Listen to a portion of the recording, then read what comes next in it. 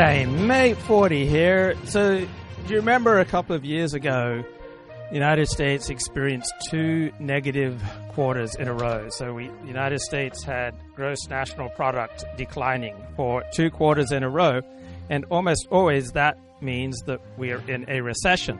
But we had the media and economists explaining to us, yes, normally that means we're in a recession, but not this time. Right? This is not a recession under Joe Biden.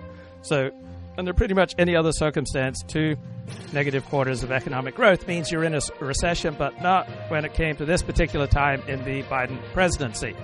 Now, do you think under the same circumstances, if the United States experiences 2 similar negative quarters of economic growth, do you think that the experts in the media will expend as much effort to explain to us how we're not really in a recession? So there is a considerable amount of subjectivity in what defines a recession. But there was very little subjectivity in reaction to Trump's tariffs and to Liberation Day. There was just universal condemnation by the experts, by economists. And yet, right now the stock market is higher than it was on Liberation Day. And you don't hear people talking anymore about how Trump's tariffs are just such an absolute disaster and America's in great trouble. Right? Instead, you're getting a much more nuanced economic discussion. And now you have an article in the Wall Street Journal talking about how you've got all sorts of domestic manufacturers who are getting a boost. Now, you could have written this article, before Liberation Day, at Liberation Day, immediately after Liberation Day, but you didn't find any articles like this coming out in the initial days following Liberation Day and Trump's declaration of tariffs. And I am not here to argue that Trump's right. I'm not here to argue that free trade is terrible. It does seem to me that we need to move somewhat away from free trade, but exactly the degree to which we move away towards it, the degree to which we use tariffs and protective measures, I don't have a strong opinion. I'm not emotionally invested that Trump is right and that Trump is doing good things. But what bothered me about the analysis and coverage of Trump's tariffs is how there was nearly universal condemnation. And there was very little attention paid to how these tariffs are very popular with a large segment of Americans, particularly Americans in the Rust Belt states that essentially decide who's going to become the president of the United States. So Florida, California, New York, right, we know where those states are going to fall in a presidential election. Presidential elections are decided in 7 key swing states, particularly Pennsylvania. And tariffs are popular among many swing voters in Pennsylvania, right? Not all voters receive the same attention from politicians. It's the swing voters in the key states such as Pennsylvania and Michigan and Wisconsin, the Rust Belt states, who have the biggest influence on who the next president will be of the United States. And swing voters in those Rust Belt states tend to be much more pro-protectionism, pro-tariffs than other voters. And now we're seeing many manufacturers have increased orders of goods because companies are avoiding new tariffs, right? These 145% taxes on Chinese imports are boosting demand for some U.S.-made goods. Who would have thought? That's stunning. Why might this happen, right? Now, there are some manufacturers who depend heavily on imports. They have a less positive view of tariffs because they raise their production costs. But many small, mid-sized U.S. manufacturers seeing a dramatic increase in orders because companies are looking to avoid paying new tariffs, right? So when you have big economic changes, such as what Donald Trump is doing, sometimes you have winners and sometimes you have losers. And yet the news media coverage was overwhelmingly on the side of, this is who's going to lose. The emphasis was entirely on the losers, very little attention paid to the winners. And it seems to me that the winners deserve some attention too. That segment of Americans who would like protectionism, right, they probably deserve some consideration as well. Perhaps the case around free trade is a little bit more nuanced than we're otherwise presented with. I like some of the reflections by this Sri Lankan guy, Chamath, on the All In podcast. My overall grade, and then I'll tell you how I get to that. I think the first 100 days have been a B plus. And here's how I get to that score. There have been two things where I think Trump has, frankly, hit a home run. Now, it's about another hour into the podcast before they describe what's probably the most important thing that Donald Trump has done, and that is reduce the chances of the United States getting into a nuclear war. Right? We have reduced tensions with Russia. We have likely reduced tensions with Iran. Right? We may very well have, I'm not sure if we've reduced tensions with China over Taiwan, but simply reducing tensions with Russia, reducing the chances of a war with Russia. And we found out in that stunning, detailed, in-depth New York Times article about 3 weeks ago the extent of American involvement in the Ukraine war. All right, we were providing intelligence and targeting information and directing Ukrainian attacks often inside of Russia. Right, this is just an insane level of American involvement in a war that has absolutely nothing to do with the interests of Americans. It's completely outside of our vital interests, and yet we are provoking the Russians to retaliate. And when the Russians retaliate, or when in your life you hurt somebody, they don't always retaliate in ways that you expect. Instead, people tend to escalate, and they look for your areas of biggest vulnerability, and they often hit you where you're not expecting. And so we haven't necessarily seen or been aware of how Russia has been hurting us since we have been deeply in the Ukrainian war and deeply providing intelligence and direction on Ukrainian attacks into Russia. So tamping down tensions with Russia and reducing the chances of a nuclear exchange with Russia, that may well be the most significant thing that Donald Trump has done. The first is all of the direct investment, and specifically the foreign direct investment into the United States. I think it's approaching, if not, it has already exceeded $1 trillion from corporations and organizations and individuals from around the world who have committed to bringing money into the United States. And I think strategically, that's a legacy that will live past him. So I think that's been an A+. The second is we had a very unsafe border situation, and he ran on shutting it down. I'm not talking about the execution of the deportations. I'm just saying getting the illegal crossings to zero. And he's done that. So that's been an A+. I think what's going to be more controversial are these next three things, though. In my interpretation, I think the tariffs have been an A. And I think that the market reaction, the stock market is only down 4%, and the interest rate markets are, 4.25%. I think those have been an A.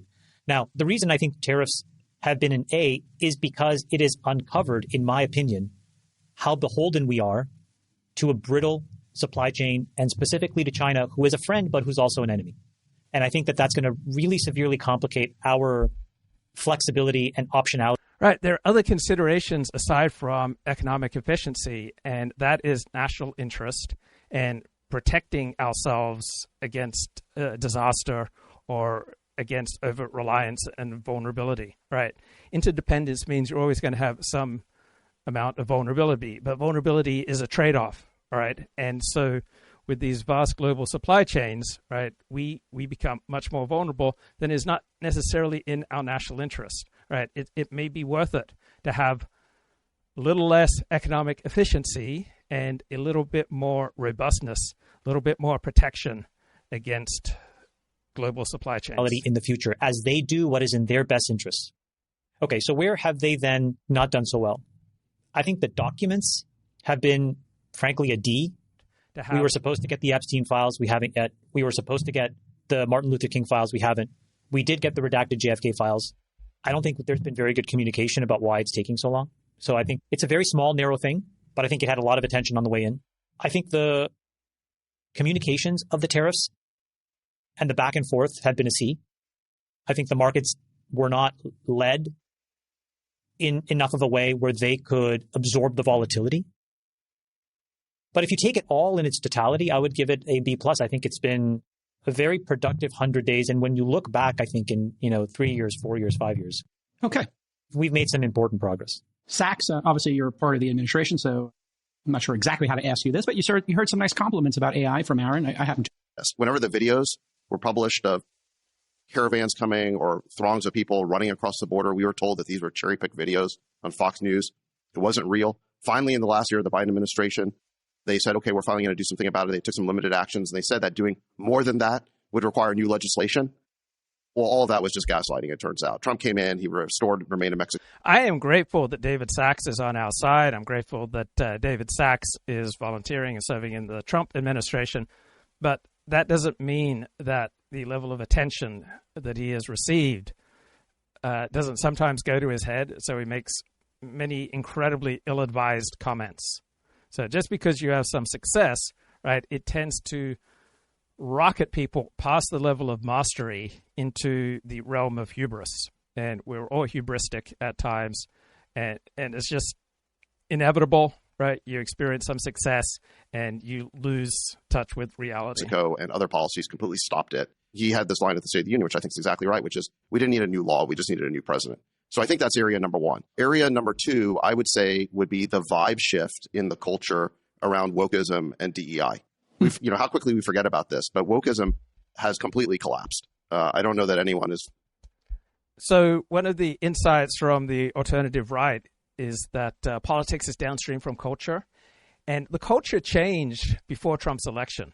Right, the culture became less woke and more conservative many, many months before Donald Trump was elected in November of 2024. Endorsing in a full-throated way.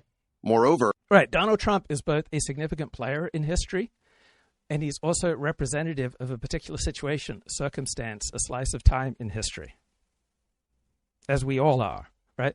We both have an ability to influence ourselves and have an influence over other people, but we're also always conditioned and reacting to the particular circumstance in which we find ourselves. Or beyond just sort of the cultural aspect of it, I think we've had significant policy changes on DEI. Trump has basically ended DEI at the government level. He also signed an executive order ending the use of disparate impact for affirmative action.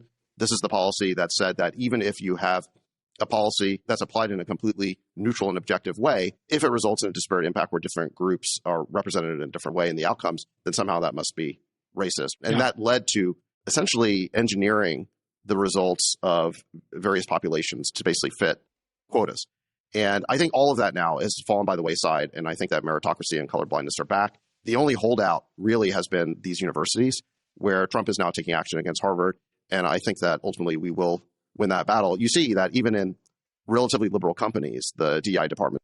Now, I'm feeling quite uncomfortable now because I was, for one of those rare occasions, I watched myself back on my most recent show with the sound off, because that was the test that Roger Ailes would use when determining who he might want to hire at Fox News. It was the way that he would provide consulting services to various TV stations. He'd look at the people delivering the news with the sound off, and he would rely on his instincts. Are they holding his attention? And so I had the very painful experience of watching myself back on the last show with the sound off, and I did not hold my attention.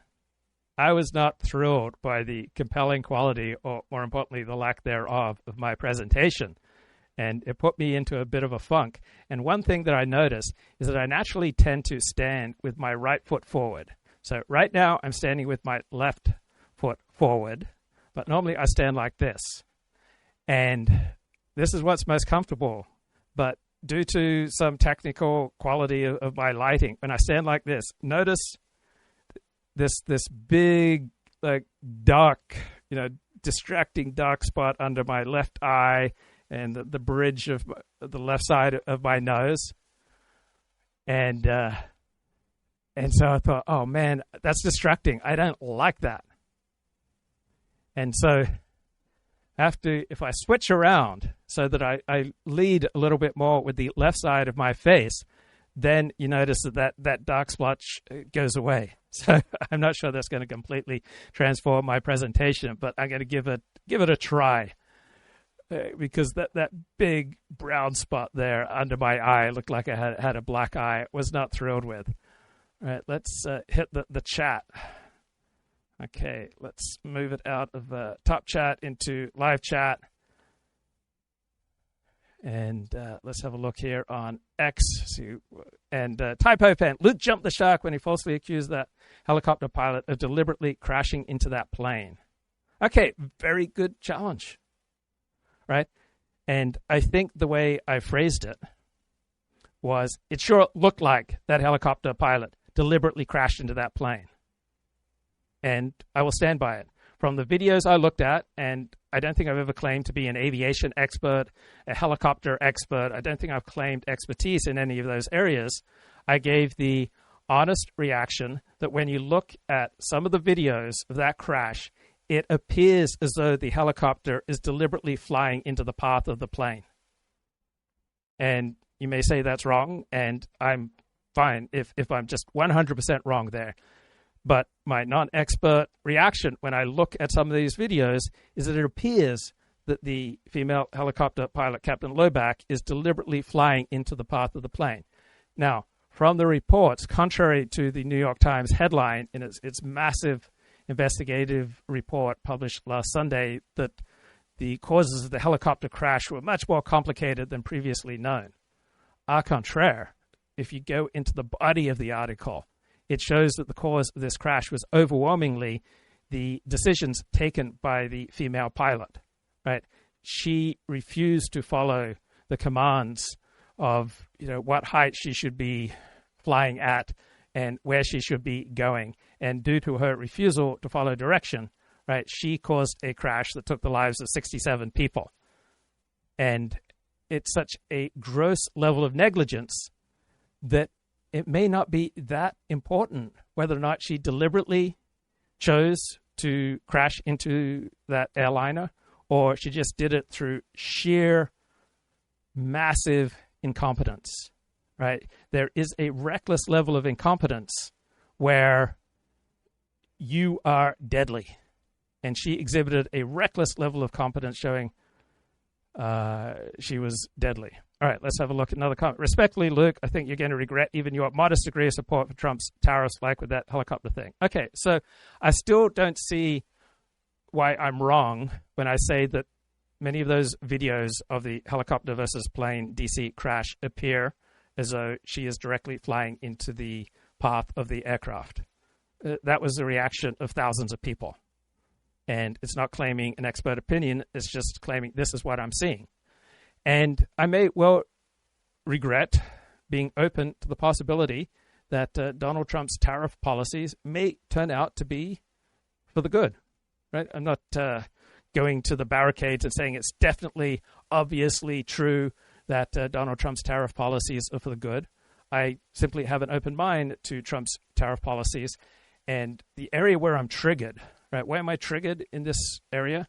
It's when people are smugly claiming a level of expertise that they do not have. And why does that trigger me? Because I have a personality. I have a life history of making very competent proclamations on all sorts of things that I don't know anything about. And I don't like that part of myself. And I think I developed that unfortunate personality tendency from my father. My father built a career about all sorts of confident proclamations on areas he simply didn't know anything about. Right? My father spent his adult career as a preacher and theologian and writer, making confident proclamations about the true meaning of Hebrew, Aramaic, and Greek words that he didn't understand. He had quite the elementary understanding of Hebrew and Greek, right? About the lowest level of understanding possible for someone proclaiming himself to be a Bible scholar or having a PhD in biblical scholarship. And then my father would go out into the world and he would make all sorts of confident proclamations on many things that he didn't know much about. And I inherited that characteristic. I don't like it. And so I get triggered when I see it in other people. And that's kind of the basis of this show, right? I have some familiarity with my own humiliations. I have some familiarity of being just humiliatingly wrong.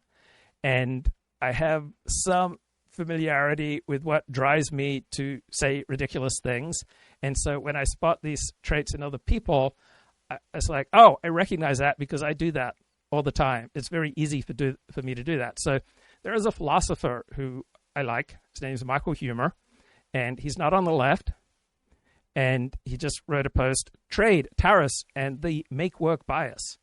And so he begins his essay, Trade is in the news because of the Trump tariffs. I've finally given in and written this post in case any of you still don't know why free trade is good. Thank you, Michael Huemer. So, to the best of my knowledge, he has no expertise in economics or in trade policy, but he just thinks it's blindingly obvious that free trade is good. So, freedom is good, but is freedom in all circumstances, in all situations, for all peoples, always good? Or are there sometimes compelling cases for reducing freedom? So here is where I think I differ from most people who sit around giving their opinions about what's going on in the world. So for most people, they have a hierarchy of values. So for many conventional conservatives in America, freedom is right up there. And or traditions is right up there, or religion or Christianity is right up there. And they have this hierarchy of values. And I don't see good things in a hierarchy, usually. I see them in a constellation, meaning they're constantly competing with each other. So I love freedom, but I give up some freedom for human connection.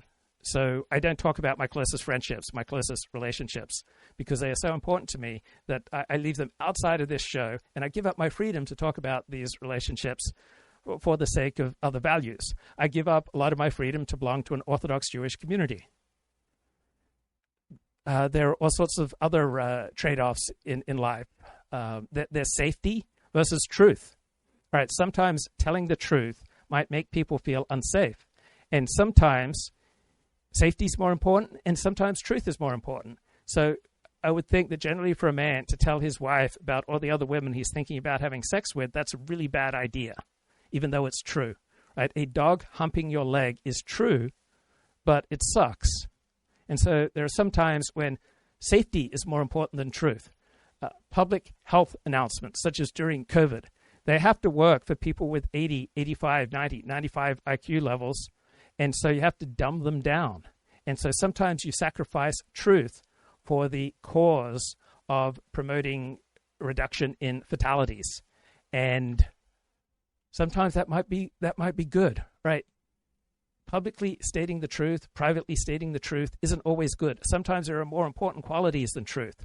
So whatever quality you love and embrace and is number one for you, I see qualities such as truth, goodness, safety, community, connection, hierarchy, fraternity, equality, social cohesion, economic efficiency, free trade, protectionism as always competing with each other, right? I don't think that free trade is bad. I think there are many benefits to free trade and to economic efficiency and free markets. It's just that I don't automatically accord economic efficiency and free trade as always the highest of values. Sometimes I see that there are other values that are more important than freedom, free trade, and free markets. I mean, is free trade always good? There are obviously national security implications where you don't want free trade. You want to protect certain industry. How is the United States able to produce so many weapons, so many planes, so many tanks, so many ships during World War II? Because we transformed our manufacturing base that was pre-existing in making consumer goods such as cars, and we transformed it into making weapons. And I've just been reading this new book about how World War II was won by the Allies' air power and sea power, and that land battles really didn't matter that much. So a very revisionist perspective. But we were able to build all these planes and tanks because we had a pre-existing manufacturing base. Now, do you want a free trade in fentanyl? Do you want people to have free access to fentanyl and to cocaine? No, you don't. So free trade has many benefits like truth, like free expression, free speech. These are all beautiful things, but at times they're in competition with other values, and there are times when other values are more important than the one particular value that you're particularly fond of. So, for example, the big word in American politics is freedom, while the big word in Australian politics is fairness. And freedom is great, but freedom really lacks any objective meaning outside of a particular hero system. So depending on your hero system, whether it's left-wing or right-wing, freedom will mean completely different things. Like, how free are you if you need surgery and you can't afford to pay for it, and it will bankrupt you, all right, as opposed to a socialized system, perhaps, where the government will pick up the tab? Or how free are you if you don't have a job And the United States has made it very difficult for able-bodied men to receive welfare. Okay, so back to Michael Huemer. Brian Kaplan, he's an economist, lists make-work bias as one of the 4 main biases that people have about economics. Well, is economics determinative? Is economic efficiency always the number one value? Are abstract models of economic efficiency something that we should always follow? Right? Sometimes I think matters of economics should not be primarily decided by economists and by the value of economic efficiency. Sometimes there are more important things than economic efficiency. I think we should first decide what type of society we want, and then build our economic system around preserving the type of cohesive, high-trust society that we want, rather than automatically deciding that economic efficiency is the most important good, and then building our society around this abstract model. Okay, so people think it is good to create jobs by causing there to be a greater need for labor rather than trying to save labor. For example, if a machine can help produce widgets using half as much labor per widget, many people think this is bad because it destroys jobs. Well, should we make society around these abstract models of economic efficiency, or should we make economics serve our society? I think economic efficiency is great.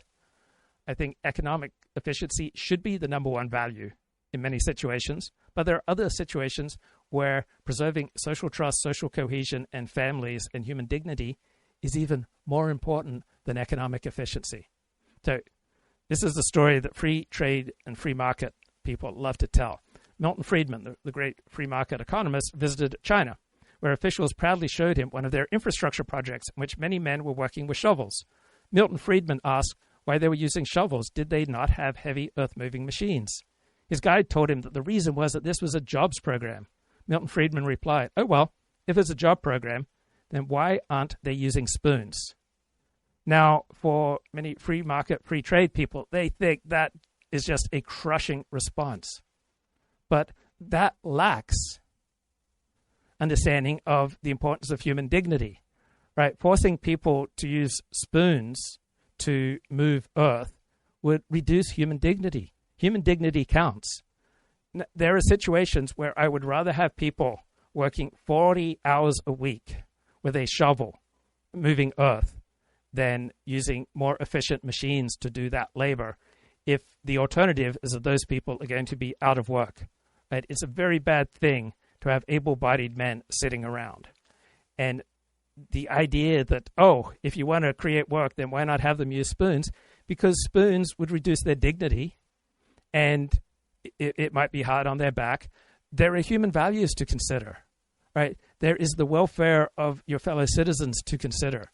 And sometimes the welfare of your fellow citizens, creating a high-trust, cohesive society, creating strong, stable families where people can take pride in their work, right, is more important than economic efficiency, right? And so to have these men using spoons would reduce their dignity.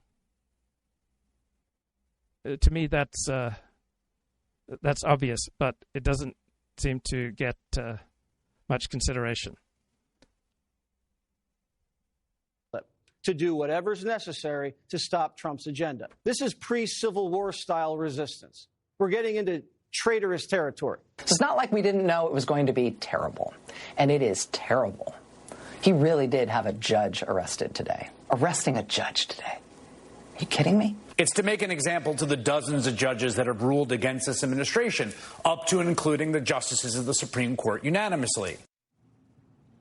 Joining us now from Clearwater, Florida, Jonathan Turley, a George Washington University law professor and Fox News contributor. So what evidence is there that Donald Trump was involved in this case or even knew about it? No, it's perfectly otherworldly to see the media lionize this judge. This judge engaged in what does appear to be unlawful conduct. All the documents that have been filed in this case are largely unrebutted. You'll notice that most of her supporters don't challenge the fact that these agents actually tried to de-escalate. She told them to go talk to the chief judge. They went to the chief judge, and he said, yeah, of course you can arrest him in the hallway. And during that time, she used her authority in her courtroom to help a person evade arrest. That's extraordinary. You know, I'm down here in Florida speaking to federal and state judges. Many of them, I'm sure, have disagreed with past administrations, but none of them crossed that line. None of them decided that gives me a license to become a lawbreaker. Well, if you want to defend Judge Dugan, that's fine. But how do you just brush aside, as in my view many have done, the obstruction of justice charge and concealing a suspect to prevent an arrest? Much of the coverage just sort of goes past that and is, oh, this is... Have you heard the expression sober as a judge? Right, it comes from many judges have a drinking problem. There's nothing inherently superior about judges. That judges have an important role to play, but sometimes judges can be wrong. Sometimes judges can be out of control. And when a judge deliberately obstructs the operation of justice and deliberately obstructs ICE taking into custody an illegal alien, it seems to me a good thing that they are taken into custody and charged for obstructing the rule of law. Right? The rule of courts is not coterminous with the rule of law. Right? Sometimes judges and courts, right, try to interfere and project themselves into areas where it's really none of their damn business. Right? So human dignity and social cohesion and social trust and the importance of strong families does not seem to play any consideration in those who think that free trade is automatically always right and that economic efficiency should be the great God to which we always bow. So back to Michael Huemer. This is just applying the same logic that had them using hand shovels instead of steam shovels. The essence of the make-work bias is the belief that inefficiency is good. No. Wiser people who have some skepticism of free trade don't believe that inefficiency is always good. There are times, however, when efficiency is not the number one goal. Right? If you being efficient so ticks off your spouse that your spouse divorces you, then your dedication to efficiency is probably a bad choice. Efficiency is usually a wonderful thing. Sometimes, however, there are more important values than being efficient. I don't see why that is so difficult to believe. No one would think this way in their personal life. Right? So what's that? The essence of the make-work bias is the belief that inefficiency is good. If you can achieve a given result by expending either 3 hours work or 6 hours, you should take 6 hours.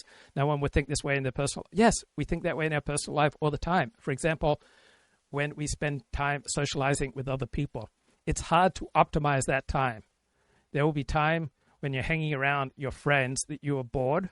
Right? I'm thinking of multiple friends where there would be minutes and quite a while would go by, and I'm not exactly thrilled by the level of our conversation.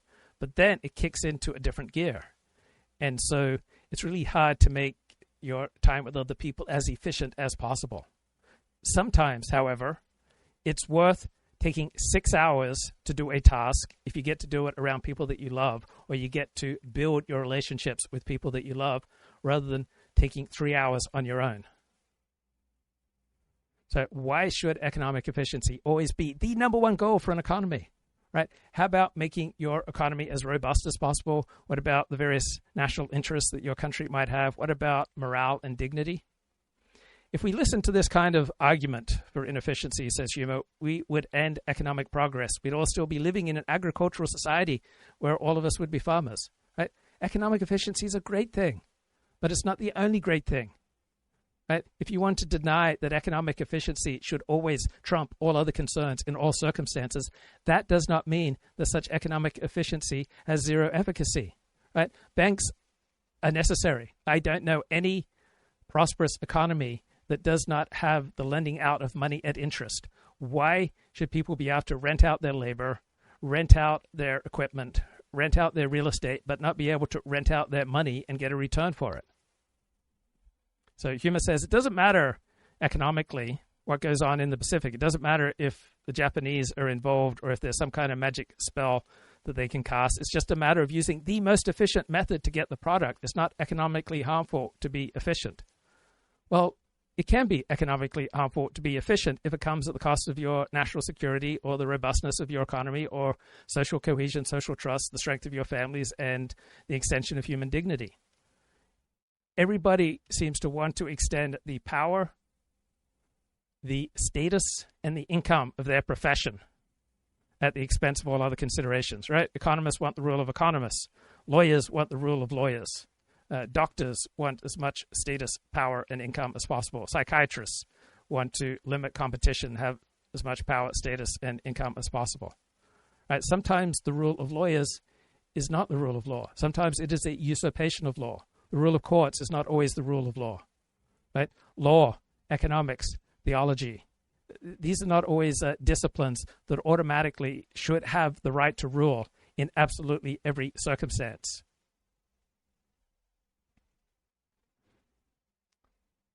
Looking at the chat, Jenny says, how hard is it to get these foundries and factories back? It seems to be kind of impossible. If you look at how China developed them in China, they cut whole factories into pieces, then they ship the factories on barges. I don't see us bringing them back. Well, we have had reshoring of American industry for about 10 years now. So I'll just put it into grok. Right? This was going on, right, starting in about 2014, 2015. Right? Reshoring is not something new in just the last few months. So tell me about the trend towards reshoring in America. So just ask Grok, and I assume it's going to tell me that refers to bringing manufacturing production back to the United States. It's gained momentum over the past decade. Right? Reshoring began about a decade ago. Right? The COVID pandemic exposed vulnerabilities in global supply chains. Right? You had shortages of critical goods like semiconductors, medical supplies, consumer electronics. So this prompted companies to prioritize domestic production for reliability. Right? Apple has put into place plans so that 100% of the iPhones it sells in the United States will be assembled in India rather than China. Right. Geopolitical tensions have increased costs and risks of offshore manufacturing. Federal and state governments have introduced policies to encourage reshoring. They're using tax incentives, subsidies, and grants. Rising labor costs in countries like China have reduced the cost advantage of offshoring. Automation in the United States makes domestic production more competitive. The costs of labor in India are about 1/5 the costs of labor in China, which in turn are about 1/5 the cost of labor in the United States. You've got a growing demand for made in USA products. Right? Consumers are showing growing preference for supporting their own national economy, and there's concern about quality from overseas products. National security concerns, particularly around critical industries such as pharmaceuticals, semiconductors, and defense, have pushed politicians to make domestic production a priority. And then automation, robotics, advanced manufacturing have lowered labor costs in the U.S., making reshoring economically viable. Also, proximity to research and development hubs in the U.S. allows for faster innovation and product development. So over 1 million jobs were brought back to the U.S. through reshoring and foreign direct investment between 2010 and 2023, right? So reshoring has been going on even earlier than I thought. Since about 2010, it's been a significant trend. In 2023 alone, reshoring announcements accounted for over 360,000 jobs. We've been bringing back manufacturing since about 2010, particularly in industries such as semiconductors, electrical vehicles, batteries, pharmaceuticals. Everything that Elon Musk does seems to be manufactured in the United States. Right? States such as Texas, Arizona, Ohio, North Carolina, and Arizona, Ohio, North Carolina are all swing states, are seeing significant investments due to favorable business climate, skilled labor, and infrastructure. Also, we're seeing nearshoring. Many companies are opting for nearshoring to Mexico or Canada to maintain proximity to the U.S. while lowering labor costs. So there are many benefits from reshoring, and it's been happening for 15 years. So what Donald Trump is doing is not something that's just completely absurd, right? He is building on a wave. So looking at this Wall Street Journal article. One manufacturer says, "We are swamped. We are running 24 hours a day, 7 days a week in both Chicago and Cleveland." This is Juergens, which makes manufacturing tools. His factories in Ohio and Illinois are going like gangbusters due to new orders from customers looking to avoid import tariffs. Right? So you have other manufacturers announcing plans to launch factories and move operations to the United States. And we have various broad manufacturing surveys pointing to much less of a dark outlook than the media is telling us.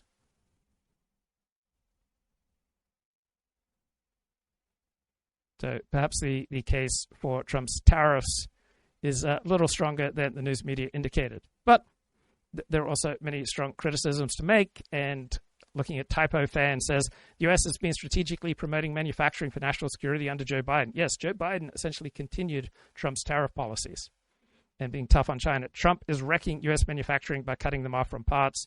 Biden is a smart version of what people think Trump is. Okay, there's a strong case to be made there. Hey, Colin Liddell is in the chat. Colin, are you available to jump on the show? Haven't spoken to you for a while. Have been canceled, and they're moving back towards more of a meritocracy. So I would say that's like big shift number 2. And I think if any of us had tried to predict that 100 days ago, we would have thought, yes, Trump will do something about it. But I don't think we would have predicted the total collapse of wokeism and DEI so quickly. And then I'd say the third area, which is still in flight, is the reprivatization of the economy. That's a term that Scott Bessent used. I think that the Trump administration needs to reprivatize the economy. And I like that framing of it. And there's a bunch of different pieces under that. I'd say number 1 is Doge. Again, ending this hog-wild government spending. I do think that Trump has come into office inheriting a very weak Biden economy that was being propped up by massive amounts of government spending. That was not only... So the elites, the news media, are telling us that regular Americans didn't understand how good the economy was under Joe Biden. And the Democrats primarily had a problem with branding, right?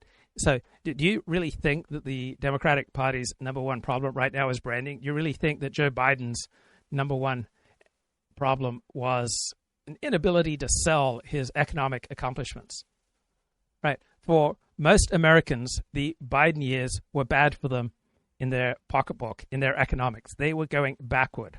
So for a minority of Americans, those who owned real estate and had substantial 401k plans, the Biden years were good. But for about 60% of Americans, they clearly went backwards, and their discontent had a very solid basis.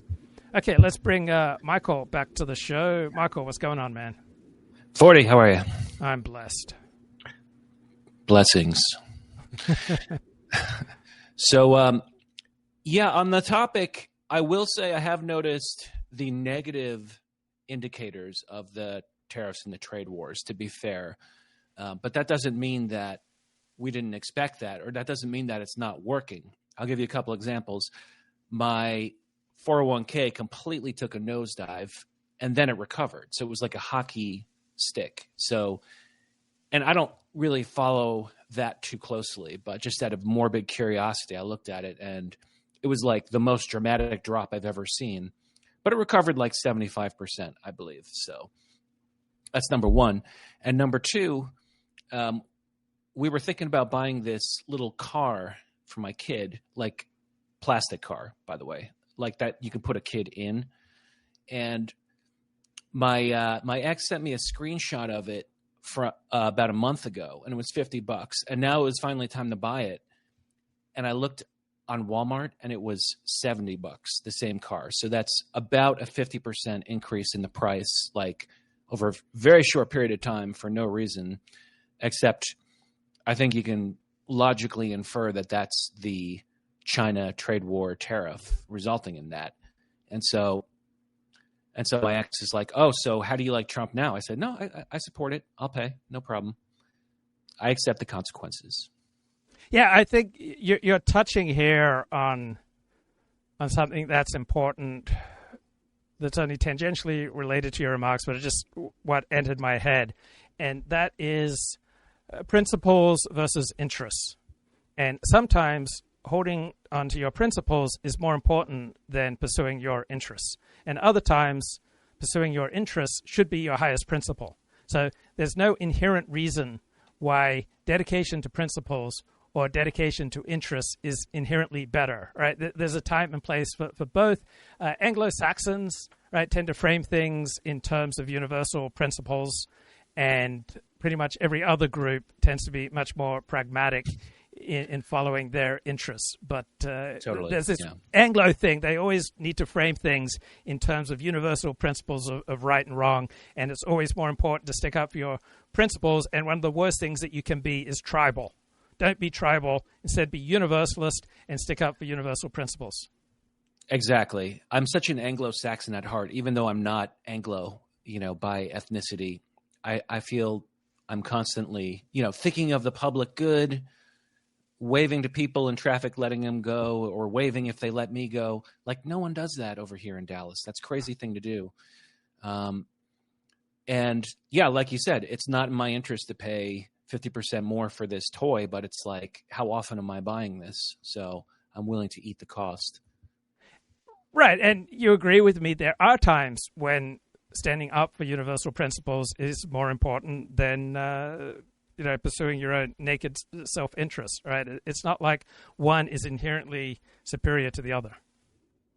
Yeah. And that's why this trade war is very noble of Trump. He doesn't get credit for it. And I think you've talked about it, which is that he's pursuing a long-term goal, which in the short term is kind of giving him trouble and giving him political trouble. But it's meant to actually stabilize the future of the United States, which is something that I don't think even occurred to previous presidents, like literally wasn't even on their list of considerations, is the long-term benefit of the U.S.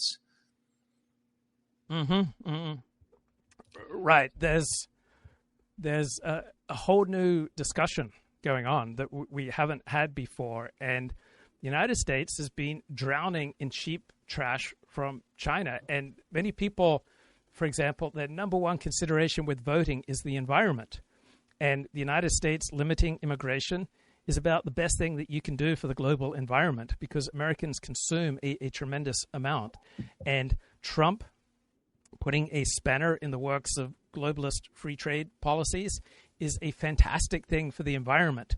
And so what gets me is when people aren't being honest. When Trump pursues policies that are fantastic for the environment, and yet Trump haters who say that their number one consideration is the environment, and they refuse to recognize the great things that Trump is doing for the environment, then you're just blinded by your hatred, and you are unable to articulate what you really stand for. The universal consensus in the media and among elites after Trump's Liberation Day is that Trump is just an absolute disaster for the economy. It's terrible that he is destroying the stock market and hurting billionaires. And prior to that, their number one critique of Donald Trump, that he was serving billionaires. And when Trump stuck it to billionaires with Liberation Day, then they just completely changed their tune. Yeah, why don't leftists care about the environment? That's very concerning.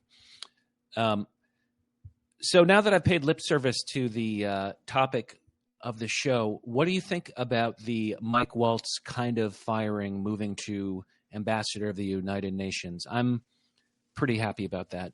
I'm happy about it too, because he wasn't a good team player. All right, he had an exaggerated sense of his own interests. He was, for example, from reports, actively teaming up with Bibi Netanyahu to pursue the United States joining Israel in bombing Iran, and it's not at all clear that that's in America's interests.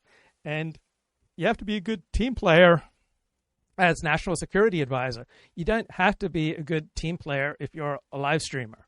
All right, you can, if you are able to produce compelling live streams on your own, or you're able to have some interactions where you get to, set the rules, and you can be a selfish bastard and be a great writer, great live streamer.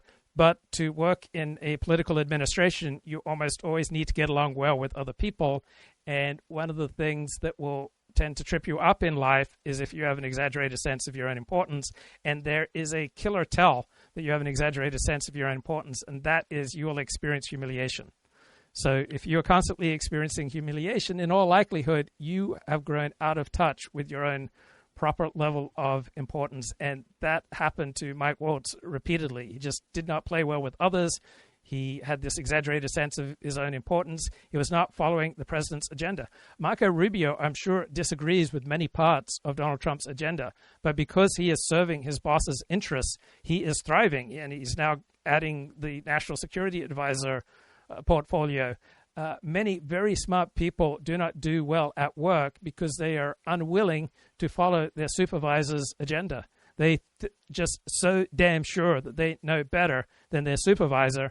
It's not usually a winning formula for work, whether it's in a gas station or in a White House.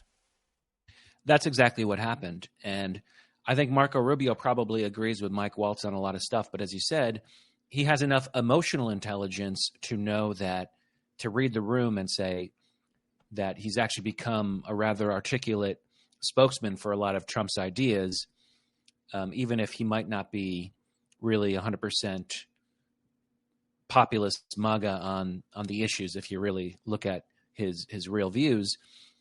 But I mean, yeah, you really just nailed it. From the start, Mike Walz was very hubristic. His input on that Signal chat, he just came off like a total prick to everybody else, very kind of domineering and very set on attacking the Houthis. So there's a lot of hypocrisy in this story. It seemed to me like when the Signal chat story happened, the media kind of implied that it wanted Mike Walz to be fired, which was actually kind of reasonable. He probably should have resigned if he had any honor. I think that there are some mistakes that are so bad that resigning is appropriate. Wouldn't you agree? Yes, I'm not sure if that mistake was so bad. It also depends on the situation. Donald Trump just so didn't want to give the media and his critics a victory that's why he was reluctant to fire Mike Walz then. And I think that the media wanted to get rid of Mike Walz, not so much because of Mike Walz, just because of damage to Donald Trump. So, for example, I would never have favored RFK Jr. as HHS Secretary or Pete Hegseth as Secretary of Defense. I think they are both absurd appointments. But if I were a United States Senator, I guess I would have gone along and voted for people who I think were terrible choices. But because I was part of a team, and if I'd gone against Trump, I would have weakened the Trump administration and his image of power. Sometimes image is more important than substance. Right, and the aura of Trump getting wins is sometimes more important than the details. Other times it's less important. So the media really wanted to stick it to Trump. I don't think it was primarily about the stupid thing that Mike Walz did. I agree, yeah. So they wanted him to be fired to embarrass Trump.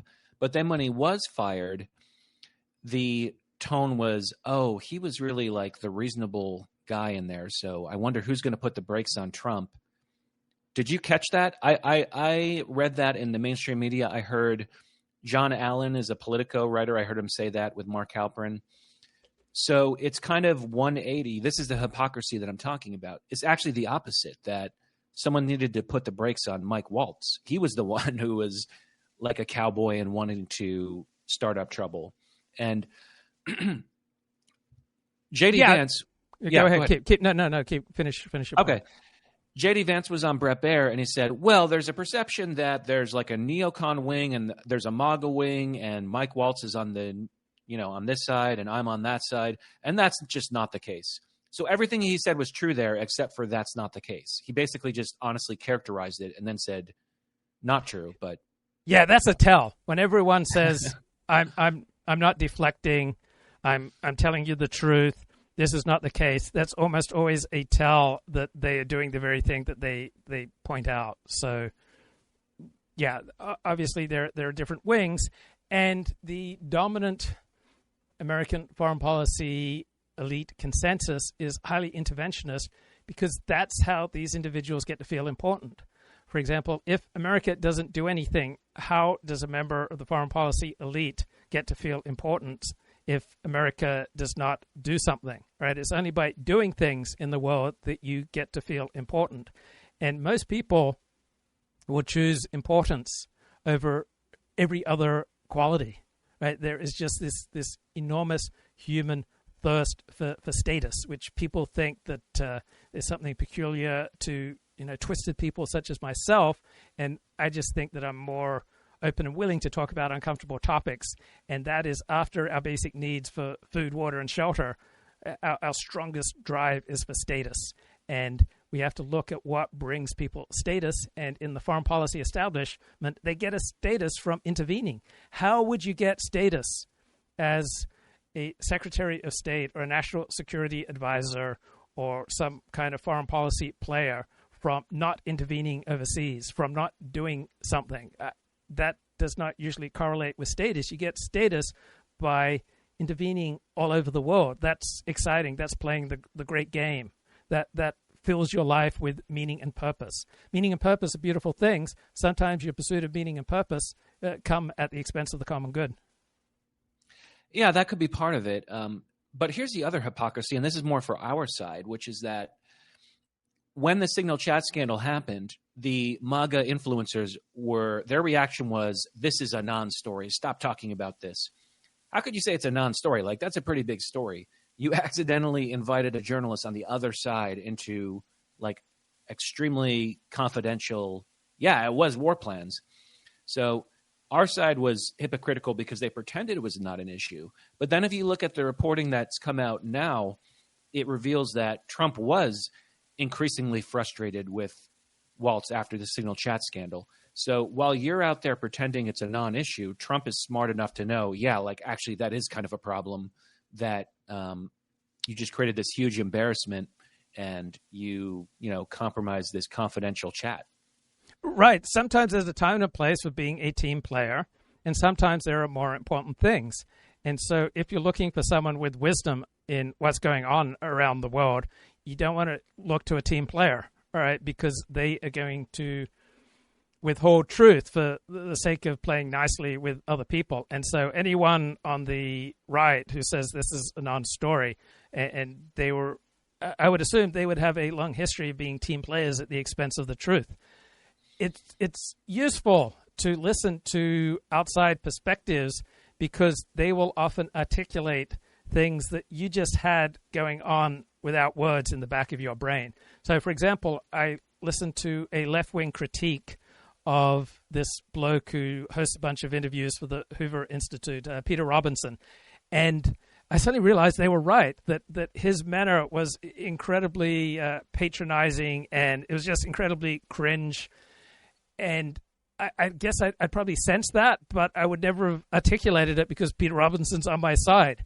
And so when you read the mainstream media and when you read the smartest perspectives coming from the left, often because they have no desire to be team players with the right, they will point out obvious things that are probably in the back of your head, but that you never thought to articulate because we have unconscious biases in favor of our team. But then when you hear it expressed clearly and concisely and powerfully by the left, and you recognize they're absolutely right here.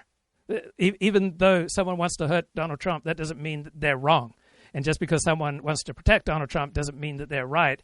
And if you want to have a more sophisticated understanding of the world, and if you can handle it emotionally, right, listen to the best of critiques from all over the political spectrum, because sometimes people from the far right will have the sharpest critique, the most important analysis of what's going on. Some people from the far left, some people from the center left or the center right, right? Truth does not know a party. Yeah. And, I am a team player to an extent because when it actually mattered was electing Trump. And so then if you were on the team, then I embrace you, because my voice really has a huge influence on what happened in the election. But yeah, I mean, you swung hundreds of thousands of voters in Michigan alone. No, but seriously, but at this point, it's like, okay, now Trump's in office, so we can be a little bit honest, right? I mean, it kind of doesn't matter to speak the truth about the Signal truth scandal 1 year into Trump's presidency. And the reason it especially doesn't matter because, in my view, it doesn't really, although it was used to try to embarrass Trump, like Trump kind of had nothing to do with it. It's really Mike Walz is the one that comes out of it looking like a fool. And his reaction was so foolish, too, that he started attacking the journalists. It's like, first of all, that's your friend. Here's from the American Conservative. This is Jack Hunter. this morning. Okay. But the press did have a point about incompetency, even if it wasn't the one they intended. How did the notorious anti-Trump hater Goldberg become part of this conversation? Because neoconservatives stick together. They work together. They scheme together. Neocons consistently work against President Trump's stated desire to be a peacemaker whenever and wherever they can. I mean, that sums it up pretty well from the American conservative. And people on outside the conventional right, we should follow what neocons did to achieve power, because the neocons have no base in the body politic. All right, they have no support. They are strictly an elite movement, which has exercised influence over American politics and American interventions overseas, just entirely disproportionate to their numbers. So we should be learning how a tiny group of people can be so incredibly influential when they have no base in the American public, no popular support for their policies, and yet they're incredibly influential. So it's worth learning. And so what comes to mind is that neocons have tended to be high IQ. They have tended to work effectively together. They have tended to work across party lines in furtherance of their agenda. They have been highly astute on the exact nature of the levers of power, and they've known how to most effectively push on the levers of power. And so I'm not a fan of George Soros, and I'm not a fan of the neocons, but George Soros has achieved incredible return for the buck for his investment in promoting a certain type of district attorney. And it's worth understanding, how has George Soros been so influential? How have the neocons been so influential? Don't let our hatred for neocons and for George Soros blind us to what made these blokes so effective. Yes, and I don't even want to say hatred. I don't hate neocons, especially a lot of them supported Trump in the last election. As I said, I'm a team player, so if we can meet them in the middle and give some of what they want, and we get some of what we want, because there's no doubt that I mean, that's kind of a vague term, but people that you might say are in that camp probably helped Trump win, as long as. And I suspect that's why Mike Walz was there in the first place. That I suspect that Trump's donors said, this guy, like, we need this guy in the national security advisor spot, because it's not like Mike Walz is a charming guy.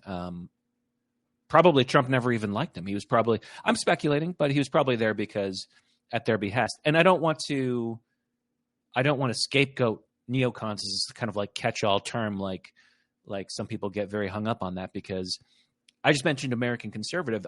They've been against Trump like the whole time. It's the freaking American conservative. So I guess we can't. It's a conservative media problem. It's a weird problem. In their case, it was like, oh, well, like, we're libertarians, so therefore we want to lose. You know. I have a different question for you. You and I love words, and people who love to read, almost by definition, love words. And people who love words tend to hate Trump because he violates their standards of how words should be used. And people who love words tend to like politics that uses words effectively and that argues things out in a logically impressive way. And Donald Trump does not tend to argue his policies in a logically impressive way. And Donald Trump just reminds me that there are more important things in life than logic. There are more important things in life than sounding rational. There are more important things in life than stringing together words in a beautiful and impressive fashion. And when it comes to politics, it's more important the net result of your policies than how the policies sound. And Trump is just constantly dinged in the media and in elite circles for having policies that don't sound good, that sound absolutely ridiculous. And that's true. Many of the things that he says and does are not impressive sounding, but impressive sounding policies are less important than effective policies. So do you have any thoughts on people who love words being quite negative towards Trump? Yeah, and that's why he doesn't have any very good defenders that are very articulate. It's just kind of like low-rent MAGA influencers. And a lot of the guys that are good with words, as you said, like John Podhoretz or someone of that nature, has historically been against him. Here's a funny example, and then I'll hang up. But of when you say Trump is not good with words, I would probably agree. So, did you see the Terry Moran interview on CBS? No, I didn't. I'm sorry, no, it was ABC. Terry Moran. So he said, in the beginning, they're in the Oval Office, and he's looking at the stuff in the office, and he looks at the Declaration of Independence. It's kind of cool. Trump has it on the wall, and Terry Moran says, "So, what does the Declaration of Independence mean to you?" It's like, that's a pretty good question. And Trump goes, "Oh, it's a document of great love and unity and coming together." I'm like, that's not what the Declaration of Independence was about. All right. Okay, bro. All right, 40. Thank you. Okay, take Thanks care. for having me on. Okay, bye. Okay, that was Michael, and I linked to his Twitter feed in the comments. So let me reset here. I liked much of this week's All In podcast. Stimulating the public sector, but it was also goosing the employment numbers as well. And we knew that spending was unsustainable. We have to do something about it. So I think for the first time in decades, we've actually started to make real cuts in government, real cuts in the federal workforce. And look, we'd like to do more, but that is a huge shift in the conversation. There's other pieces of it as well. I mean, President Trump has signed a significant number of executive orders on deregulation. There's also been unleashing energy. Man, do you tend to stand with your right foot forward? I would think that if you're right-handed, you will tend to stand with one foot ahead of the other, and it will usually be your right foot, and it just feels so discombobulating to be standing and delivering here with my left foot forward. Okay, let's scroll through the chat. Lighting is super important, says Jenny. I have food lighting for my mood. I have purple and orange and pink lights. I love the color of Himalayan pink salt lamps. Just kind of reminds me what a woman can do for the quality of your life and the quality of your home, right? All sorts of things that I tend not to think about, right? A woman will come in and just dramatically improve these details. I feel like since AI blew up, now people are showing their faces and their real room, so people know that they're real. We went from anonymity to the opposite instantly. Interesting. There was this one conservative argument made, I think by Dennis Prager, that when feminism came to dominate elite discourse and the nature of important biological differences between the sexes was superseded by an emphasis on how society creates different sex roles and that most differences are produced by society, that one of the few ways left for women to stand out and to feel feminine were to dress in a sexually provocative manner. And so, yeah, we often react to what's going on in instinctive ways. How did my father get 2 PhDs? Was his work not peer-reviewed? No, he got 2 PhDs through traditional processes. He just did them more rapidly. So normally in the United States, you do at least 2 years of classwork before you embark on your PhD thesis. My father would get up at 4 a.m. and work on his PhD thesis while doing his classwork. And he finished his classes in 18 months, and he also finished his thesis in just under 18 months. So he then submitted it. And they changed the rules, according to my father, at least, at one of the universities where he got his PhD as a result of him finishing so quickly.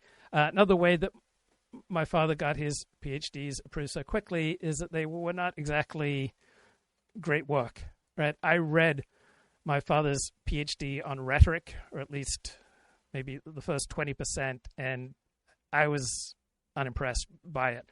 But he still had to pass a review of 3 professors, 3 experts in his field. So his work was peer-reviewed by various experts. He had to defend his PhD thesis in oral examinations where various experts kind of pick and challenge what you did. So he followed the traditional process. We used to have a free trade of slaves. Should we have tariffs, or Should we return to a free trade on slaves? Yes, free trade is not always an awesome thing. Reshoring of American industry is also related to cheap energy. Yeah, energy, the cost of energy is about 1/4 in the United States what it is in Europe and Northeast Asia. Cheapest solution, says Colin Liddell, would be to move American consumers closer to the centers of production, give U.S. back to the bison. Yeah, the recession is great for the environment. And then that's followed with LOL. Well, you had many people on the environmental side who talked about how COVID shutdowns were great for the environment. And I watched a beautiful documentary on Apple TV, about the beauties of the COVID shutdown, how all sorts of animals returned to various towns and cities. And it was gorgeous. The documentary was wonderful, and many environmentalists were rejoicing in the benefits to the environment from the COVID shutdowns. So recognizing that changing the direction of trade from a less globalist perspective to more domestic or reshoring and nearshoring, and recognizing that there are environmental advantages to doing that, I don't see what's so inherently absurd. Also recognizing that GDP is not the highest of all values, that if we went out and broke 1,000 windows, that would increase GDP. Right? There's not a one-to-one correlation between GDP and what's good for the American people. And so I don't think we should worship at the altar of GDP. There are definitely more effective measures of just purely economic well-being than per capita GDP. And a recession is not the worst of all worlds. During the COVID lockdowns, why didn't conservatives thank Joe Biden for having families having dinner together again? Because people do not tend to thank their political enemies, even when their political enemies are right. I overwhelmingly agree with the elites on the COVID lockdowns. I believe that it's probably best to shut down public schools until we got the vaccine, right? Until the vaccine was widely available. You cannot effectively have a social distancing and shutdowns unless you shut down the schools. Now, I recognize that shutting down the schools did tremendous damage to many students, and so public health is not automatically the one value to which all other values must always bow. So I'm open to those competing arguments. It seems to me that shutting down schools until we got the vaccine and having social distancing until we got the vaccine, that these probably were good decisions.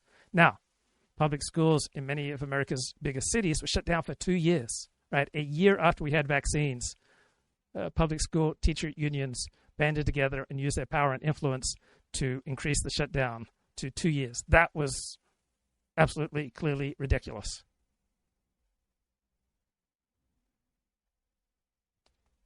And let me look at some commentary here on X. Will the government be cutting checks to the families of the unfortunate few who are forced to share the friendly skies with Captain Rebecca Loback? Probably. Or developed countries had inflation problems after COVID and the U.S. recovered better than most. That is true.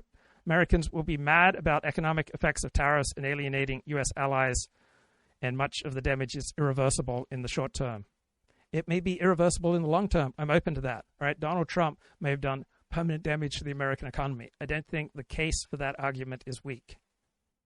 Luke is entering his degrowth era. No, I'm not. I'm saying that GDP growth is not 100% coterminous with the best interests of Americans, and that there are better ways of measuring purely economic growth, and that there are sometimes more important considerations than economic growth. I'm sure that has nothing to do with being blinded by hatred and political tribalism. All these traits of neocons are the opposite of populists. Yes, populists are frequently popular and usually quite ineffective in government. And neocons have no popular support and have been incredibly effective at pushing on the levers of power. Energy. He ended Biden's EV mandate and a lot of these like green new scam projects, offshore wind, and he's been encouraging oil and gas exploration. So I think there's that. And then I appreciate what Aaron said about tech innovation. We did repeal Biden's exec order on AI, which was 100 pages of unnecessary regulation on AI. We've ended the war on crypto, and I think we're trying to stop the regulatory capture that benefits large incumbents. So you have all these things, and there's been other things that have been done on the economy as well. But I do think that this... Count me as a skeptic on crypto. Count me as appalled the way that Donald Trump has released meme coins to financially benefit his family through him being president of the United States. I think that's disgusting. That's us up for a Trump boom in the future. It's just that a lot of these changes take time to play out. Okay, great, well done. And well, I think when you actually be very pro. Chamath seems really pro, other than he wants like the alien conspiracy files released, which we'll get soon. What is the view from Jay Callaway, Wendy, where you're the left leaning guy in the room?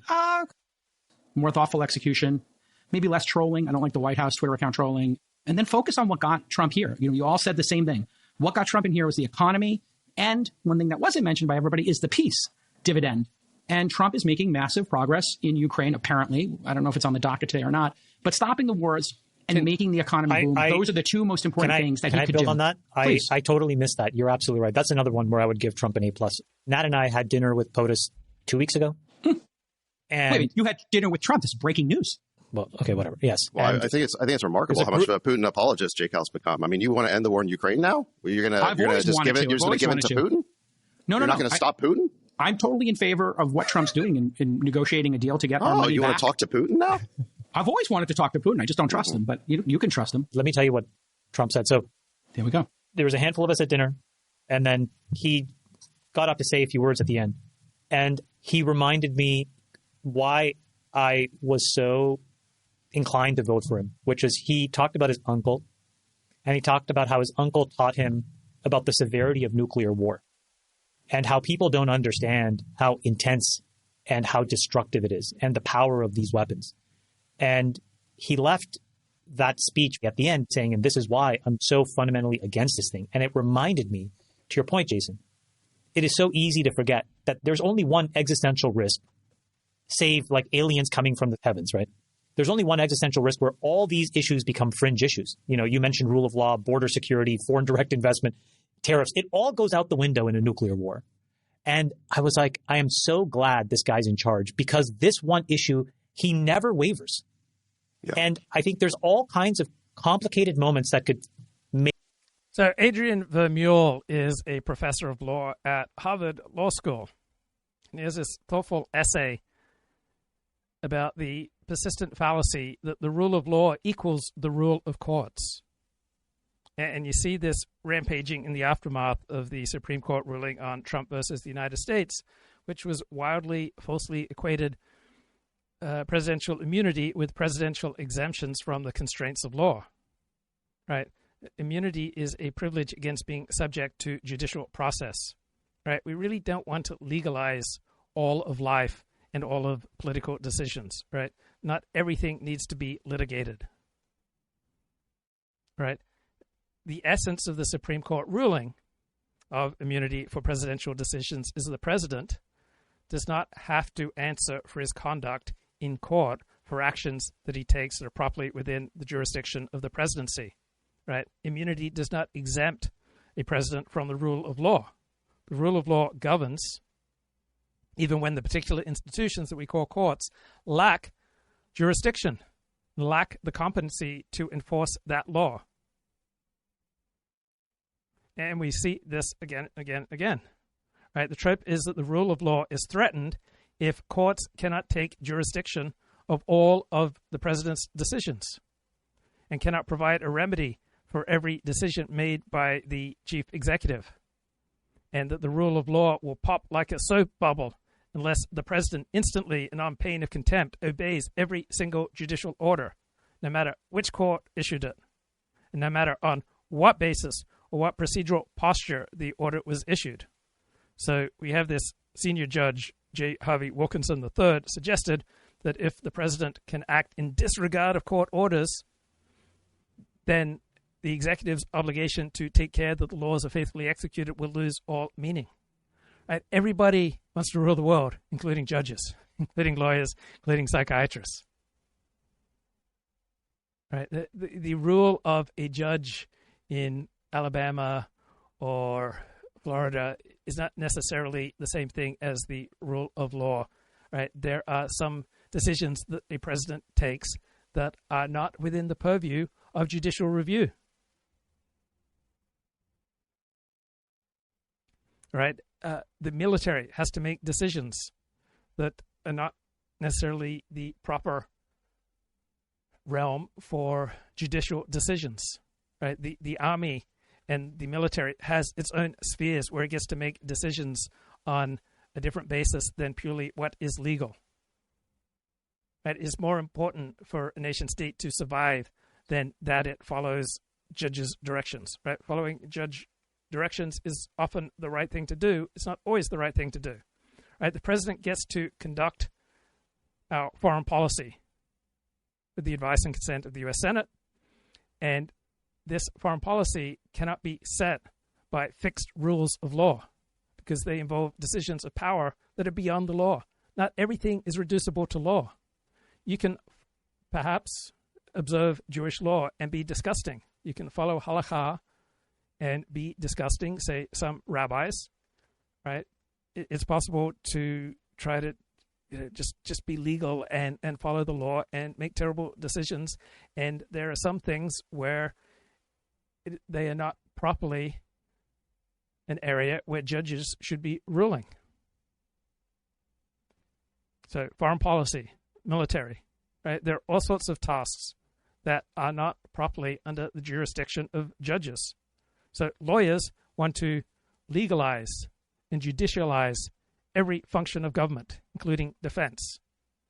And lawyers would tell you without these legal guarantees, without following the rule of judges and proper legal procedures, then government power is subject to grave abuse. Well, following the rule of law and the rule of lawyers and the rule of judges is also often subject to grave abuse. There is no direction you can take. There's no exercise of power that is not subject to grave abuse.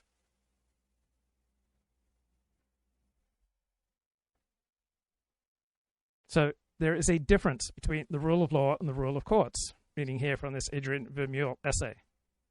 Sometimes courts lack the authority and the jurisdiction to rule. Right? There's difference between law-governed official action and all sorts of executive presidential actions that are not subject to specific laws. Right? There are matters subject to the rule of law and within the purview of courts.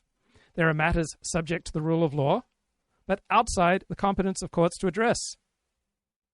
And then there are matters that are outside the rule of law, so filled with discretion, so filled with irreducible judgment, so filled with the necessity of allocating scarce resources in ways that cannot be reduced to questions of legality, that the very enterprise of governance through rational principle legal rules is misplaced. So in both the second and the third categories, courts have no role to play. There is law, but not law that can be enforced through the forms and procedures that courts use. The situation involves government action over which the law properly has no direct sway in the first place.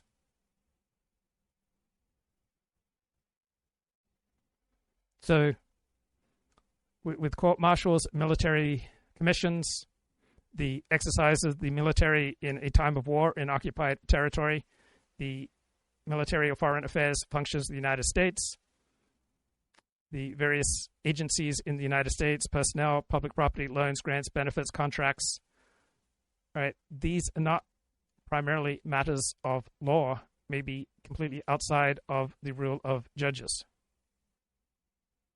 So there is judicial review. And there are cases where the law itself precludes the law from judicial review. Right? There are standards from the law that are not appropriate to executive action. Right? Sometimes laws are drawn in such broad terms that there is no law to apply. So there are all sorts of legal doctrines, legal principles, and laws that properly limit the scope of law and judicial review. right? The law of standing, sovereign and official immunity, traditional limitations on the nature and scope of equitable remedies, right? Presidential actions are not generally a proper subject or target of judicial review, right? The government has to be granted the widest latitude in handling its own internal affairs.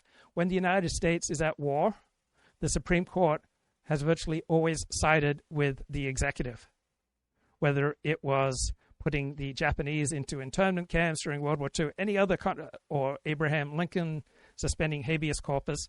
The Supreme Court pretty much always gives government the widest possible latitude in handling its own affairs, particularly in a time of war.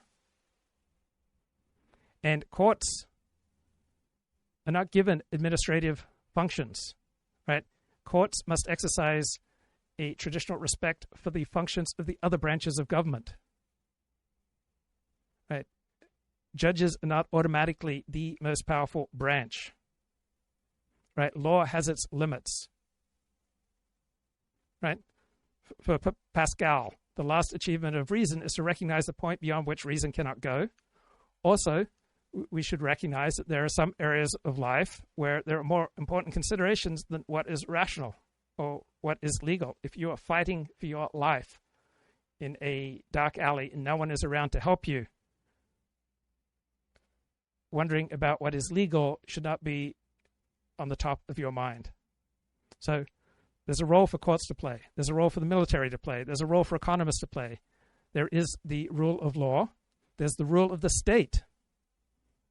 The president has vast powers that are outside judicial review. And recognizing this reality is the highest possible tribute to the rule of law, because the rule of law loses meaning and power and purpose in its true nature unless it recognizes the limits to the rule of judicial review, and recognizing the limits. There are the things outside of strict obedience to legal statutes. Make this an issue. And this was where my biggest issue with Biden was I did not know who was in control. And I think that Trump in the first 100 days, to your point, I think has completely reinforced that there are no conditions under which he'll go to war. He has time and time again showed find the off-ramp. And I think that that's really healthy for Americans to see. Yeah. Let me build on that point with respect to Ukraine. Is we were on a glide path before the Trump presidency. That Biden had put us on a certain path. Kamala Harris gave every indication she would have continued it. What was that path? It was a path of continued escalation and doubling down in Ukraine. Recall that it was Biden himself at the beginning of the war who said that if we give Ukraine Abrams tanks and F-16s or ATACMS or HIMARS, or if we allow them to hit targets inside of Russia, it would lead to World War III. He actually used the word Armageddon.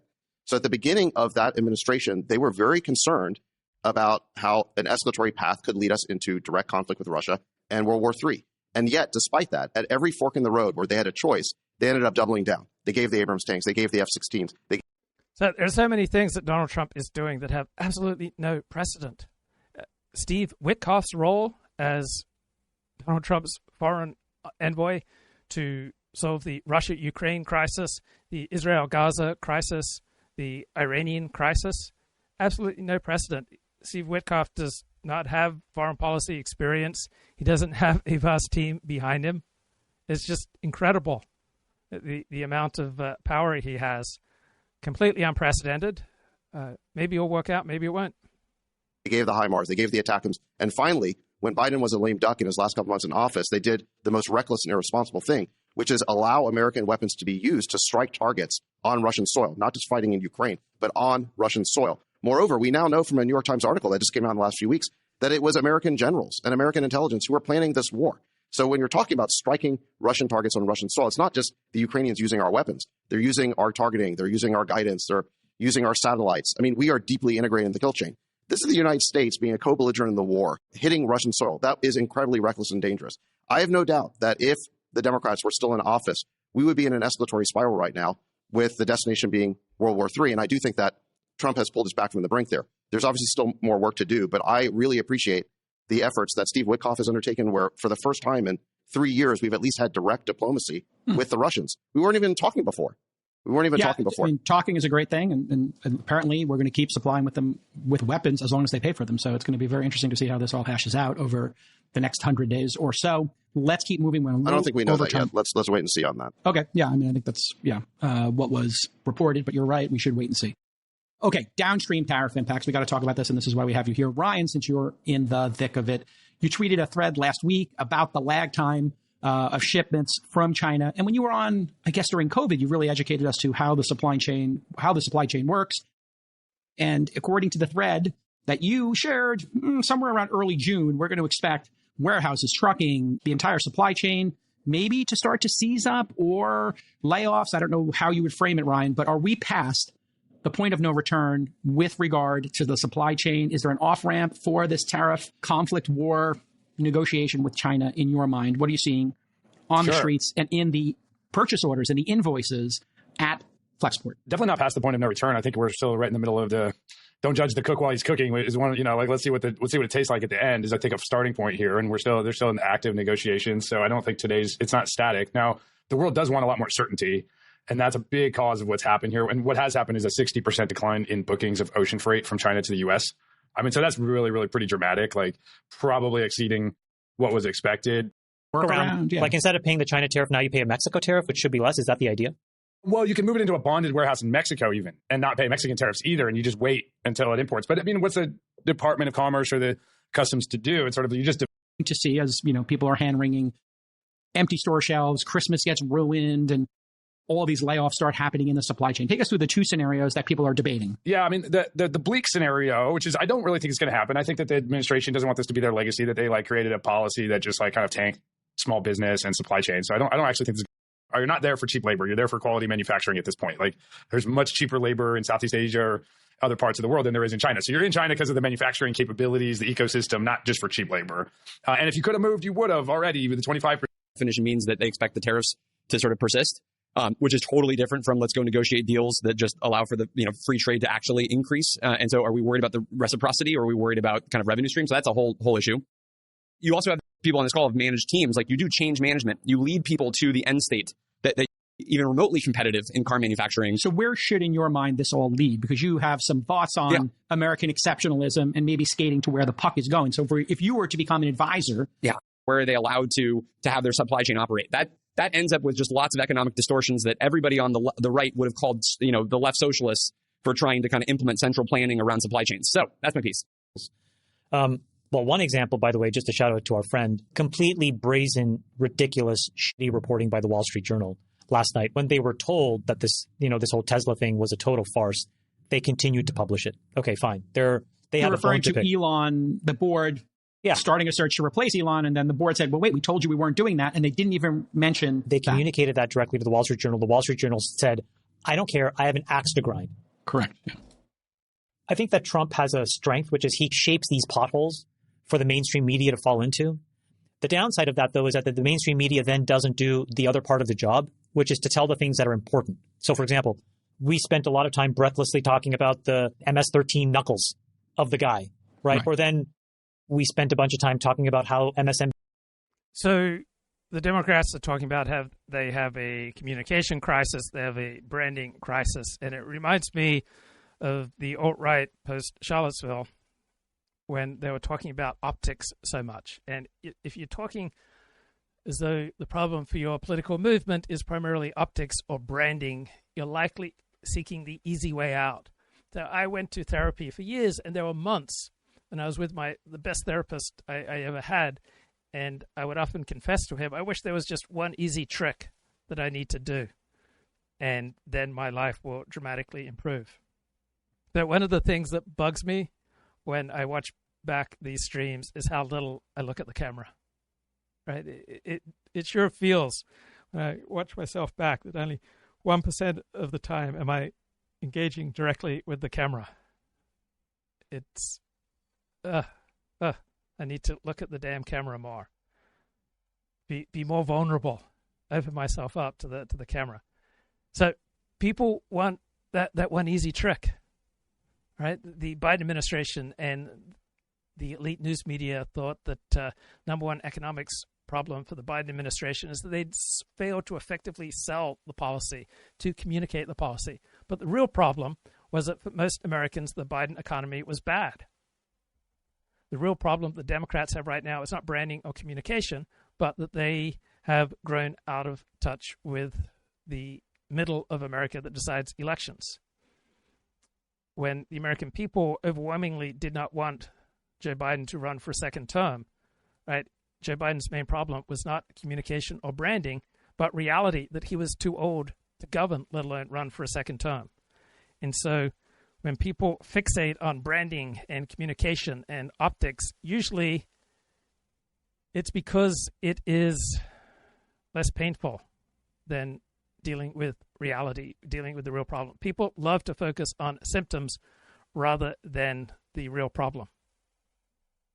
Right? People don't want to do the work. They don't want to go deep. People want the easy solution. And so my biggest disagreement with other people who do this sort of thing, give their opinions about how the world works, is that they consistently see things in a hierarchy where there are certain values that are just automatically superior to all other considerations.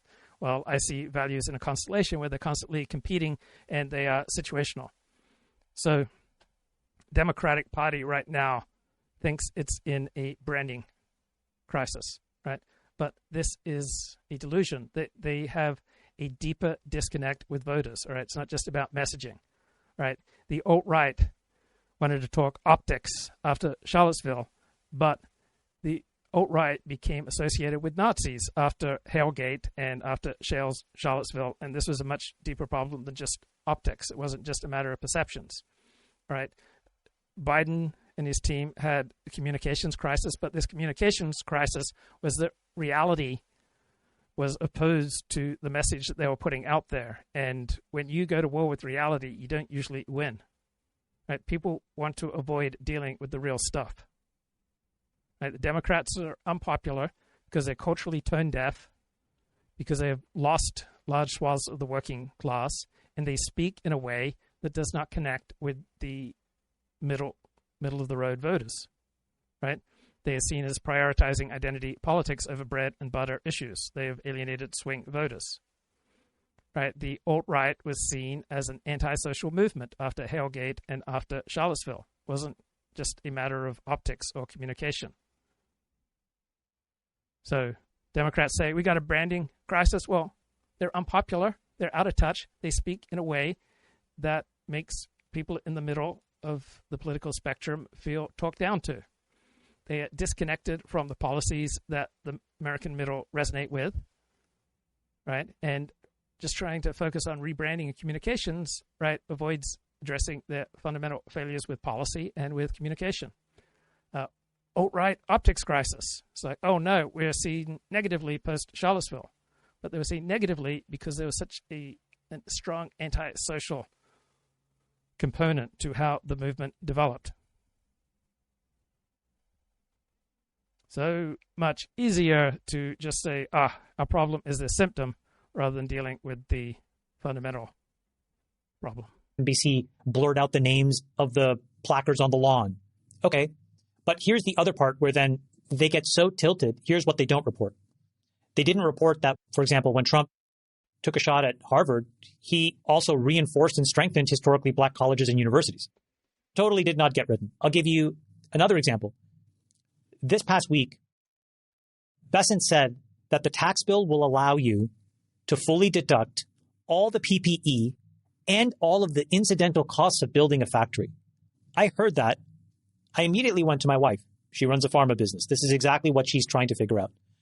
And we now are like, how do you build a business case if this actually gets effectuated? The point is that thing would create an absolute economic bonanza if it were to get passed. Other than people hearing it on this pod or randomly maybe finding it on a direct clip that Bessent puts out on X, there has been zero coverage by the mainstream media. Yeah, but first of all, MSM and whatever we want to call it aside, that is still on the administration for driving a change management process that causes people to build on momentum and not causes boards to basically. So now that the stock market is higher than it was on Liberation Day, right? You don't see the same sort of hysterical stories in the media about how Trump has destroyed the economy, right? So is this reality of a surging stock market? Will that change how elites and the media talk about Trump's tariff policy? Right? Will those who condemned Trump's tariffs change their tune?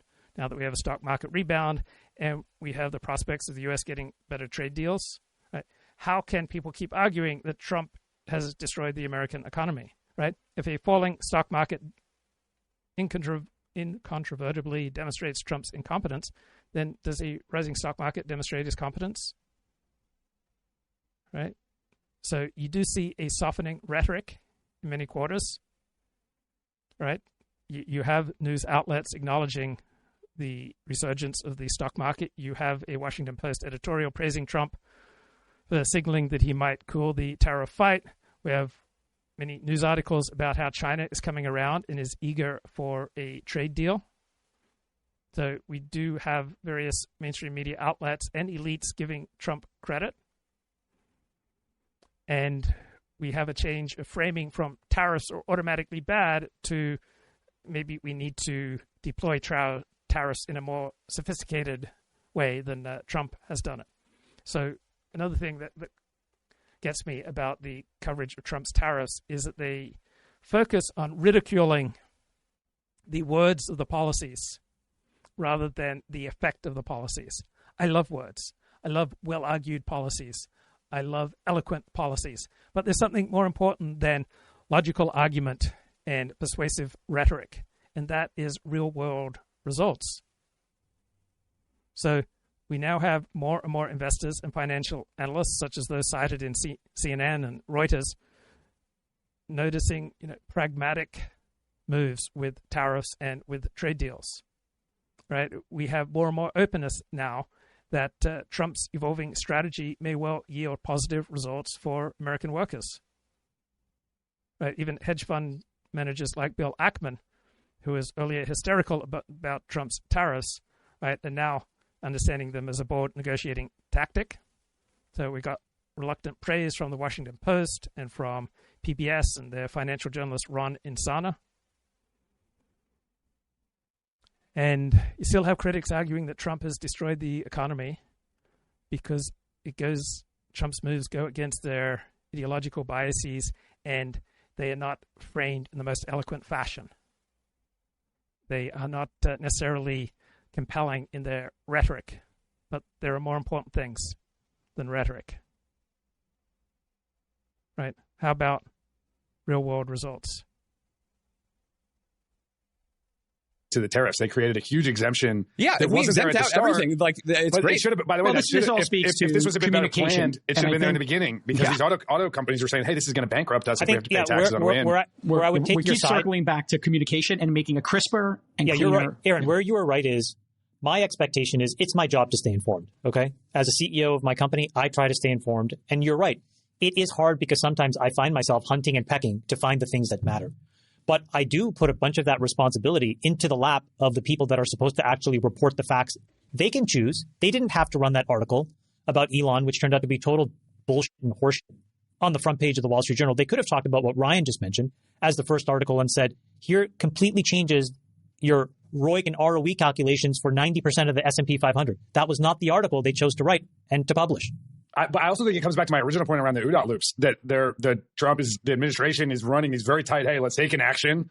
Let's see what happens. Let's see the reaction and then take another action. And Washington's used to doing all these committees that plan everything for 5 years or something or whatever, 18 months, and then roll it out slowly. And they're going, hey, let's roll it out. Oh, crap, we're about to cause this huge problem in the auto manufacturers, and they're all telling us they're going to go bankrupt. Okay, 3 days later, they push an update to that. I think and it's Ryan and Aaron, it feels chaotic. But to summarize, Ryan and Aaron, your position so we can keep going through the docket. Hey, a little less shock and awe, maybe a little more predictability, a little crisper communication. And Chamath, I think your position is, hey, maybe the mainstream media can play a better role here in focusing us on what matters. That wouldn't be my takeaway. So there was an intellectual who achieved a ton of prominence and status for his idea that first came out in an essay in 1989, then was turned into a book called The End of History and the Last Man, Francis Fukuyama. And he argued that by the late 1980s, there was no longer any alternative to liberal democracy and that we had essentially reached the end of history. Now, unfortunately, what gets you prominence as a talking head, a pundit, a public intellectual does not correlate 100% with what is true and what is good. And his central idea is obviously nonsense. Most people don't realize that democracy and liberalism are significantly in tension. Right? Liberal democracy refers to two things that are at odds with each other. Right? Liberalism is all about individual rights, limited government, and protections against majority rule. Right? Democracy prioritizes majority rule, collective decision-making, and the common good. Right? Liberalism theoretically seeks to constrain state power through checks such as constitutions or judicial review, which will conflict with democratic demands for popular sovereignty. Right? A democratic majority might support policies such as in California, they wanted to cut off certain forms of social welfare spending for illegal aliens, but a judge, I think the California Supreme Court, ruled that that was unconstitutional. So you had liberalism triumphing over democracy. You have all sorts of liberal institutions such as courts overturning these popular laws, essentially frustrating democratic will. And in the mainstream media, you hear talk about how majoritarianism, meaning the majority of the people getting their way, that's really at odds with democracy. Right? That seems weird. But from an elite perspective, right, the will of the majority, if it clashes with certain protections for individual or minority rights, then democracy has to give in to liberalism. And Adrian Vermeule at Harvard, he's got this interesting critique. He says, liberalism is created by and in service of elites who capture most of the upside gains of ever greater release from customary moral and economic constraints, and who are buffered economically and personally from the downside risks and losses. So liberalism essentially collectivizes the losses, but allows the privatization of gains. Right?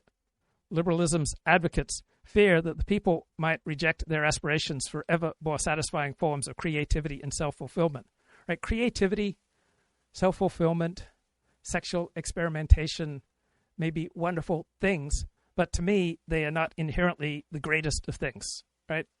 There are other values that conflict, and sometimes the common good, social cohesion, social trust, building up solid families, keeping people within commonsensical guidelines for how to build a life is more important than allowing for a maximum freedom of sexual experimentation. So this is a fascinating perspective. Think about it. Liberalism's benefits, both economic, cultural, and personal, disproportionately accrue to the elites who drive its agenda. Right? Elites are insulated from the negative consequences of liberal policy such as free trade. Right? It is the middle of the IQ spectrum and the lower part of the IQ spectrum who lose out most from free trade, and it is the highest IQ who benefit the most from free trade. So those who promote liberalism essentially want elite rule. And the opposite of elite rule is popular rule. So the further left you go on the political spectrum, the more you have veneration of elite rule. So communism means elite rule, right? A tiny number of people make decisions on behalf of the people. These are the vanguard of the proletariat. Socialism very much believes in elite rule. The elite professors at Harvard University believe very much in elite rule, right? And so the elites can only rule if the people are divided, right? If the people come together, then they can seize back power from elites. But if elites are able to make deals, such as the Democratic Party has traditionally, over the past few decades, made very effective deals with those on the lowest part of the socioeconomic spectrum and those at the highest end of the socioeconomic spectrum. They've made those deals, and so they pay off those two groups, and they're able to rule. Now, if we have a collective who think that they have interests in common and they want to pursue the common good, that will seize power away from elite. So populism is revolt against elite rule. So liberalism came from the Enlightenment. It may have come from coffee and caffeine. It stimulated people meeting in coffee shops and talking, and coffee is a stimulant, unlike alcohol, which is a depressive substance. So you have people stimulated, gathering in coffee shops and talking about how wonderful it'd be to have individual rights and free markets and secular government. that this is better than collective traditions and religious rule or the rule of kings. So you have these now post-liberal thinkers such as Adrian Vermeule and Patrick Deneen, who argue that liberalism erodes community, family, and virtue, and it creates a fragmented society where only the elite thrive. Now, I am not inherently against liberalism. I see many advantages to liberalism. I recognize that there are different situations. And in some situations, a liberal framework will be the most adaptive to reality. In other situations, a xenophobic, authoritarian police state will be most adaptive to reality. So I'm not inherently opposed to the xenophobic police state. I see that there is a time and a place and a situation where that is the best. And then there are other situations where an open, egalitarian, liberal, enlightened perspective will be the most adaptive to reality. So what does Adrian Vermeule mean that elites capture the benefits from liberalism? So liberalism has certain economic policies: free markets, globalization, deregulation. And these policies generate immense wealth and immense inequality. So elites, right, benefit from open borders, technological disruption, and flexible labor markets. So the top 1% US now hold over 30% of the nation's wealth. I don't begrudge that. I don't hate it, and I don't love it. If that is best for the American people, then fine. But if there are other policies that are more in the interest of the common good, then I'm open to those. So 10 years ago, 20 years ago, 30 years ago, 40 years ago, I wanted tax rates as low as possible, including for rich people, to give them as much incentive to produce. Now I'm perhaps more open to higher tax rates for billionaires. Don't have a strong opinion either way. I'm just moving a little bit away from my University of Chicago free market roots. So globalization creates many benefits, but most of those benefits are captured by the elite, right? So the working class experience tremendous job loss, cultural erosion, loss of families, loss of dignity, loss of traditional ways of doing things. Elites are buffered from these downsides because they have the wealth, the mobility, and the access to private systems such as elite education and healthcare. But the broader population faces wage stagnation, right? Many sectors of the American economy have not had significant wage growth in 4 or 5 decades. Now, under this new Trump economy and under Trump's first term, we had the least educated sector of the workforce experiencing real wage growth for the first time in decades, and we're seeing some of that return this time around. So most of the jobs that Joe Biden created over the past 2 years of his term were government jobs. Now with Trump, we're seeing a reduction of 1% in government jobs and a growth in private sector jobs. So liberalism celebrates individual self-expression, the challenging of traditional norms around family value and community. So elites get to have more and more experimental forms of sexual expression and new ways of forming community and families. So we have all these cultural shifts driven by elites towards secularism and individualism, and elites tend to navigate this with ease due to their high IQs, their elite education, their resources, their social networks. But the promotion of cosmopolitan values that align with the lifestyles of the elites tend to do tremendous damage for the middle and lower IQ. And Adam Smith noted this in his great 1776 book, The Wealth of Nations, that there are many vices that the upper class can engage in and get away with, such as sexual promiscuity, that will ruin someone's life if they're in a lower class. Right? Jack Nicholson, for example, appears to be able to handle sexual promiscuity and experimentation with drugs, and it doesn't appear to have ruined his life, but these same vices have ruined the lives of tens of thousands of people in lower classes.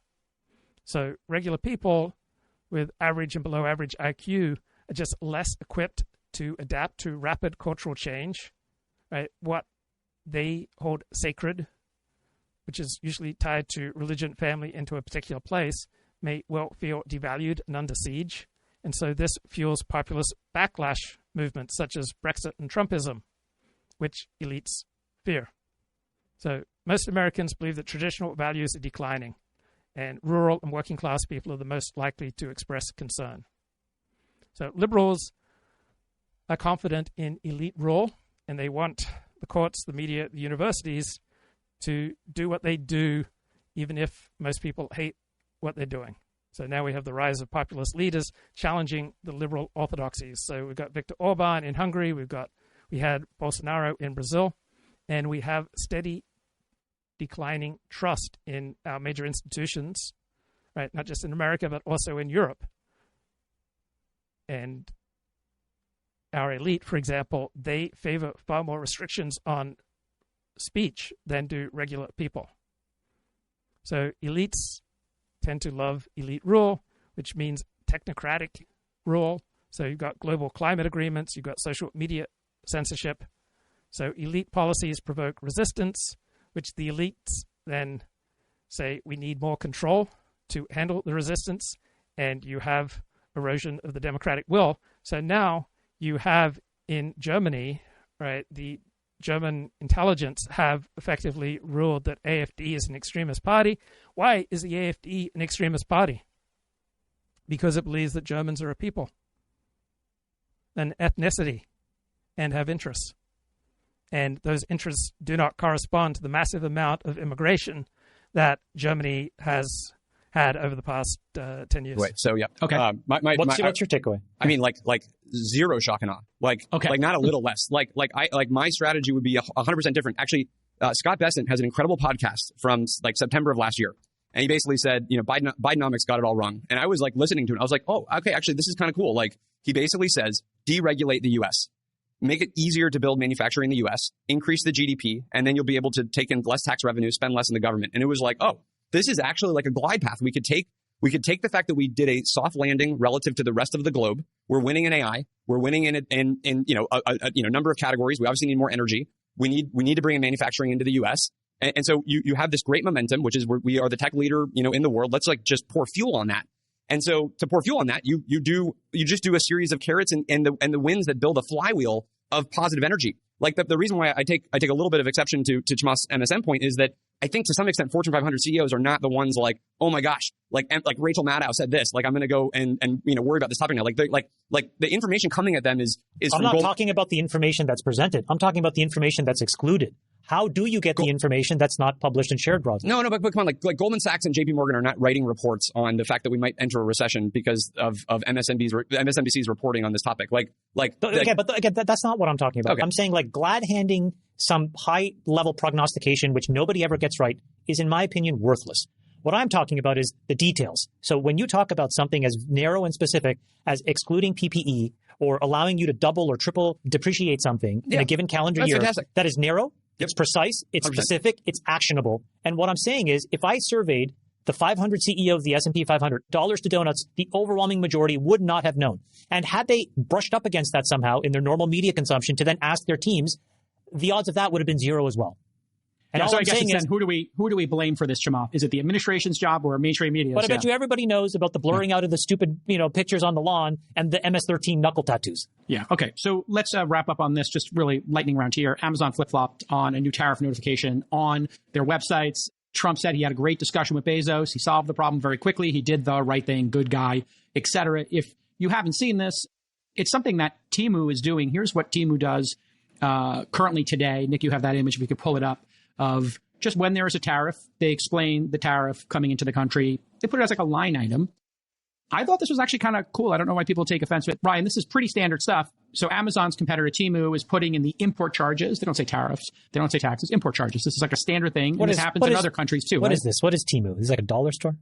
It's basically like a dollar. This is the last place you would ever buy anything, but it's a place where jeans. You can buy $12 jeans. Basically, your left sock from Laura Piana costs less than Temu's entire inventory of jeans.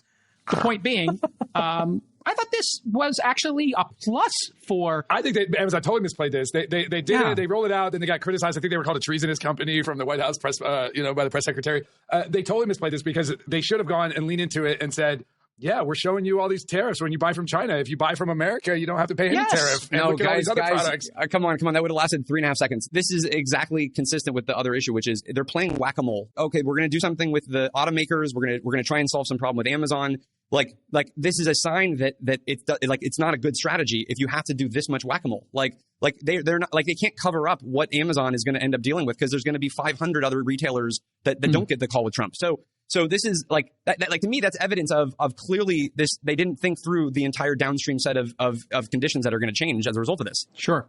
Yeah, I thought this was a big win, Chamath, because they could then have Amazon. Here's a mock-up somebody made. I'll pull it up here. It was interesting. They could, to Aaron's point, just show, hey, here's a bunch of American companies. Buy American when you do a search. That's Ryan's point. I'm sorry, Ryan's point. Hey, here's what it might look like. Pull that the Oral-B toothbrush one up, Nick, if you got it right there. So somebody mocked this up. I think this could be the hugest win. You could have the retailers do buy American, buy it once, buy a high-quality product from America. If you look here. We don't have the products. It wouldn't work. We don't have the products. Well, I mean, we do have for some products, American-made products. I buy my boots from Danner, and those are all American-made. So we should just go back to communism. Okay, let's get a burst here from Stephen Miller last week. Universities across this country are in plain and direct violation of the Supreme Court's ruling that affirmative action, as in racial quotas and set-asides, are illegal. Students must be admitted to universities on a color-blind basis.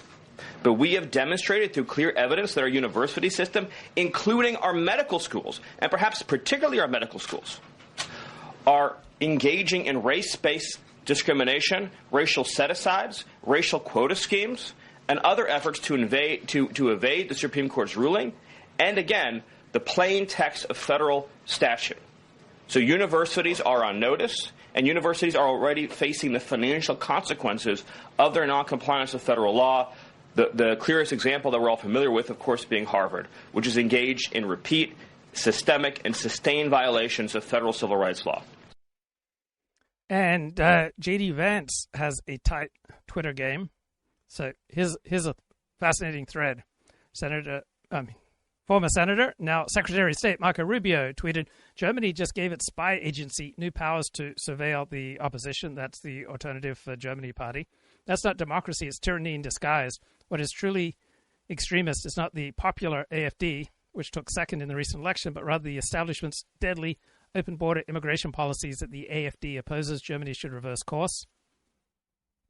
So the intelligence agency that did the investigation of AfD works under the supervision of Nancy Faeser, the interior minister, who is a member of the left-wing party Social Democrats that vehemently opposes and seeks to ban the AfD. So the German Foreign Office says this is democracy. The decision is the result of a thorough and independent investigation to protect our Constitution and the rule of law. It is independent courts that will have the final say. We have learnt from our history that right-wing extremism needs to be stopped. And J.D. Vance responds, the AfD is the most popular party in Germany now. It is by far the most representative of East Germany. Now the bureaucrats are trying to destroy it. The West tore down the Berlin Wall, and it has been rebuilt not by the Soviets or the Russians, but by the German establishment. And then we have more commentary. According to the official website of the Office for the Protection of the Constitution, the reason for the AfD ruling was their belief that Germans are an ethnicity and that the party rejects mass migration and is critical of Islam. So if you're not in favor of mass migration, if you have criticisms of Islam, and you believe that the German people are a people and an ethnicity, then you're extreme. So if you don't want to catch the eyes of the German authorities, you have to be pro-open borders and pro-Sharia. Right? Essentially, the elite ruling Germany want to outlaw being German. And Adrian Vermeulen has the most concise response here.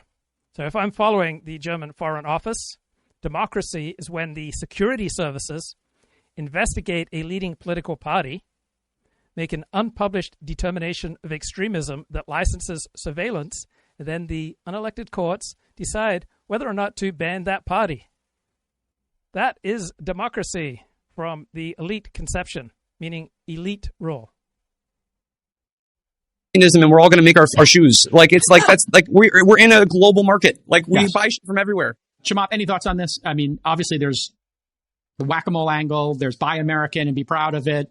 There's communication. Here's a narrow question. I got a bunch of emails from people, and a bunch of them were Amazon sellers.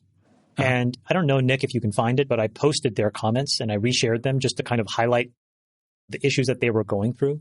And at the core of it was a feeling by them that Amazon had abandoned them as American purveyors and sellers of goods.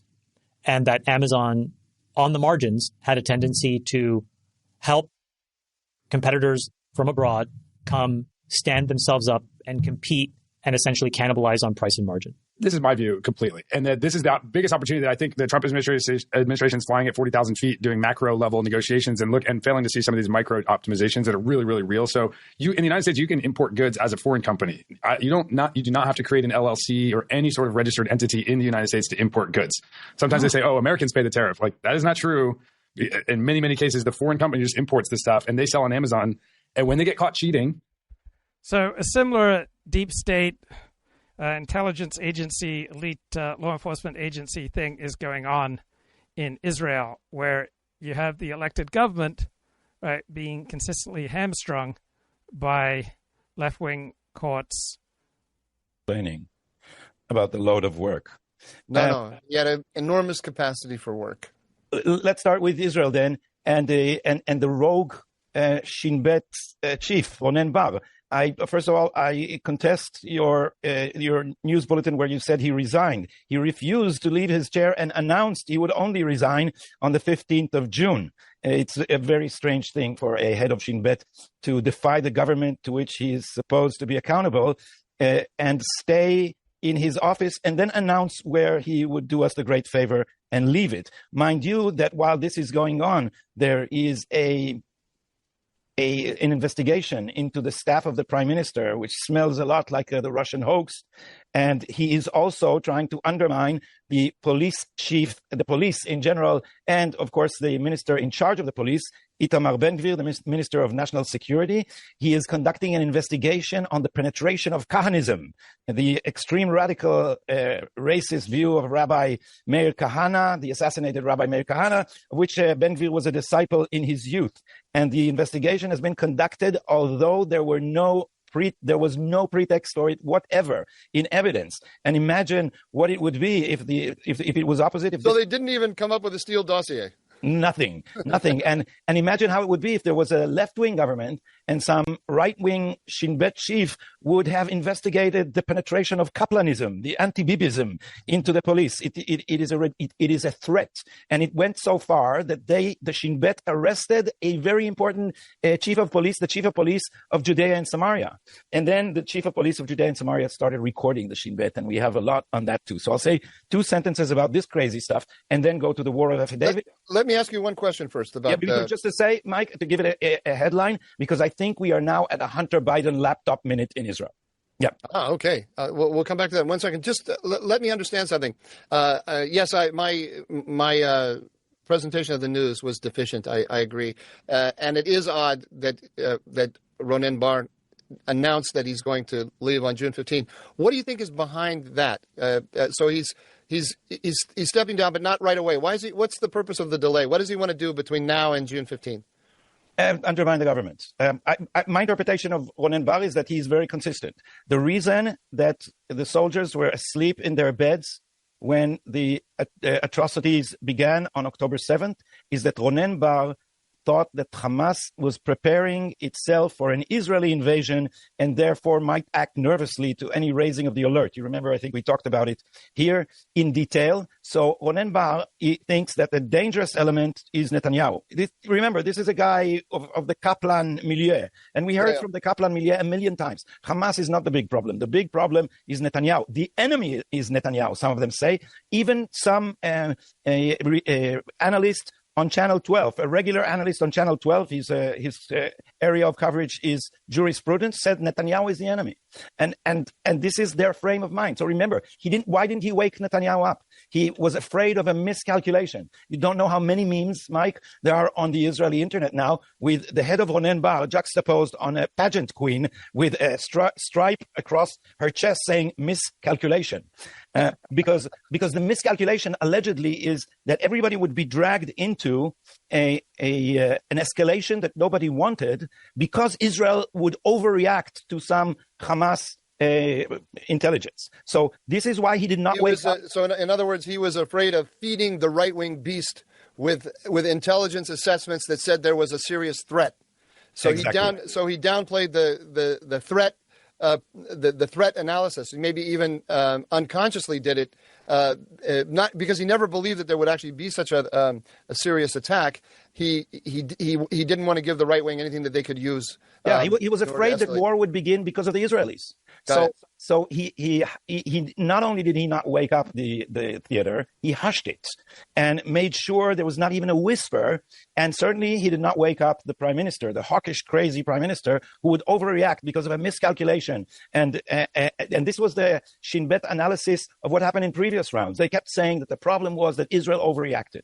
So this was his frame of mind on October 7. As I said here on television, Ronen Bar has situated himself as Shin Bet chief with his back to Gaza and his face to Judea and Samaria. That's where the danger would come from. And indeed, this Shin Bet who keeps underestimating the malevolence of Hamas keeps exaggerating the threat by rogue settlers. And so they keep arresting Jewish settlers, Mike, for months on end in preventive detention without a shred of evidence. And now they arrested Avishai Mualem because Avishai Mualem started refusing to arrest these people. He's the chief of police in Judea and Samaria. And so they arrested Avishai Mualem, the chief of police of Judea and Samaria. And what came out to the press, and the press, the press is totally sold out to the left. The press said that Avishai Mualem was bribing the Minister of National Security by carrying out his orders. You heard right. He was attempting to climb up the ladder of police jobs by doing what told. The minister said, which is a very dangerous thing because the minister is a carnist. And so Ronen Bar has been acting really wildly towards even the police. So what happened is Avishai Mualem began to record them. And then recordings were leaked that would make your hair stand if you have any. They actually, you can hear the guy, the head of the Jewish division of Shabak. They're so soft with the Palestinians. They're so tough with the Jews. So the head of the Jewish division said, arrest them. I don't care if there is any evidence. Put them in some hole with rats. And Avishai Mualem, he said, bro, we don't have anything against him. And he says, I don't care. Make it look like a proper investigation. Tasem mar'it ayn, a facade of a proper investigation. So this has been going on one side. And now let me play the other turntable on my political analysis DJ stand. The other side is the affidavits. Ronen Bar is refusing to leave his post. And he's saying, I will submit the case to the Supreme Court. So in effect, the people are treating the Supreme Court as the government. Because although the law clearly says that the Shin Bet is subordinate to the cabinet, that the cabinet can dismiss the head of Shin Bet even without any demand for an explanation. It's enough that he doesn't get along with the prime minister. And this was a unanimous decision by the cabinet. And the Supreme Court, as our Supreme Court does, accepted this for debate. And it's been debating it. So Ronen Bar submitted an affidavit. And that affidavit, Mike, I'll try to be as moderate as I can, is a bunch of lies that are so obvious that you think not only was our security, we put in charge of our security a man who is not just irresponsible, ideological, arrogant, and whatnot. This affidavit sounds like an unintelligent move because these are things that you can find out. So what does he do in his affidavit? First of all, he said... We treated some of this back when the Shin Bet came up with their report on October 7th, and that was transparently... transparent lies. Lies. Transparently a political document. Now, the new document also contradicts some of the former lies that we had in the report. And now he says... they're not even keeping their story straight. No, not at all. And so now he says, it's the idea that I did not provide a warning on that night is an attempt to delegitimize me and an attack on me by the prime minister. I did provide a warning, and he goes through the night, and he said there was an assessment at 3:13, and at 5:15, I think the phrase he uses is, I woke up the whole system, or I alerted the whole system. And look, a warning in a security professional parlance is not I talked with someone on the telephone and said I was concerned. That's not a warning. A warning is a procedure. It is a command. There is a formal command called warning, which has different aspects to it. Where is it? Who is it? What signs do we have, etc. And there was obviously no such thing. And to say that you alerted the system, you did not wake up the soldiers sleeping in their beds across the fence. You did not disperse the Nova Festival. You did not call the prime minister. And you are telling us to our face that you gave the warning? This is preposterous. And this is why I'm saying it's a Hunter Biden laptop moment. And I'll elaborate in a minute, because the lies are so obvious. And the press is just towing the line. The press is just towing the line. It's unbelievable. So one thing he said, I did provide a warning. The second thing he said, the prime minister has been trying to use me in order to evade the testimony that he's giving in his own trial. So indeed. Wait, you got to unpack that a little bit. Yeah, that's worth unpacking. Everything is interlaced with everything else. Yeah. So what's the contention here? How is he? So the prime minister asked him to find a different location for the proceedings of the court that would be safer, and Ronen Bar framed that as an attempt by the prime minister to procrastinate and not show up to his court appearances. And now it's clear that the prime minister asked this after an Iranian drone hit the bedroom window of his private residence in Caesarea. And then he came to the Shin Bet guy and he said, look, if my court appearances in Jerusalem are in the same place always, and it's unprotected, and the times are publicized, then it's dangerous, and it is your responsibility to protect me. Yeah. And indeed, the lie being so obvious again, they found a place, and it's a safer place. It's in a basement in a Tel Aviv court, and Netanyahu's testimony goes on uninterrupted. So that's another silly lie. It's a silly lie, and what he did in the affidavit is not mentioned that the conversation was after the drone hit the bedroom. So he tried to conceal the context. And now the last and no less stupid lie was that the prime minister asked him. Oh, there's a fourth now. Remember, it's not that important, but. Okay, so the same kind of battle with the deep state and unelected bureaucrats and elites trying to rule Israel against the elected government, right? Happening in Israel, happening in Poland, and in Germany. And Adrian Vermeule gave a lecture May 9th in 2018 in Poland, and title was Democratic Reformers or Liberal Backsliders. And so we have a professional hysteria, particularly directed at MAGA, Donald Trump's movement, at Poland and at Hungary and at Brexit. So free and fair elections now represent a threat to democracy. Germany's most popular party, AfD, now represents a threat to democracy. Right, passing legislation according to constitutional procedures, such as the Polish parliamentary law and the judiciary, this is now a threat to the rule of law. Right? So what accounts for this extraordinary reaction? Well, Poland and Hungary and Donald Trump are experimenting with non-liberal versions of democracy. So why isn't it countries such as Saudi Arabia or China that are the objects of hysteria? Right? These regimes are neither democratic nor liberal. So why would a regime that is democratic but a little less liberal be so objectionable? And the answer is liberalism's long-standing anxiety and fear about democracy and majority rule. Right? Liberalism has a parasitic relationship with democracy. Liberalism latches on to democracy and pretends that liberalism and democracy are just one and the same, essentially. Right? And it's also in service of elite rule. And you have all regimes essentially in advanced economies paying lip service to democracy means liberal democracy. Right? Liberalism needs democracy because it needs the legitimation that democracy provides. But liberalism fears majority rule. So what's the solution?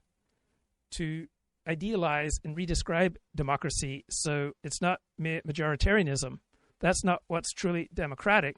What's truly democratic is to have a country's institutions operate on the basis of elite rule with tight constraints and procedures operated by fellow elites, so there can be no outcomes that threaten liberalism. And any majority rule that threatens liberalism is dismissed as non-democratic and inauthentic. Usually come in the form of a constitutional court or a security service purporting to speak in the name of a higher form of democracy, our democracy. So democracy becomes reduced under elite rule to a periodic ceremony, a private voting by secret ballot for variations of liberal parties. So you will hear an appeal to a democracy of mankind that essentially erases nations, peoples, cultures, religions, and the particular ways of seeing things and doing things that create for most people the common good, the most meaningful parts of life. So liberalism has come to mean rule by elites and the hollowing out of democracy to protect elite rule. Right? This is why liberals are so much more threatened by populist, sometimes anti-liberal movements such as Trump and Brexit. Right? For one thing, the apostate is always more detested than the pagan. And the rise of populism makes the liberal elite confront how anti-democratic they are. Right? The democratic but non-liberal government exposes the elite rule of the liberal project. Right? Liberalism is an enterprise created by elites in service of elites who capture most of the upside gains of ever greater release from customary moral and economic constraints, and they are buffered economically and personally from the downside risks. Right? Liberalism's elite recognize that the people reject their aspirations for ever more satisfying forms of creativity and self-fulfillment. Right? Liberal elites know that the people are likely to rebel when customary norms and customary practices are cleared away to make room for the restless and ever-changing liturgy of liberalism. So this is the liberalism of fear. It's the fear at the heart of liberalism that will be left alone, visibly alone, exposed and vulnerable to the wishes of the majority from the host on which it is fed and sheltered for so long. They can lie about the valuation and pay a lower tariff. They can change the classification and pay a lower tariff. They can import stuff that is harmful to children, has lead paint, whatever else. There's no enforcement at all. You can't. So you're go saying after these Amazon people. third party is like a bit of a backdoor to abuse the system, right? I mean, Amazon is sort of just playing the game that's on the field, but this is legal in the United States. As these companies import stuff, and I think it's 60% of all the sellers on Amazon are these Chinese registered. They're not registered in the United States at all. Just Chinese companies. Okay, look, sell which it. sounds profoundly unfair in terms of a level playing field. Can we just take a step back and also acknowledge that we are talking about a level of detailed issues that we would never have talked about 6 months ago? That there was no interest in even bringing this up. Like if Ryan wanted to bring up the sort of hollowing out of American salesmanship, let's say, if you will, because of like this arbitrage that Amazon does for GMV, that would have been a snooze fest.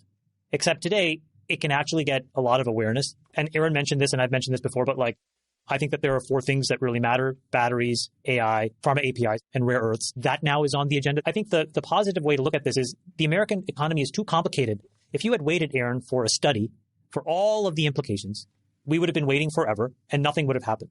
And I think that we've made macro level moves, you're right. And now we are finding what the implications are and course correcting in real time. And I hope what happens, though, is when we find these big thorny issues, I think the Amazon thing is a pretty interesting issue, actually, about. Okay, let's have a look at some comments here by Kep. Let's talk about liberalism and Jewishness. So Jews tend to be among the last believers in the Enlightenment. So the higher IQ, the person, the more likely they are to live in an abstract world. People who live more in an abstract world put a greater priority on theories and ideology and philosophy than do, say, regular working people. And so higher IQ, elite educated people tend to be much more likely to be liberal. Jews tend to be more highly educated than the average American, and they tend to have higher IQs than the average American. But when you account for the IQ difference, then there's no effective difference in the allegiance of elites to liberalism between Jewish elites and non-Jewish elites. Right? Highly educated people at elite universities tend to love liberalism, whether they're Jewish or not Jewish. Has Luke read What Went Wrong? The Creation and Collapse of the Black-Jewish Alliance. I've got shocking news for you. There was never a meaningful Black-Jewish alliance. What there were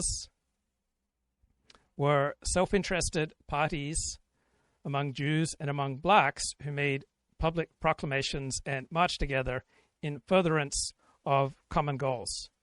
But you cannot find two groups in the United States who have less in common with each other than blacks and Jews. There's never a time when blacks and Jews felt bonded.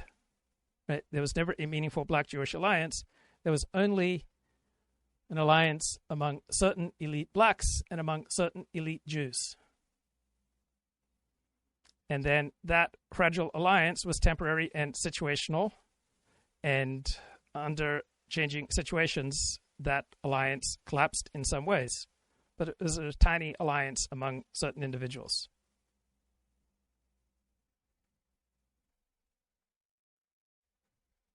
Like American competitiveness. Now the question is, do we follow through and get to the root cause of it and fix it? And those feedback loops are there. I mean, the Trump administration is going to act on this, and there's an act that's coming out of Congress as well to shut down the foreign import of records. So those feedback loops are there in ways that I don't know if they were there in the past. Go ahead, Aaron. We can totally chaos monkey the economy and just see what breaks. I think that you sort of phrase we could do the research paper and we could do Aspen Institute as a bad thing, but also it could be a bad thing if you're the small business owner right now who has 30 employees and you just literally don't know what you're going to do next month. And so that's sort of then the argument to not, it's a good counterbalance. That's like why you do have some bureaucracy and you don't chaos monkey the economy, and why Rand Paul is literally saying maybe we shouldn't actually have unilateral control over tariffs. So interesting that like dynamic there. All right, Zach, you want to wrap us up here, or you want to pass?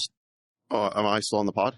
Yeah, well, you turned your camera off. So look, I spent 80 minutes debating this topic with Larry Summers 3 weeks ago.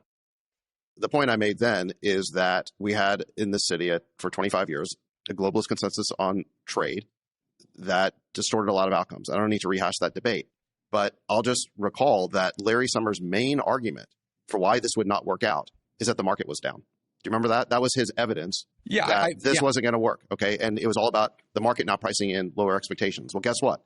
The market is actually up since Liberation Day on April 2nd. So what happened 3 weeks ago was basically a panic in the market over this policy, and the media has been trying to fuel that panic.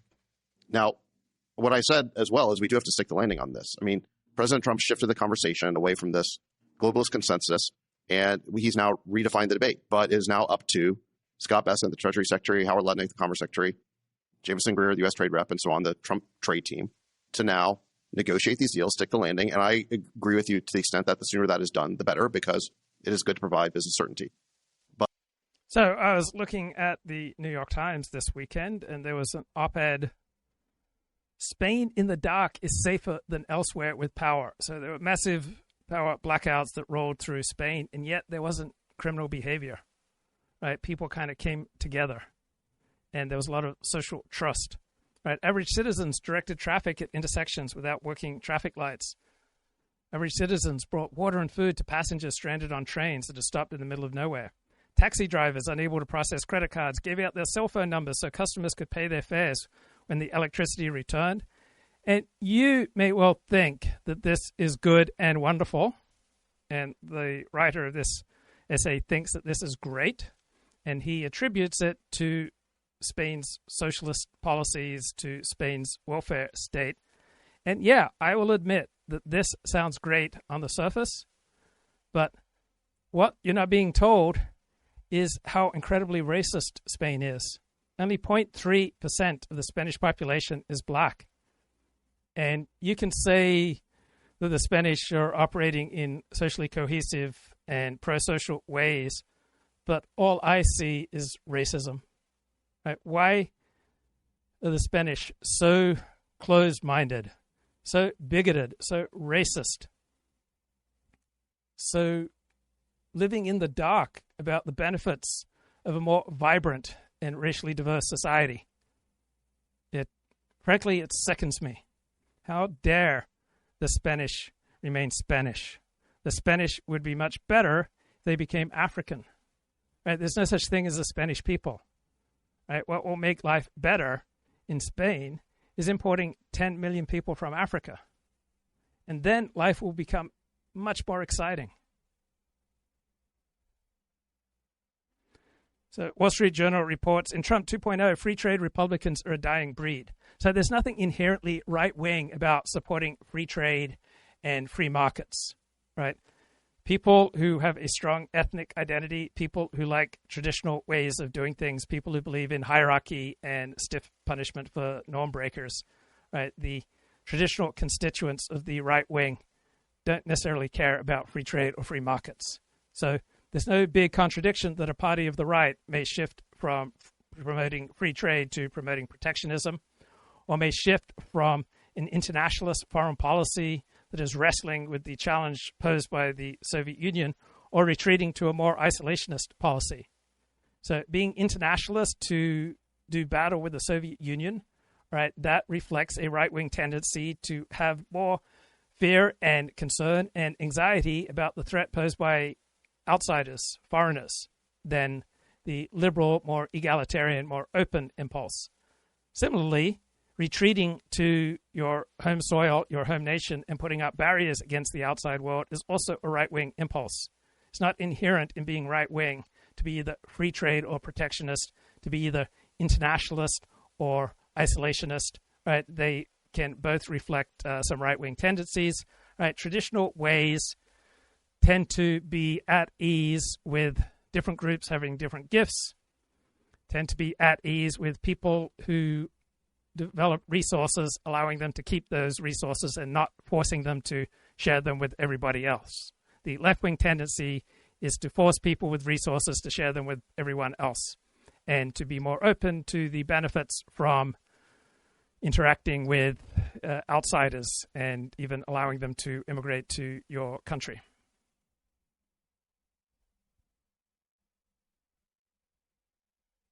But the idea that so far this hasn't worked, I think, again, the main argument against that was a market reaction that now the market's not positive. So I think my point is just we need to give this time to work. I think it's too soon to be judging this policy as if it hasn't worked yet. It needs to be executed properly. And quite frankly, Ryan, I mean, I remember the last time you were on this pod, you were coming on about, wasn't there like some union deal that was supposed to shut down all the ports and all the shelves would be empty? That never happened either. It did happen. It did. They shut down for 3 days. I don't remember the shelves being empty, which is now the new panic the media is trying to create. So, look, there's a lot of pants wetting that's occurring here that's being fueled by the media. I just want to bookmark one thing. The only thing I actually I was more frustrated listening to the Larry Summers and you conversation because I was like, why, Larry, make this point. Like, come on, like, don't go down the WTO rat hole. Like, that's not relevant. So here's another thing. Of course, it's relevant. It's how we got here. No. So like as in like that's 25 years ago. Like, let's worry about literally today and like what do we do going forward at this moment? Today is the only thing I just want to say because I do think that you know, I appreciate your point about, hey, there's like, you know, everybody's freaking out, whatever. But to be totally fair, that some of that freak out, whether we can decide how emotional it needs to be, is the reason that then Trump walks back the things that then cause the market to correct. So we can't just say the market's back and like, see, we didn't need to freak out because it was literally. I said we have to make the deals. We have to stick the landing. But look, China over the last 25 years has been able to strategically annihilate our rare earth processing capability and our ability to cast rare earth magnets. We just sat back and watched as the market basically went to the lowest bidder, which was being subsidized by the Chinese government, which the WTO allowed them to do. And now we have a critical dependency in our supply chain on China. So Kip had jungle fever for a while. He had a girlfriend named Kenya. But Kip is so racist, he wouldn't take her home to mom and dad. He felt much more comfortable visiting black spaces like the mall and a black movie theater with his black girlfriend. And it was his white female friends who were most impressed by his black girlfriend. So between about 2002 and 2007, my primary social life was with writers. And during that time, I had a beautiful girlfriend who would speak to this highly accomplished, successful writers in a way that was discordant with how they expected. And so they felt that she was presumptuous and entitled and would speak to them as a peer when her own accomplishments were quite meager. And some of these writers who wanted to have a relationship with me were disturbed that they felt like my beautiful young girlfriend had a vibe that said, I'll let you do anything to me. And so when I stopped going out with her and I started dating an even younger ex-porn star, they much preferred her because my ex-porn star wasn't presumptuous and entitled. So people are complicated.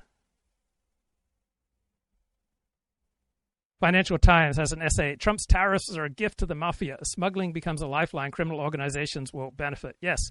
So at certain levels of government regulation and taxation, you will encourage the significant growth of the black market, and that should be taken into consideration. For example, in Australia, or at least in Queensland, if people smoke cigarettes, they're usually black market cigarettes because the government imposes such a tax on cigarettes that it has created the incentives for a black market in cigarettes. And so there are downsides to taxes. There are downsides to tariffs. And why do we have mafias? Because mafias will be the best organization to deal with certain circumstances, right? Not ideal to make deals with the mafia, but there are going to be certain circumstances where the mafia is most effective, is most aligned with your interests. And at certain levels of tariffs and taxation and government regulation, normally law-abiding people will start doing deals with mafias and criminal organizations and will start breaking the law. And that can fuel a diminishment of social trust and social cohesion.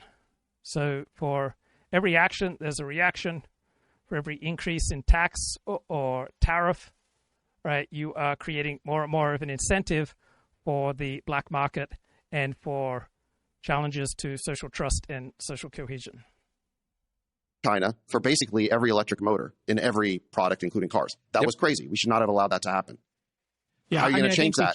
We needed to shift the political conversation to recognize the ways in which free trade led to unfair trade and created unacceptable dependencies on the American economy. I just want to make one point. It's more than that. Final point, and then I'll. This is the national security of the United States that's at stake. Let's go take your favorite pet issue. China invades Taiwan. Okay, and we have to take a side, Jason. My pet issue? Hold on, let me just finish. And the Chinese say, here are the implications of supporting Taiwan on this. A, B, C, and D. You don't get any pharma APIs. You don't get any rare earths. You don't get any batteries. Okay, it'll send life back 50 years. Or let's say China and India get into a fight and we're forced to pick a side. Same situation. The point is there's all these scenarios that we never even considered us being able to have strategic optionality to make the decision that's morally and ethically right for the United States. And I think that we have learned through this lens that these are huge issues. The thing that the Chinese did that was so brilliant, which we still don't have an answer for, is they have these national champions. And being a national champion allows you, and we'll talk about this in AI, it allows you to blur the lines between the public and private partnership. It allows you to blur the law. It allows you to blur capital. And I'm not saying we have to do that, but what I am saying is we need to have our own answer to it. And that was never on the table until April 9th. All right. So yeah, but like 100%, like do that strategy, and then don't have a mad rush. It is the. So final reflections from Kip, working the black market, and his black girlfriend Kenya, says that back in 1993 she was engaged to the starting fullback for the Tennessee Volunteers.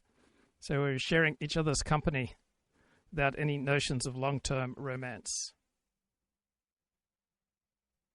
So I've seen. I think I'm trying to remember a book, it might have been by Laura Kipnis, on the beauty of the doomed relationship. So from a trad perspective, that's kind of unfathomable. I think in general, women regret sex that doesn't lead to a long-term commitment. But some people get a lot of excitement out of the the doomed relationship.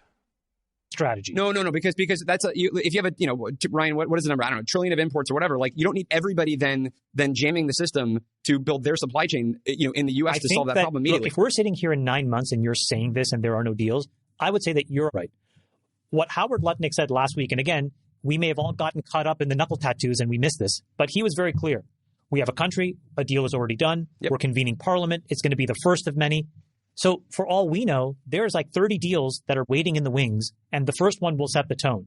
And I think that Sachs is right here, which is it's way too early to declare defeat and that it was quote unquote chaos. I think if we're sitting here in 9 months and foreign direct investment has shriveled up and domestic investment has shriveled up because there is just no continuity, you have a claim. But that's not where we are now. Because I don't think that'll happen. I don't think that'll happen. I think we will end up in, like, I'm with Ryan, like, we will end up in a good spot because we'll iterate through this. My only point is there's an alternative path that could have occurred. It could have been done in a more thoughtful, well-communicated pattern instead of, hey, let's do barrel rolls with the airplane. I don't disagree with you, Aaron, and I can tell you we've already started to see layoffs. And nobody wanted to even initiate the barrel roll, guys. Yeah, okay. Listen, we get it. It's like, hey, I don't want anything to change. I think we'll agree to disagree on this. Aaron, where were you with this? Hold on. This one last point. We're going to move on to the next topic. Excuse me. You didn't call me for 40 minutes. I just want to make one final point. Aaron. Here he goes. Aaron, where were you with this perfect plan? Yeah. Where were you with this perfect plan before Liberation Day? I was telling Kamala about it.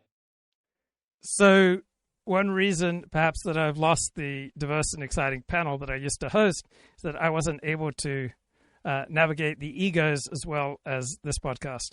You were telling Kamala. Okay, great. He was. But nowhere, they were having, nobody. They all were the having people, Mai Tais, and they were talking about this specific issue. All the people who suddenly know what the perfect plan is and how to perfectly execute it, no barrel rolls, had nothing to say about this topic for 25 years. And all of a sudden, they've come forward with their perfect plans. I would say that's victory for Trump. It's like, look at this. The best thing of all of this is you've got the liberals embracing Milton Friedman in their backgrounds on there. I love it, yes. All right, listen, we agree to disagree. Okay, Steve Saylor's publisher, Lomez, real name Jonathan Keeperman, was on Ross Douthat's New York Times podcast.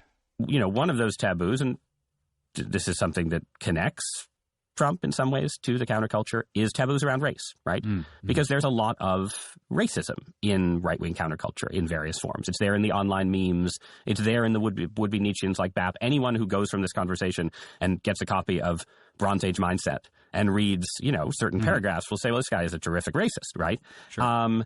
And I want to offer, before you interpret this, I want to offer three interpretations. Take the interviewer's privilege, right? I think you could say, okay, this is about performative rebellion, right? A counterculture needs to shatter taboos.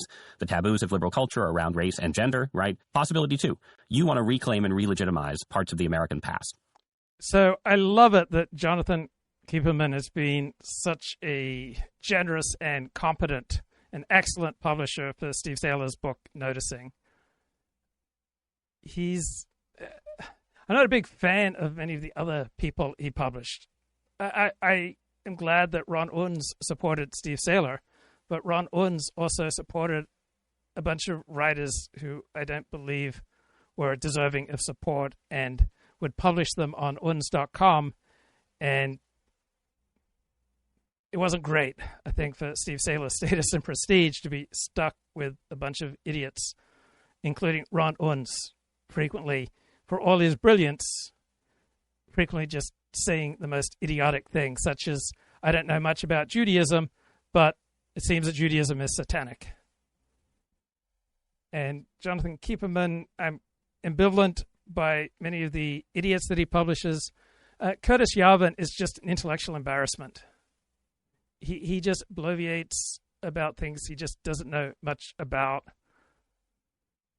Jonathan Keeperman says some smart things, and he has done great work on behalf of Steve Saylor, and it's great to see him on this New York Times podcast. But he should just answer there's no such thing as racism. It's an entirely made-up moral category. It would have been a much more effective response. American past had a lot of racists, right? You're trying to restore and reconstitute a lost pre-progressive world.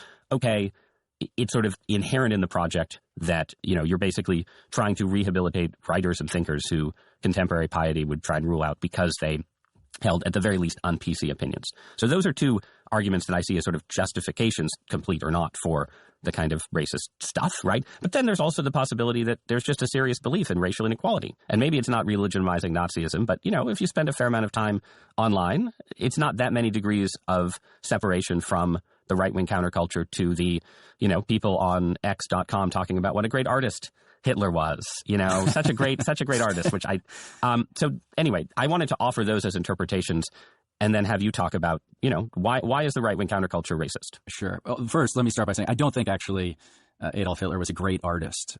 You just shouldn't buy into the premise that there's any such moral sin as racism. It's entirely an invented, made-up moral category. I think he was actually deficient and technically deficient in certain ways that are very obvious when you look at his painting. But okay, the technical deficiencies of Adolf Hitler are definitely there in a few places in his life. Yes. So this is a really interesting question, and of course it's worth addressing. And I think all of the things you said can simultaneously be true. And I think there's a fourth point I want to add here, which is sort of historically contextual.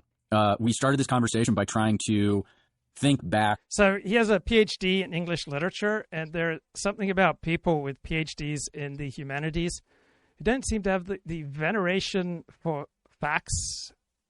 They just seem to be incredibly slippery, and it's just a weird type of argumentation to me, right? I'm much more Steve Saylor style in my understanding of reality and of proper argument. Back to where this current sort of moment of our cultural, social, intellectual, ideological path began. And we identified somewhere in the 2010s. Now, everything I'm about to talk about has precursors, but something else happens here around like 2012, and maybe you identify the Trayvon Martin case into 2013, 2014, certainly. There's the Michael Brown hands up, don't shoot, Black Lives Matter. Simultaneously to that, we have a kind of a discussion happening in this country around immigration and what would happen to this country if we started allowing people in from all over the world. Is everybody the same from everywhere? And if we're going to have a sort of pluralistic democracy, what does that look like in a future where it's not a non-white, predominantly white country? These are legitimate things to think about. A lot of people didn't want us having these conversations previously. You just got to challenge the bogus premises that people like Ross Douthat and the mainstream media articulate. Right? They come out of a particular worldview that sacralizes all sorts of non-existent categories, such as Islamophobia, homophobia, racism, sexism, and the like.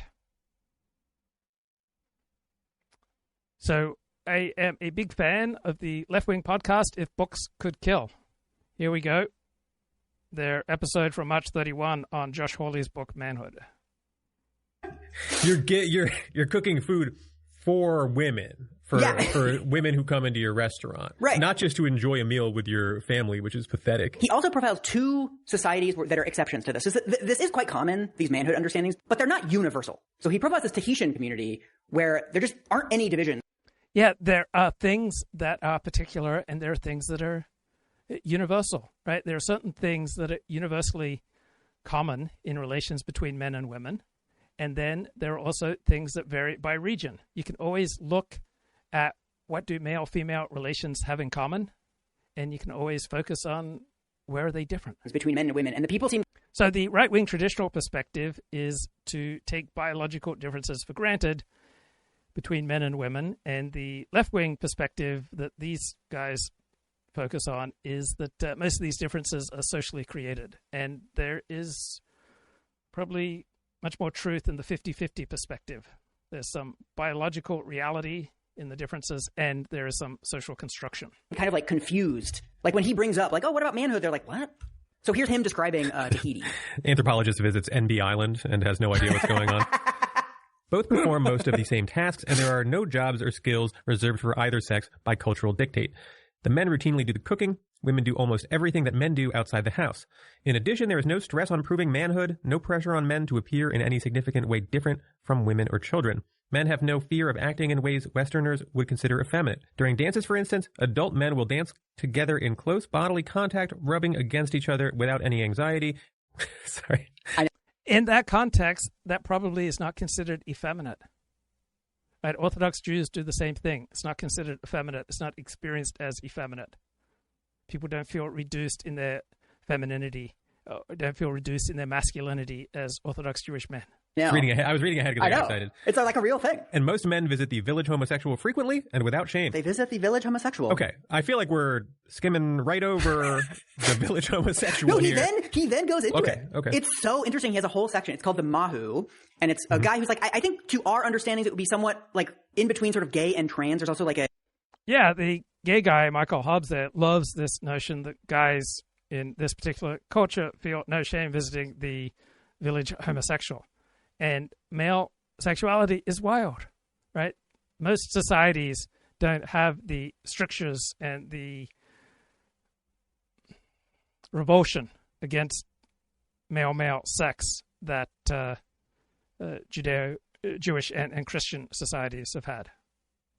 A gender in-between component to this as well. But, like, there's literally a village homosexual, and it's very common for men to just be like, oh, hey, my wife is away. I'm kind of horny. Do you mind if I, like, fuck you? And he's like, oh, yeah, okay. This is not considered a threat to their masculinity. Very interestingly, Peter, in a lot of other societies, there's this weird thing where, like, it's not a threat to your masculinity to be gay, to do stuff with dudes, as long as you're topping. But if you're bottoming, it's gay. Yeah.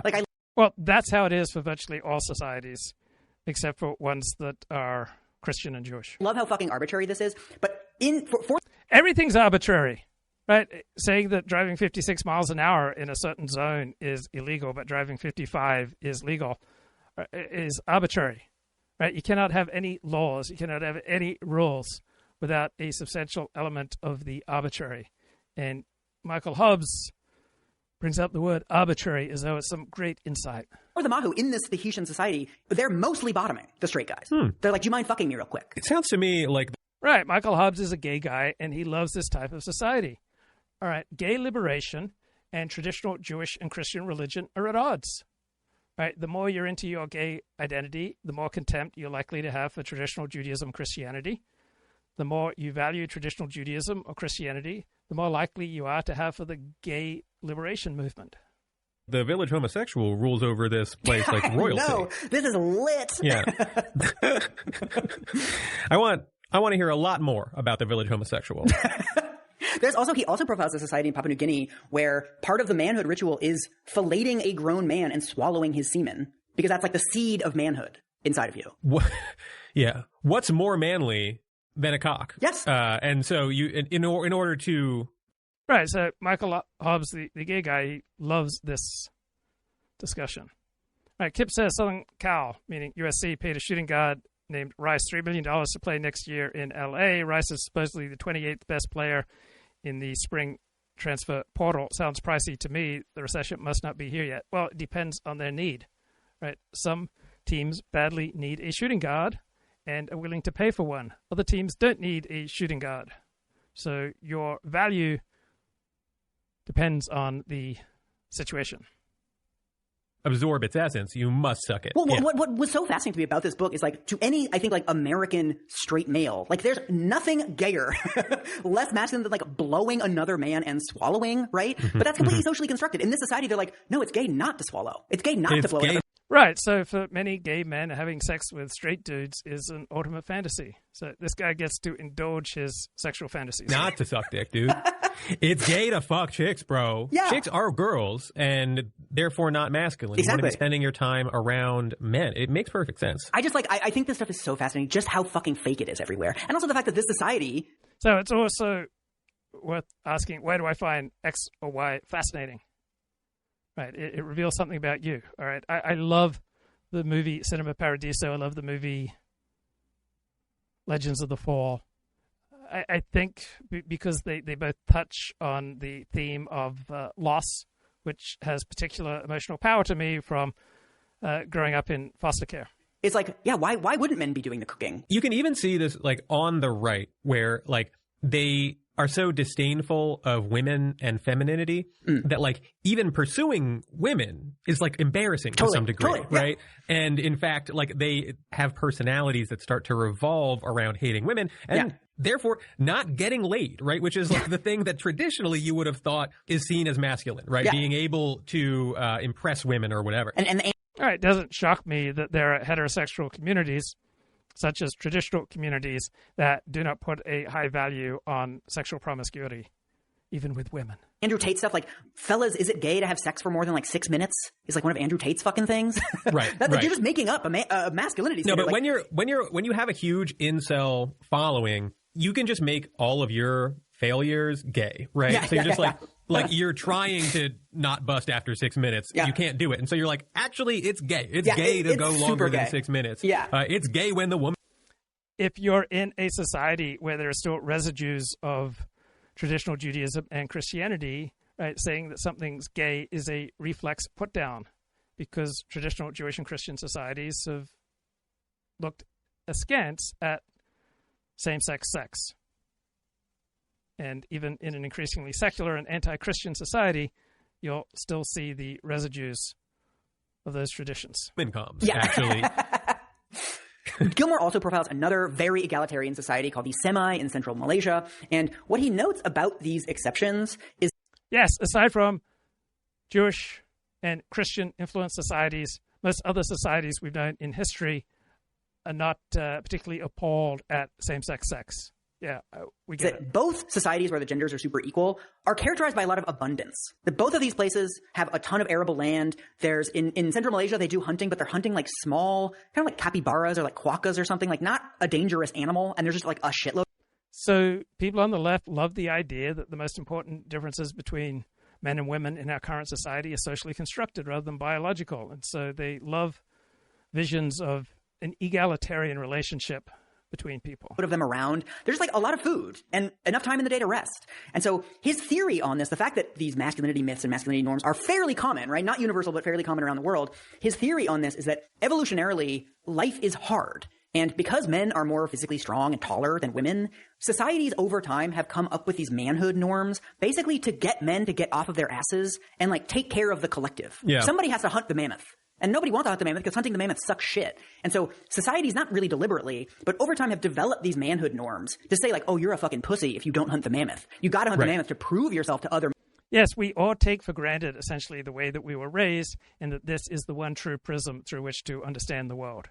Men. And that was the way that societies got through times of scarcity. And the fact that, for most of human history, like there just wasn't abundant resources. Right. You need some social pressure for people to do stuff, right? Yeah, because exactly. it's important that people do stuff. You need social pressure for women to cook, not necessarily, but because someone has to cook. Yeah, right? exactly. Yeah.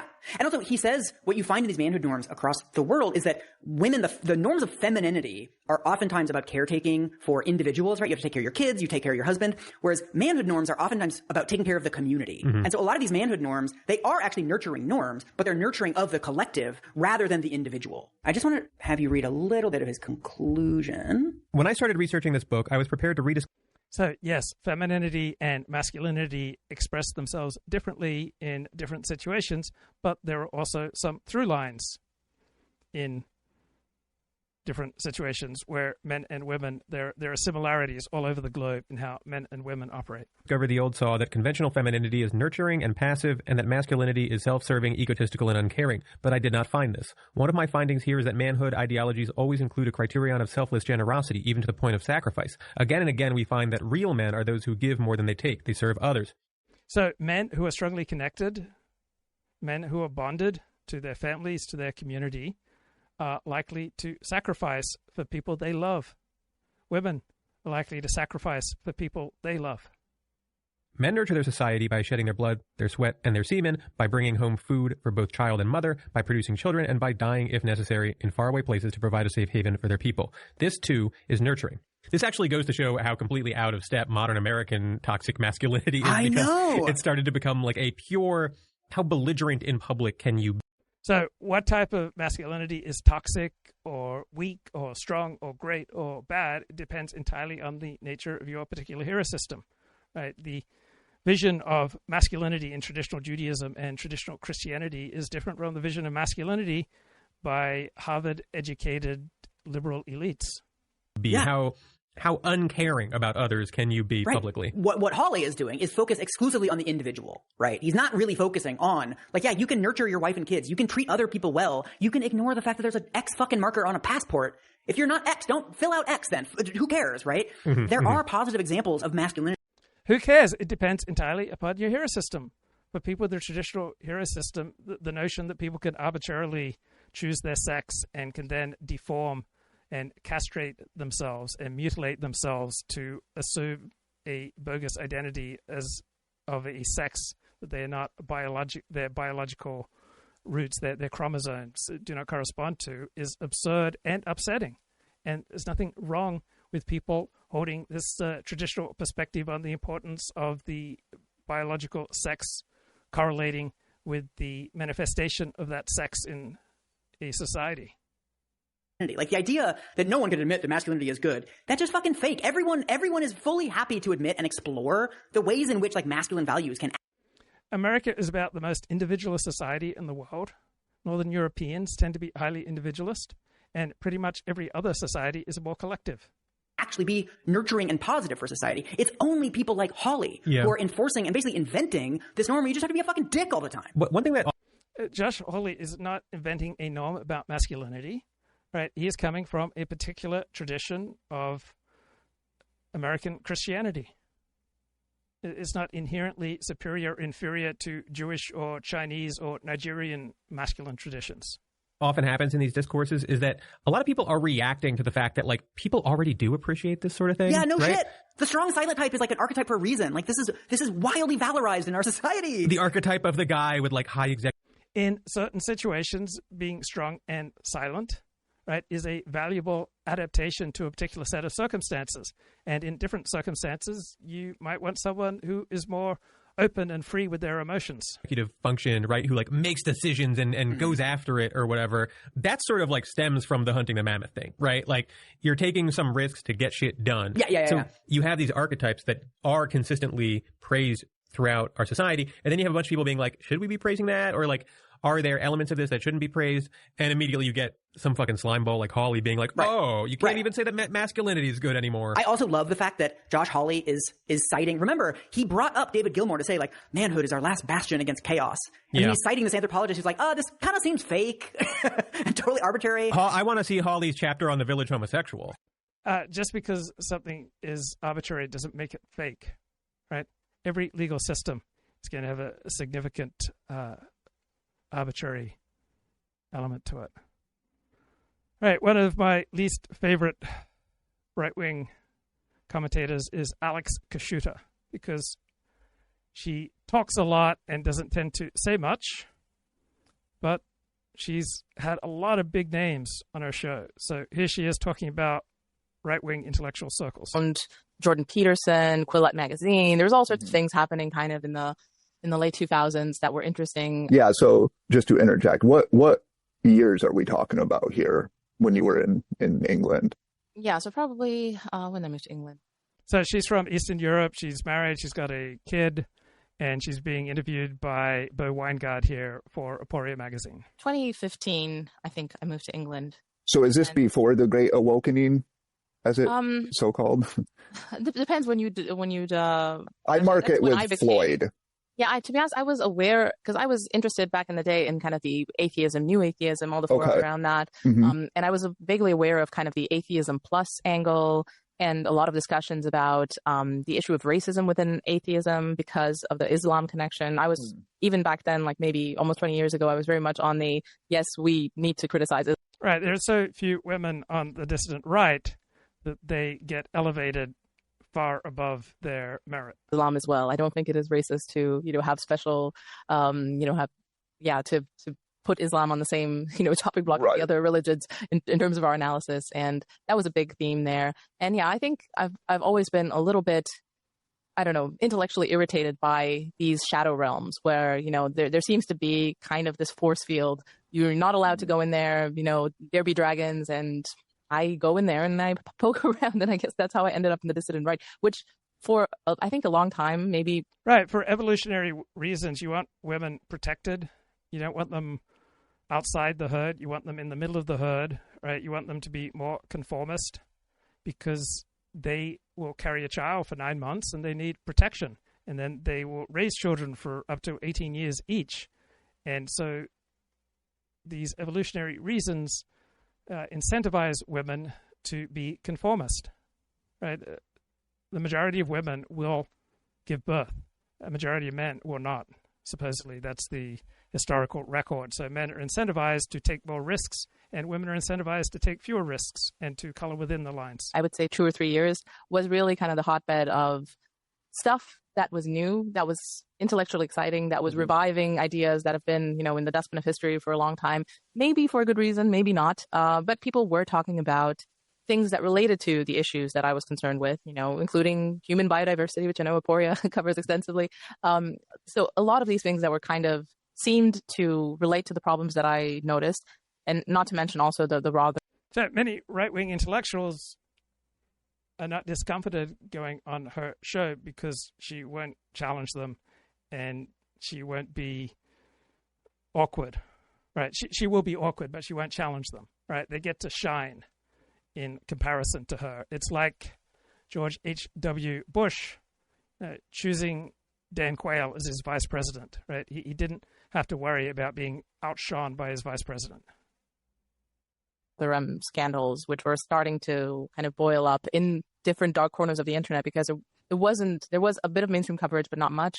And yeah, all of these, inter-ethnic tensions, which befall a woman living in a very mixed race community, coming from a very peaceful place. Romania was more of a high crime place maybe 20, 30 years ago.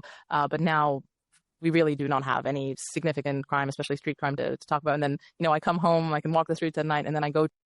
So here is a classic interchange on the platform X. Donald Trump says, "We're going to take away Harvard's tax-exempt status. It's what they deserve."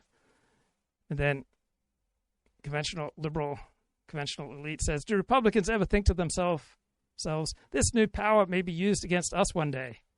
And the best response is, yeah, or those Republican universities, right? People on the right control almost no institutions. Right, there are virtually no powerful right-wing institutions. So no, it's not reciprocal, because almost all our institutions are run by people on the left. And so this power cannot be used against entities that do not exist. Right, there are no Republican-dominated major universities. I can't even think of any significant Republican-dominated minor universities. To the civilized West, and I'm in danger of being harassed or something like that. And it just felt like, okay, these guys, the Westerners, the people that we look up to, that we want to emulate, can sort out incredible feats of infrastructure, of commerce, of finance, of, scaling civilizations that the world has never seen before. But they are, the issue of muggings is really, they can't solve that one. And I thought, okay, we need to have more conversations. We need to bring in the ideas, people to think this through. So Alex Kashuda has complained that the dissident right has ceased to be or is never a safe space for women. And she is right. There is a substantial antisocial, blindly hating component to the dissident right. Also, there are legitimate criticisms of her that may feel unsafe. True. And to see, what levers can we pull to actually address these things by possibly naming some more unsavory things that might upset certain communities, that might, maybe there should be some sort of policing that happens from inside the community, because a lot of the problems that I saw was that inside these communities there was kind of this omerta, there was extreme in-group solidarity, and then you had the out-group that didn't know how to deal with this, because everyone was we've got this system of law, the rule of law, the police does this. And then, you go into these communities and they're like, actually, your laws don't mean much to us. We've got our own laws here. And the fact that, have these enclaves growing in the West, it's, I don't know, it's quite frightening. And I understand why this has been a major factor for a lot of people drifting to the right. Like the left doesn't actually have any sort of direct solutions for this, except for berating people for noticing it. And obviously the place for people who want to discuss this, HBD, sex differences, whatever you're curious about, will be on the right. Unfortunately, it's also a beacon for people who, have a chip on their shoulder about the Jews, or have some issues with women, which they'd. This cute because I've been online, but I've seen it in the tea leaves. I mean, this is what we've been talking about for the last 4 or 5 years, and now we have the Red Caesar figure, and he is a clown. Well, I certainly agree with that. No, that you make good points there. I don't want to dismiss that, because you're right, and you even had a quote. There is a component of the clown to Donald Trump, but to just dismiss him as a clown is not serious. What I thought was interesting, you said reality bends to the mean. So in some sense, you're right. There are a lot of these influencers, including J.D. Vance, who himself became quite a gifted troll, who are around the Trump orbit, who undoubtedly have power and undoubtedly were influenced by meme wars online. So that's fair. I take that point. And what I do wonder then, to go to your story before maybe we can debate this toward the end, but like, what is it? Why did you become alienated from this? Like, why is it that some people go all in, right? They see this and they're like, it's friend-enemy war, Alec. So I think a lot of normal pro-social people became excited by the opening of the Overton window with the growth of the dissident right, and then became turned off by the overwhelming anti-social dysfunctional nature of the overwhelming number of people on the dissident right. And part of the social dysfunction is just blind hatred, including blind hatred for people who are more functional than they are. So you don't understand this. Like, I'm going to go on there and I'm just winning the meme war. You're weak if you can't do this. Why is it that, like, some people are like, whoa, this is getting ridiculous. Some of this stuff is absurd. You know, you called Trump a name. You and I both share a very low opinion of Trump, I'm sure. So why do you think it is that you resisted that or moved back, despite the fact that it was against your own financial interests, right? Like, I mean, your own audience became disgruntled with you. Yes. I mean, I think I've got some natural advantages. I mean, I am online in these milieux, but I don't live in New York or Silicon Valley or places where I actually have real life friends. Mm-hmm. I meet these people. I'm not beholden to the social group. And luckily I have other streams of income. I'm not beholden to my income as a pundit either. So if there's money coming in from the online, that's fine. If not, we'll make it work. Right. Obviously, do I like money? I prefer to have more subscribers, but if they don't like my stuff, that's also fine. So I have a certain independence of this, but I do think, people meet friends, and I've obviously lost friends because of this, or people that I considered relatively close to me. I haven't had, people being really angry at me in my DMs, but it's just, people fade out and they're like, yeah, she's not one of us anymore. And it's just, I can see how it's kind of scary to do this. But at the same time, I've also gotten a lot of, secret messages, which reminds me of the, the academics during wokeness. No one wanted to come forward. Yes. But they all sent the DMs. You're being brave. I have a lot of those. Yeah. Yeah. Well, I have a lot of those too now. So I see. On the other end, of course. Yeah. Did you don't want to alienate their audiences? Yeah. I mean, when did you start Subversive?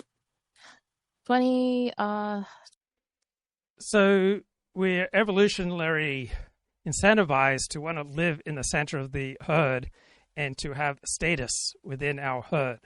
And so there's nothing surprising that dissidents who will experience low social status as a result of their dissident thinking, their dissident pronouncements, will have a substantial part of them that yearns to rejoin the herd, that yearns for respectability.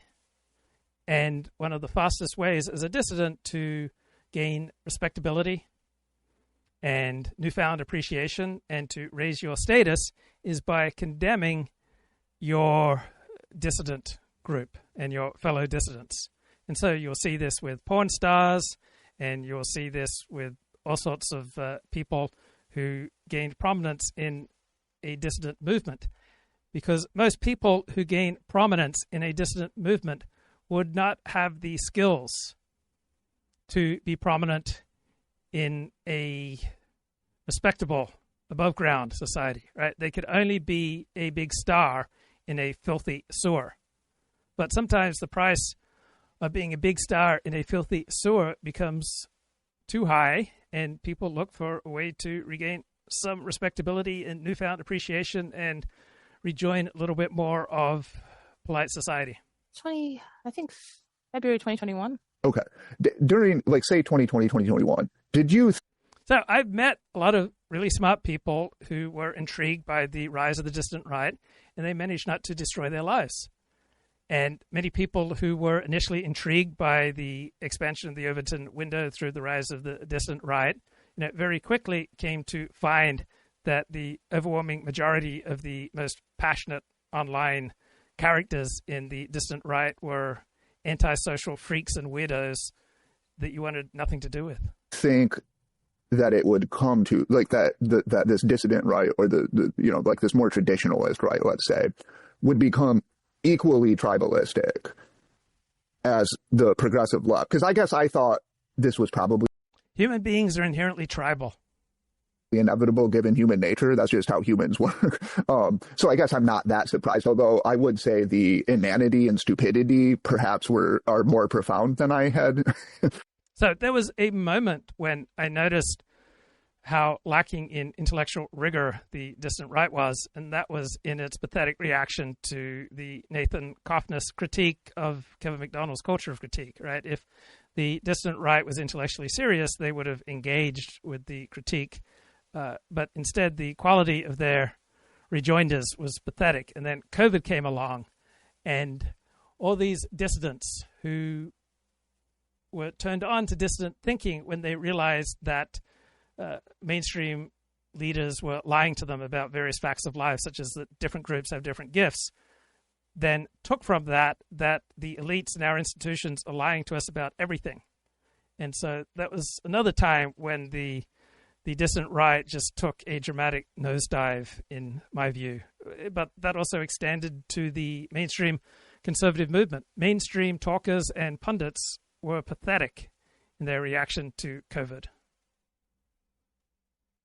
Anticipated, with the tariffs, for example, was like a moment of real, like just looking at a economically suicidal policy and having people online defend it just because maybe it hurt the right people. That was like at some point the last resort of defense was, well, a bunch of Wall Street people are losing money and these liberals are crying.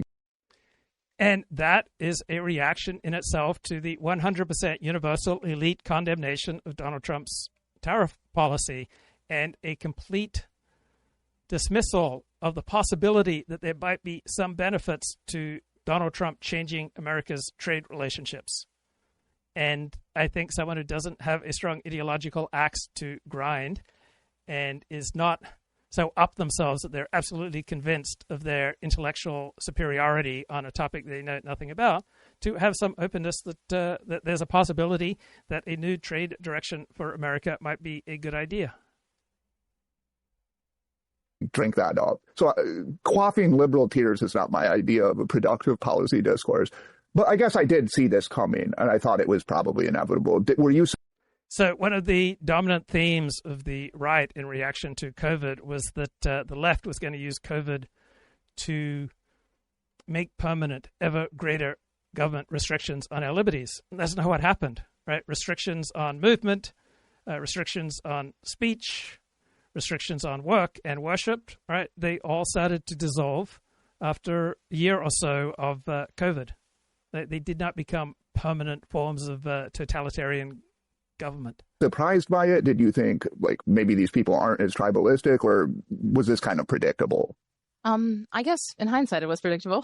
I don't know.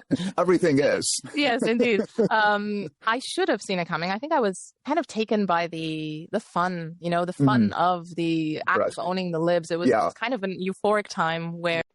So I'm not exactly a normie, and I have often experienced the fun of doing things against the consensus.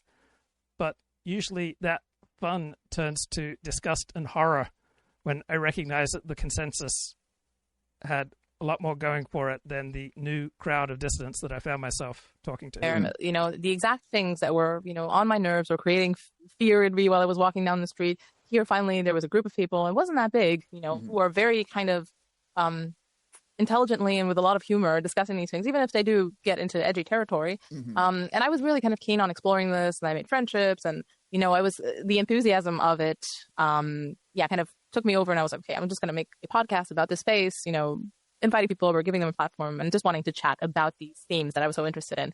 Obviously, I think I underestimated the medium itself and kind of what the incentives are in the medium. Obviously, human nature as well, and I think there was a certain levity to it. It was all in the spirit of owning the libs. Even if someone would invoke Hitler, it was just kind of as a counter to, the left invoking everything I don't like is Hitler type.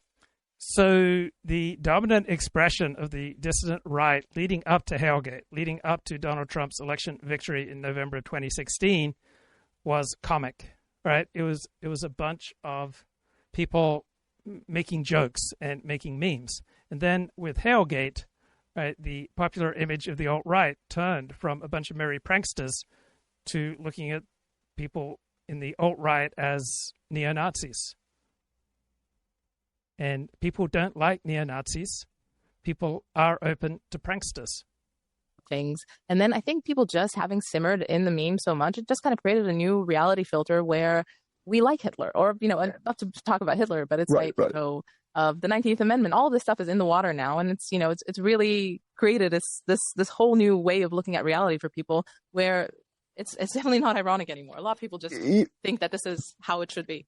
Now, I wonder about that. So that's an interesting thing to me. And again, perhaps because, I try to think, like, what would I have done had I been 25 during this? I think I would have been more in. I would have found the memes more amusing, and I would have embraced it ironically, and then I kind of would have mocked the people who were offended by it. And then you can... So you can get a distortion of reality by hanging out too long in the online world. It's been one of my primary themes since I started live streaming almost every day since 2018. Frog that boiled itself, and the water really did get too hot, and I was like, okay, I'm skipping out. No, this is a very important point, and you make this point in your essay about people in a post-industrial, like an affluent society. I think that, especially if you live online, it's easy to lose perspective. So what you're saying about this rock in your shoe, you become so obsessed with that policies like tariffs or like real policies with real economic consequences are less important to you than what the president says, not even does, but says about trans or something, because that's, you just become so narrow and obsessed with that issue, and it is difficult to maintain perspective. One thing I wonder is, like, I mean, I don't want to not to get too personal, but just to say, like, when you have a family, like that's something where suddenly you have a new perspective on the world, right? Like when you get a house mortgage, all of a sudden you're like, you know what? Maybe that shit online's not so important. And actually, like, I don't want mortgage rates that are 8%. Do you think there's something to that? And that, like, when you're actually, living this life, you have kids, you have a mortgage, you start to do those things, you get distracted is the wrong word. You actually pay attention to what matters to many people instead of these things that people quibble about and obsess about online. Yeah, absolutely. I think as a parent, you reorient yourself to the future, and then you kind of have a stake in the future. And I think a lot of these energies that animate people online is that, okay, I really hate the rock in my shoe. I think we need to burn down civilization. We need a hard reset. And as a mother, I'm like, no, you know what? Maybe don't burn down civilization. And one thing that kind of really jolted me awake was the fact that right, the better your life is, the more invested you're going to be in the status quo. Right, the more successful you become, the more invested you're going to be in the status quo. The more desperate your life, then the less invested you'll be in the status quo. So the book that I was reaching for is Virtually You, The Dangerous Powers of the E-Personality by the psychiatrist Elias Abu-Jaid. All of this online type politics, we have a local flavor, but it's still very similar to what's going on in the U.S. It's trickled down into Romania. I mean, we had this very high profile case of Călin Georgescu, who essentially was a TikTok candidate. No one really had heard about him maybe 4 months before the election. He had almost like a landslide victory in the first, which is kind of like a primary, and then you have a secondary where you have only in the last two, like a final. And he got the majority, and then he was obviously kind of set to win, or I don't know exactly what the game theoretic calculus is in the second one, but he seemed to be a top contender. And then the EU stepped in and looked at Russian interference, which might be the case because he is very much a pro-Russia, kind of tied to Putin. There's all sorts of allegations about him. He's now, I think, been indicted as well. So it's a bit of a strange thing. But what's interesting about this candidate, and there are others like him in the presidential running, is that. So the man who's conducting this interview is Bo Weingard, and this is for Aporia magazine. He is essentially kind of an RFK figure. He's got the Maha health type issues, food dyes, concern about the bees, organic agriculture, all sorts of stuff. At the same time, he's an anti-globalist candidate. He wants to sever from the EU. I mean, whatever the EU did to England, and I understand that's a very contentious thing, for Romania, the EU has been an absolute boon. So tariffs are good for some people, some institutions, some businesses, and terrible for others. Brexit was good for some people and terrible for others. Right? Different people experience the world differently. Okay, here's a little burst from Decoding the Gurus. They're not big fans of Donald Trump's tariffs. Here we go. Podcasting. It's like 45 minutes. or so. What you guys talked about. As I said, I suggested it, and Flint Dibble uncritically just accepted as fact, and then they move on. It's unbelievable. Well, we are recording this in the ongoing saga of Trump's tariffs, where he's announced all these tariffs that he's introducing or is going to introduce, and the global economic markets have responded accordingly. Mostly, it is fair to say that everywhere has felt the kind of effects of this, but America in particular seems to be badly hit by it. So the interesting thing when it comes to credulity, Matt, is that, as you pointed out to me off stream, that the MAGA sycophants, they basically have to come up for rationalizations for whatever Trump is doing. It doesn't matter if it is clearly causing harm. They were complaining many times before the election about the cost of eggs or, Biden's economy and all this kind of thing. And there is no debate about the fact that Trump is doing genuine harm, potentially destroying people's savings, just in general, making people worse off. Yeah, there were instinctive reactions by both sides. The Decoding the Gurus are left-wing elites, and so it's easier for them to point out the stupidity on the behalf of those who automatically support Donald Trump, and a little more difficult for them to see the stupidity on behalf of those who claim there is absolutely no reason that Donald Trump's trade policy might turn out to be in America's interests. And so the MAGA people have to respond in some way by saying this isn't a problem. Actually, it's good. This is what we like it. Like when the Biden administration was in power, there was a lot of rending of garments over the price of eggs. Anytime the stock market went down, Donald Trump, of course, would blame it on the Democrats. Now, who cares about money, right? If you're a true red-blooded American, you don't care about money. You care about being a real man.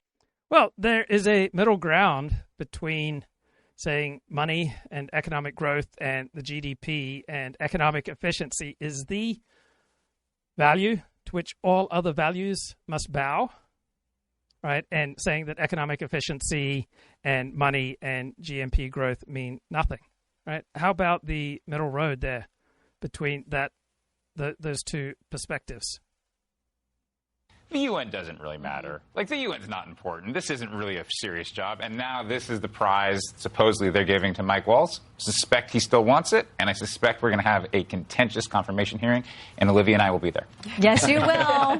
Molly, what do you make of this? Because it's going to reopen something that had quieted down a bit for the administration. I think it really shows the difference between this term and the previous term. In the previous term, it really was chaotic. The media and other Democrats would push, they would try to oust different people. And it would really cause a lot of problems. Here, Signalgate, which was where Mike Walz accidentally put a reporter onto a sensitive chat, a lot of the media tried to use it as a way to oust Pete Hegseth, who they don't like for his efforts to reform the military, or Tulsi Gabbard, who they don't like for her efforts to reform our corrupt intelligence services. And instead, the only person is Mike Walz is moving to the UN. Not a big deal, and it shows a much greater maturity in Trump's handling. Well, and another job added to Secretary of State Marco Rubio's resume. All right, back here to Decoding the Gurus. And high levels of testosterone. I've even seen this take, right? It's good, right? It's good to be poorer because it'll bring us back. It'll take us back to the time when men were real men and life was... Guess what? There are benefits to being poor. There are benefits to having economic policies that don't prioritize GDP growth. There are not 100% coterminous values between Wall Street and Main Street. Right? So recognizing some more sophisticated dimensions about these things is not as easy as just instinctively lashing out at the other side. Tough and hard. So yeah, I think that was that guy Benny Johnson, or somebody was saying, actually losing money is character building. And what is money? Losing money can be character building. Anyway, losing money costs you nothing.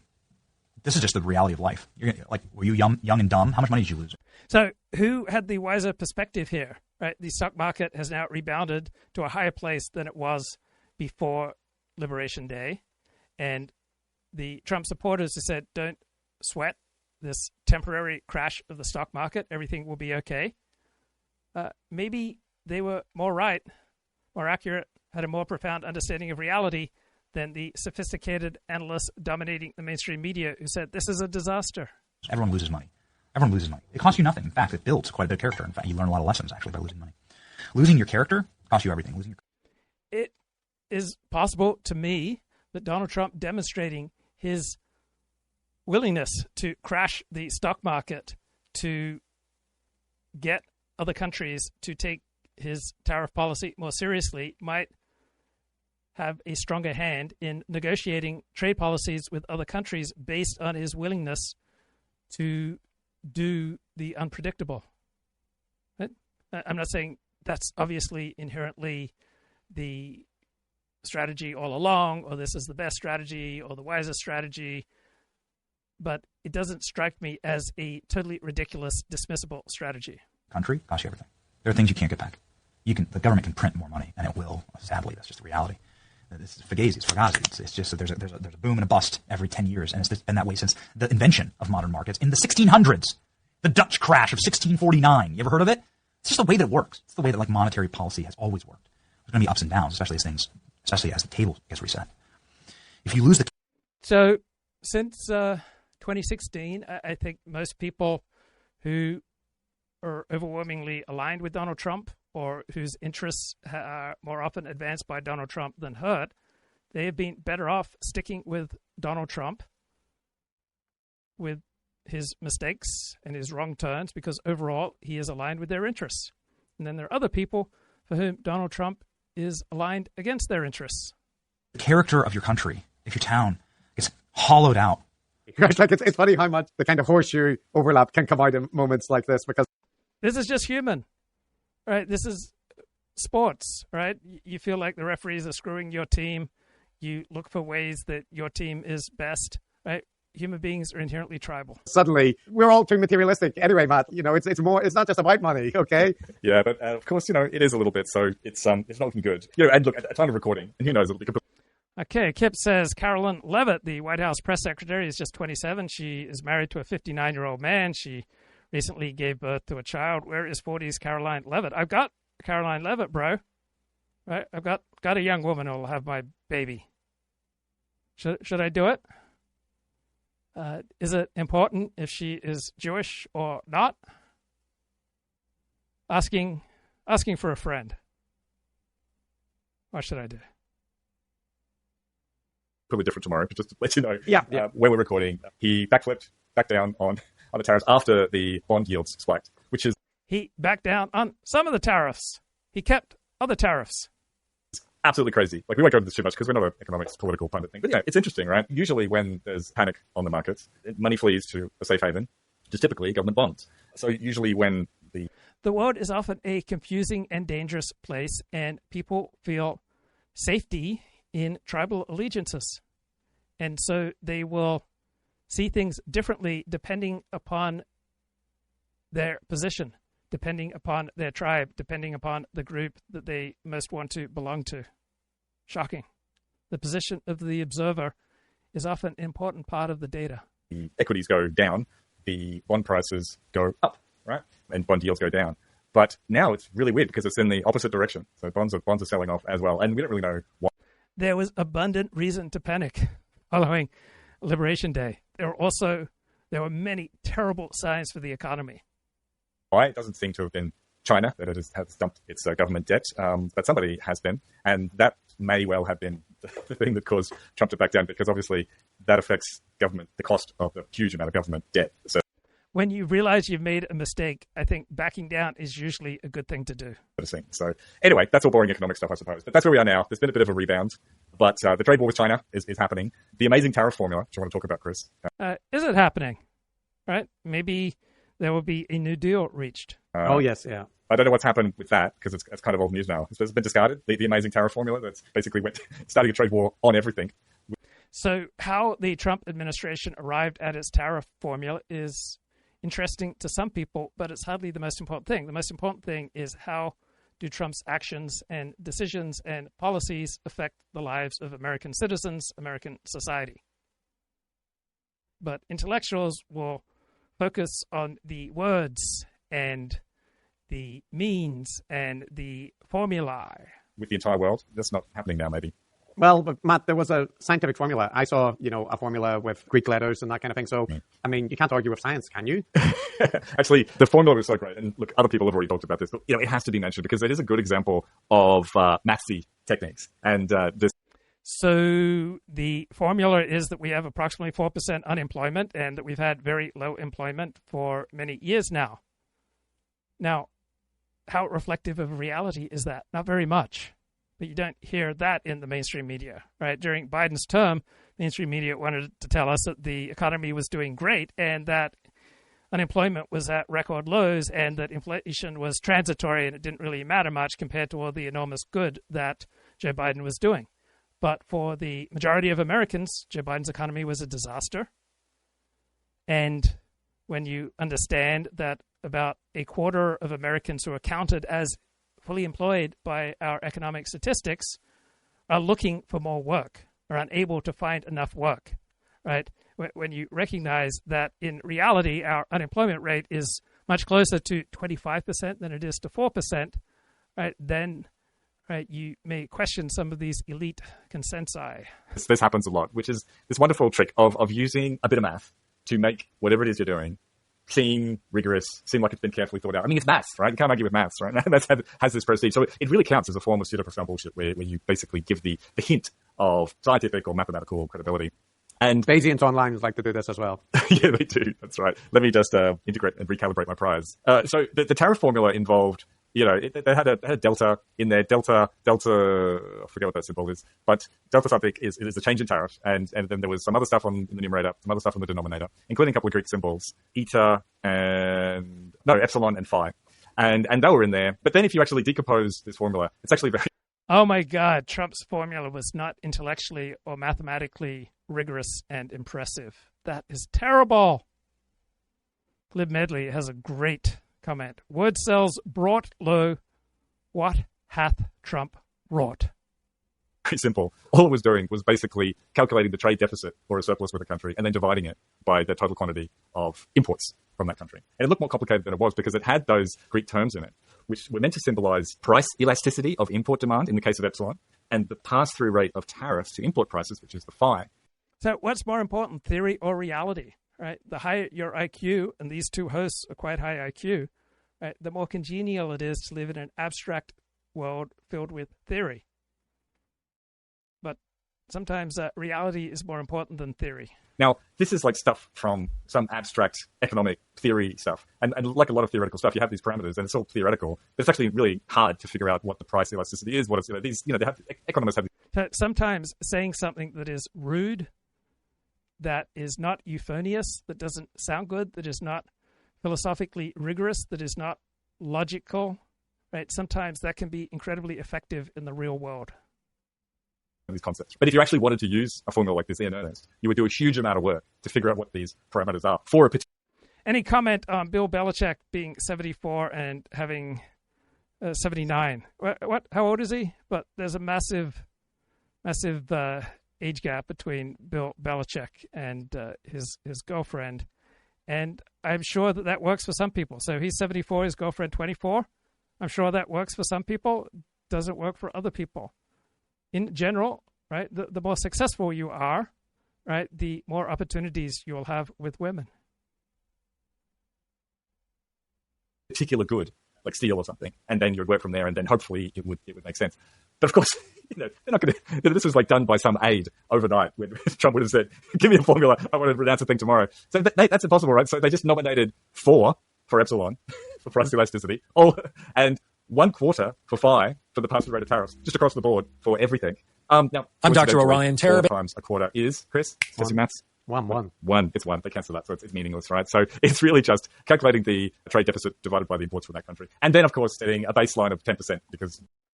Oh, man, that's terrible. Donald Trump's statistics are not impressive. Right, how to meet women, the 4 pathways. This is an excellent YouTube channel called Psychax. To say the least.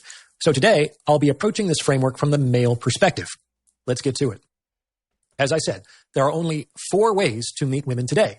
They are dating apps, cold approach, social circle, and social media.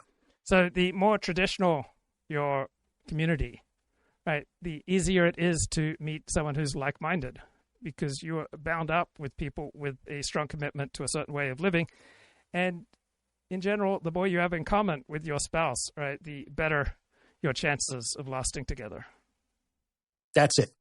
And I'm going to be talking about them in that order because I've ranked them from the easiest, fastest, and least successful pathway to the hardest, slowest, most successful pathway. This is to be expected. A pathway that is easy and fast and has a high rate of success would break the sexual marketplace. Like most things in life, there aren't any real shortcuts to success. You have to be willing to put in the time, and you have to be willing to put in the effort. But let's be clear, these 4 pathways are not mutually exclusive.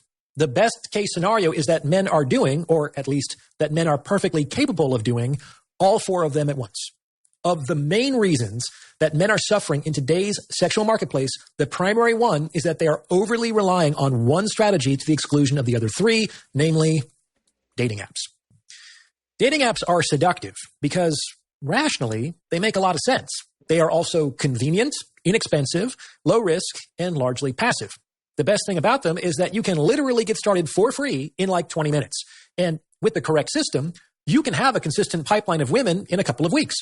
The issue, of course, is that the success rate on apps is very low, at least if you're an average guy. So also, as you grow older, the women who are available to you or the people who are available to you to date and relate are going to be increasingly likely to be non-secure in their attachment style because secure people pair up fairly early. And so as you move through your 20s into your 30s, most of the people who will be available to you will be insecure and who will not be programmed in their attachment style to a lasting, secure attachment. On the other hand, if you are a man who is an 8 or above in terms of pure physical attractiveness, especially with respect to your face, like good cheekbones, facial symmetry, nice hair, pretty eyes, you can absolutely clean up on the apps. It doesn't matter if they're broke or living with their parents or addicted to heroin. For such men, dating apps become a nonstop funnel of new enthusiastic women. However, this is not going to be the experience of the vast majority of men.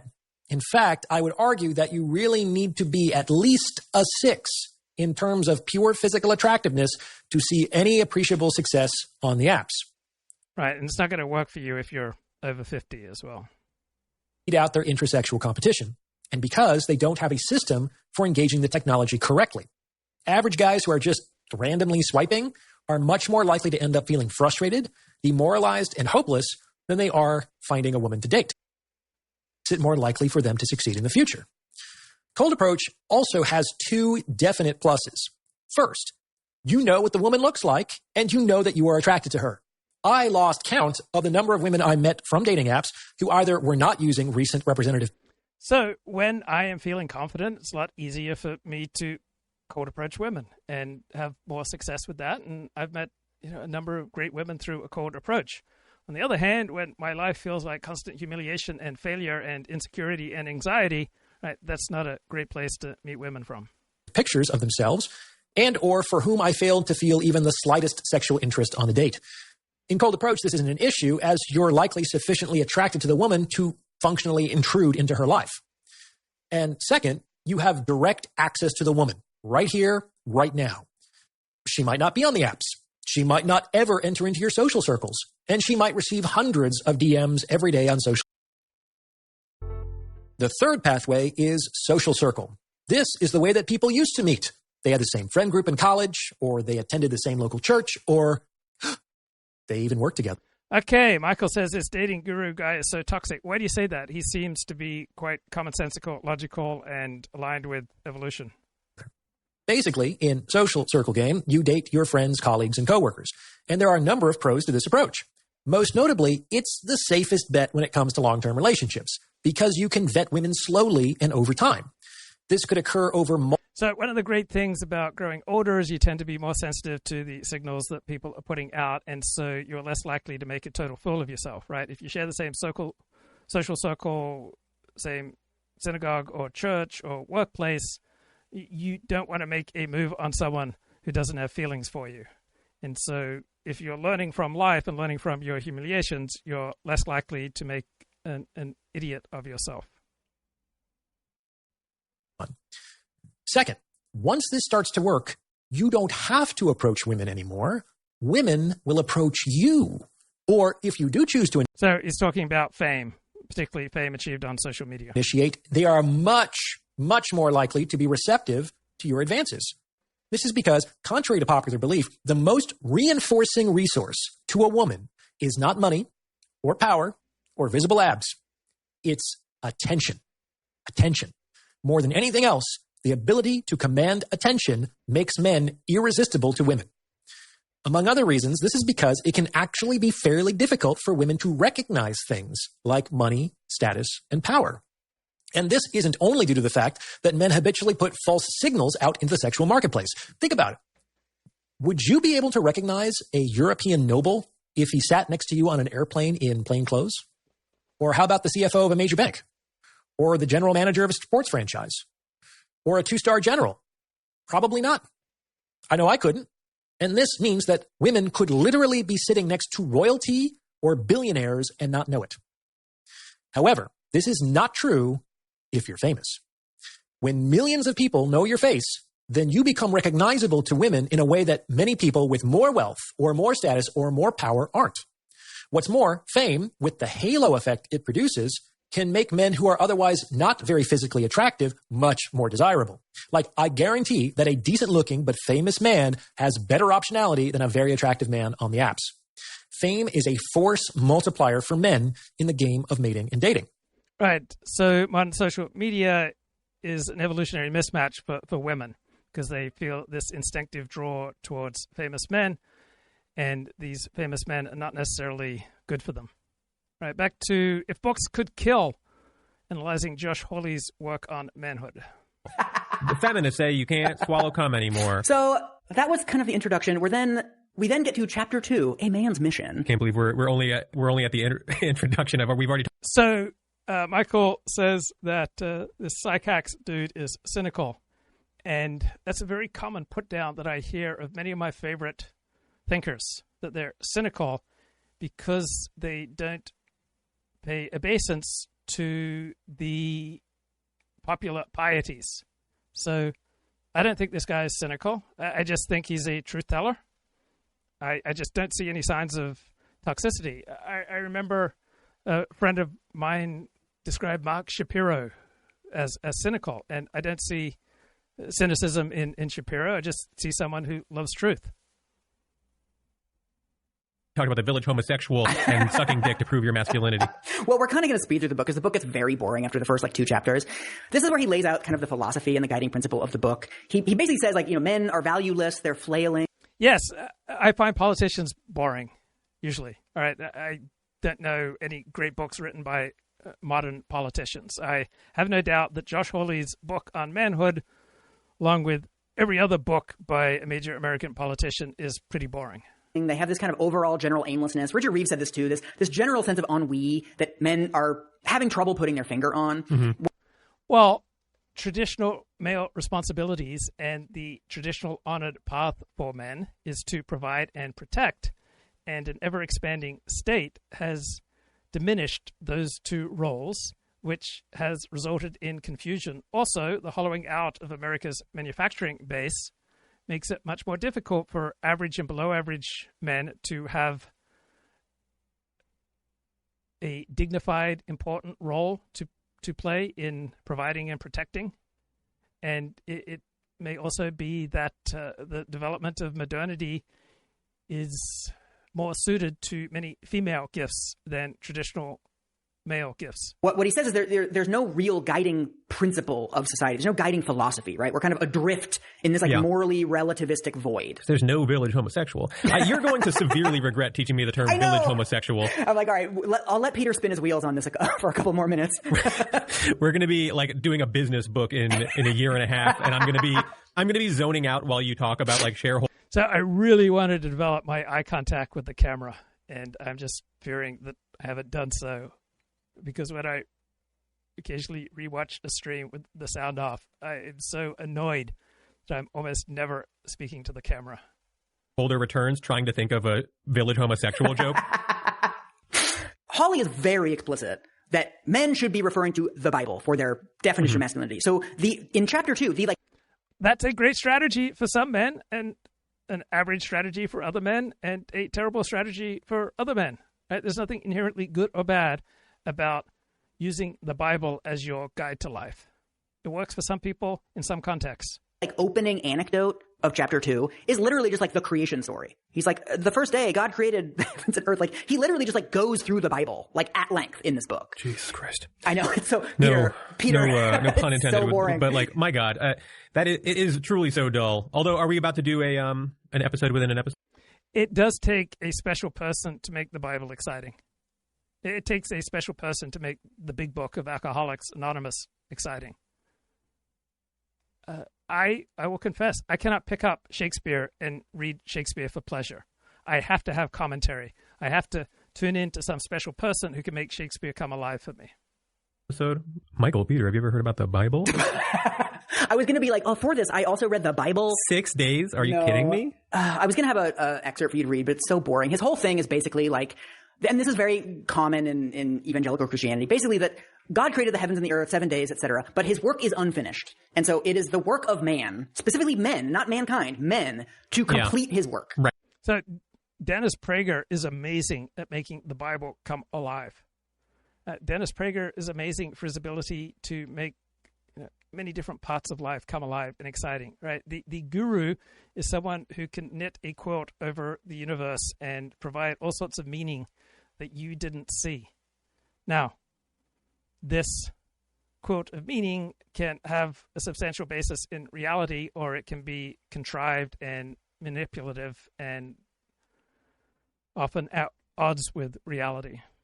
So if you resonate to Jordan Peterson or a Dennis Prager or one of the Eric or Brett Weinstein, right, there's something deeply wounded in you where a guru can come along and make you feel better. And the problem is not primarily the guru, right? They are just exploiting the vulnerable. The problem is that there's a huge hole in your soul. You're walking around wounded. And there are legitimate ways to meet these needs, but they require work. They're painful. And the quick fix that the Dennis Pragers of the world provide are ultimately unsatisfying. Right. Men are called upon to continue creating the universe. We should be creating the world that we want to see. And fine, women whatever. are little ribs. And then, so he does, I mean, this takes like 20 fucking pages. Fine, whatever. He goes through all of the early Bible stuff. This is the purpose of man. Then he says, the modern left has a different creation myth. He says, modern liberalism comes to these conclusions by way of an alternative origin story, a rival account to Genesis about the beginning of all things. And so then he goes through the philosophy of a Greek philosopher called Epicurus. Well, different narratives will meet the needs of different people, right? We all resonate and get enthusiastic about different narratives. There is not one preeminent narrative to rule all other narratives. And I agree with the postmodernists in recognizing that there is no one narrative that is adequate for the complexities of our life today. Epicurus, do not email us. Mm-hmm. And this is basically the theory, like we've all heard this. It's basically like the world is made up of atoms and like we're all just a bunch of little particles floating in space and like gods don't really care what's going on with us. And because there's no real meaning to life, what you should... Some people do better with this philosophy. Some people are happier and finer and kinder and more adapted to reality by taking on this modern secular perspective and leaving the religion in which they were raised. Other people do better leaving the modern secular Epicurean philosophy and adopting a traditional religious practice. It depends on the individual and it depends on the situations that they find themselves in. If you want to stay married to one person and to raise children and to stay monogamous, right, you will likely be better served by belonging to a traditional religious community. If you want to be sexually promiscuous and make your career and your sexual conquests your main objectives in life, you would likely be better served by a more secular philosophy. To do is just like seek pleasure, try to have a nice time, try to be happy, spend time with your friends, enjoy your life. Like that's basically the philosophy, right? Which Hawley finds different philosophies work for different people. Completely disgusting. Yeah. It's like the idea that you would be trying. Most people find alternative philosophies disgusting if they contradict the philosophy to which they are attached. Like enjoy yourself throughout your life. He's like, look at these fucking losers. No, life is about discipline. And specifically biblical morality, right? The idea that there would be any kind of morality or philosophy outside of the Bible is not only foreign to him, but totally... Some people become finer, kinder, more adaptive people by adopting, venerating, sanctifying, transcendent, God-based biblical morality. Other people become worse, become nastier. offensive. I mean, this is like Burkean conservatism, right? The idea that like once you abandon God, it's all eventually nihilism. You no matter what you try to do, no matter what ideology you try to spin, without God, it will degrade into something nihilistic, right? This is conservatism 101. So here is Hawley talking about. In practical reality, this isn't true. The people who devolve into nihilism are people who are not bonded to others. Religious people, very religious people who are unable to maintain bonds with other people are also likely to spiral in destructive directions and to adopt various addictions. About how we're all Epicurean. I find this so boring, but the reason I'm going through this is because of the rest of the book. He doesn't really say left or anything. He says Epicureans. Oh, hell yeah. Sometimes he'll say like the Epicurean left, but oftentimes he'll just say like today's Epicureans. But like what he means by that is just like liberals, essentially. Got it. So here is him summarizing why it's bad. Epicurus' ideas have exerted enormous influence on the modern mind. Today's popular culture instructs us to prioritize self-fulfillment over duty, pleasure over sacrifice. Self-control is a wonderful thing. But there's no evidence that you can grow yours for very long. Right? There's an entire self-control industrial complex, right? Selling books, selling courses, giving TED Talks, right? If you can just muster enough willpower, right? Resist that cookie, hit the gym, focus on work instead of TikTok, you will unlock the secret to the good life. You'll have better health, better relationships, more money. But there's simply no evidence that we can raise our level of self-control for very long. Right? The amount of self-control we have seems to be primarily genetic.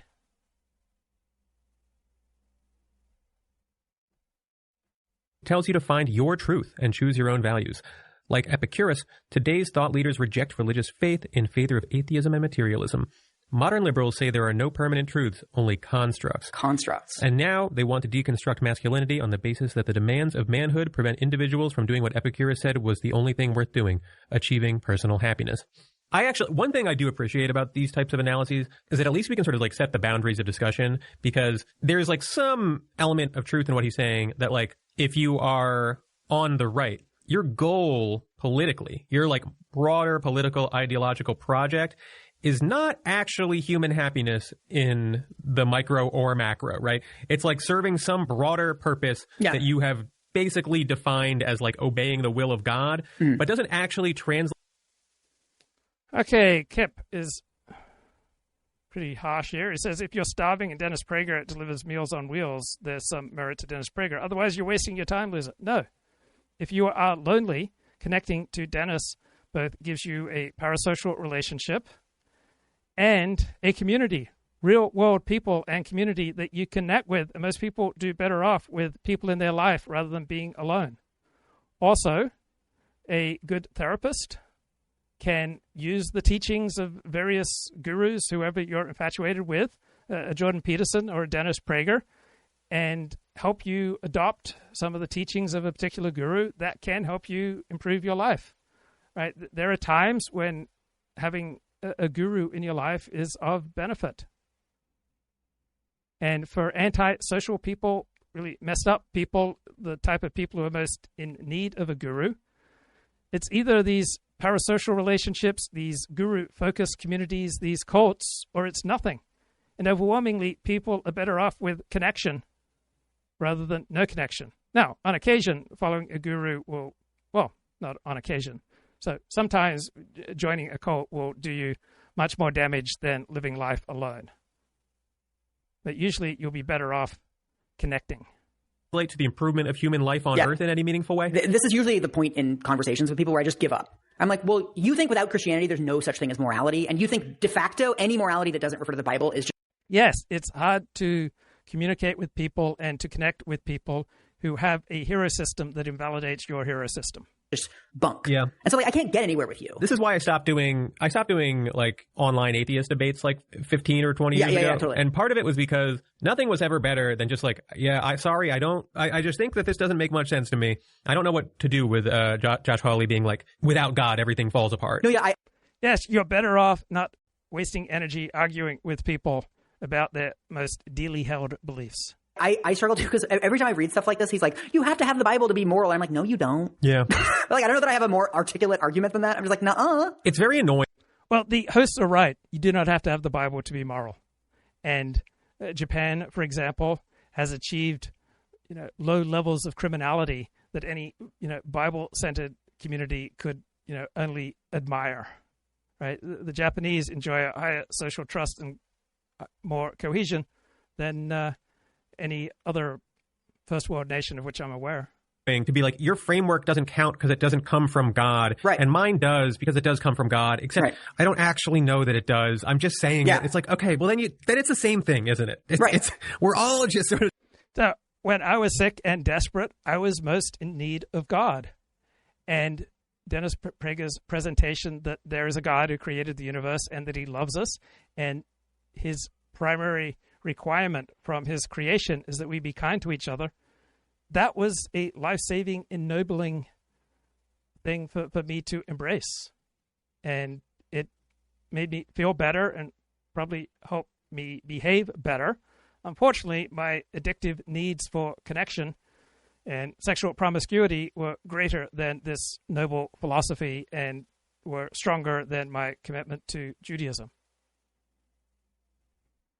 But a guru may come along with some good ideas that may be exactly what you need to hear at a time and place. We're doing our best here. We then get to the pattern for the rest of this book. Every future chapter, he opens with an anecdote, usually from his own life. Most of them are like very kind of normal anecdotes, just like growing up, doing stuff. Like they're not all that interesting. And then he'll immediately switch to like, the left says you can't do this. So in chapter 4, he talks about in college, a friend of mine invited me to join the rowing team. And then So the quickest way to get engagement is to make emotional denunciations of the other side. It's not surprising that this is a winning formula. It fits into the tribal nature of people. I enjoyed rowing, fine. He then is in London in the early 2000s. He's teaching at a school. He doesn't say the name. He's very coy about his entire biography throughout the book, which is very funny. But he's like, I was teaching in England, and I was teaching at a boys' school, and somebody invited me to be the coach of the rowing team. And then he tells this like completely conventional story about like how the rowing team was bad. And then like I identified some leaders on the team, and I helped those boys believe in themselves as leaders, and then we were better at rowing. And then he transitions into the rest of the chapter by being like, liberals hate it when you coach things. Here's his transition into the rest of the chapter. Mention men, leadership, and power in the same breath these days, and you are liable to be swiftly denounced as a misogynist or worse. The Epicurean left sees... There is a powerful Nicolas Cage movie called The Weatherman. Came out in 2005. It's a comedy drama. And Nicolas Cage plays a weatherman in Chicago who is widely disliked. And then he takes up archery, and archery becomes a vehicle for him to get his life back together. So for some people, it might be archery. For other people, it might be stamp collecting or working at Starbucks. But having a system or a discipline, right, can come along and improve your life. Is little to praise in male leaders. On the contrary, liberal voices portray masculine power as a disease in need of curing, as a particularly virulent social toxin. No one cares if you coach a rowing team. Like nothing in this story is remotely offensive to me or would be offensive to anyone who's on the left. Like, yeah, I joined the rowing team and we got better after we trained more or whatever. This is, again, what you find over and over again in this like men's rights stuff. Throughout this entire like manosphere world, people will describe the most anodyne shit and be like, leftists don't want you to do this. Any implication that sports teams can only succeed with like masculine energy at the top? Yeah. Go watch a 7-year-old's gymnastics practice right now. So he then walks through, again, it's tedious, like the ivory tower academics. He does some like history stuff. And then he gets to... I agree with the host. This Josh Hawley book does sound tedious. To the more contemporary understandings of masculinity. So here's this. The revolutionaries eventually decided the problem wasn't just the system that produced masculinity. The problem was men. The American Psychological Association rehearsed precisely this view in 2019, opining that traditional masculinity...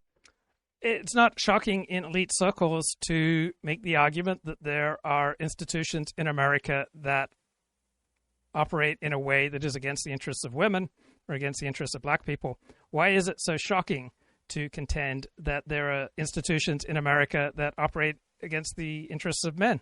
I have no problem believing that there are institutions in America that in certain circumstances are bad for some black men or discriminate against women or gays. And I have no problem understanding that there are institutions in America in certain places and times and circumstances for certain white men or Christian men. Right? Why is it shocking to believe that there is anti-male discrimination in addition to anti-female discrimination and anti-white discrimination and anti-Muslim discrimination? Marked by stoicism, competitiveness, dominance, and aggression is, on the whole, harmful. Masculinity is harmful. The organization offered that, quote, conforming to traditional masculinity ideology, unquote, ideology, since manhood is supposedly nothing more than a social construct, can, quote, there are traditional constructs and hero systems that will feel stifling and non-adaptive for some people, and they are better off finding a more adaptive system. Negatively influence mental health and physical health. So the American Psychological Association says that men are harmful and toxic and bad. You can't even be a man anymore. Right. The second quote seems basically right, that traditional masculinity ideology can negatively impact mental and physical health. Sure. The first one I have to feel like is out of context. Yeah, there's nothing that can't be abused. Academia, the church, the synagogue, the Bible, the Quran. Context. So I do want to dig into this APA guidelines controversy. I don't know if you noticed this going on at the time. I remember like vaguely seeing it pop up in 2019. I have so much masculine energy that I don't read what the American Psychological Association has to say about masculinity. So in 2019, the American Psychological Association puts out these guidelines for psychology. It's a professional body, so they put out this 40-page PDF document about like how should psychologists deal with masculinity. This is on the heels of a previous document they put out about like women and girls, like how, for researchers, for clinicians, how should we be thinking about and talking about and dealing with women and girls in our practice. So this is one for boys and men. And partly because of these quotes. So most people are better off if they like and respect who they are, if they are able to operate at a level where they are a good friend to themselves, and different people resonate differently with different philosophies, hero systems, and practices. That go around, the American right completely loses its fucking mind for like weeks. So in the National Review, David French writes an article called "Grown Men Are the Solution, Not the Problem." Jordan Peterson says, make no mistake about it, this document constitutes an all-out assault on masculinity as such, or, to put it even more bluntly, on men. I also found an article in Quillette, which had responses from 12 scientists, all of whom were like, I can't believe how bad this is.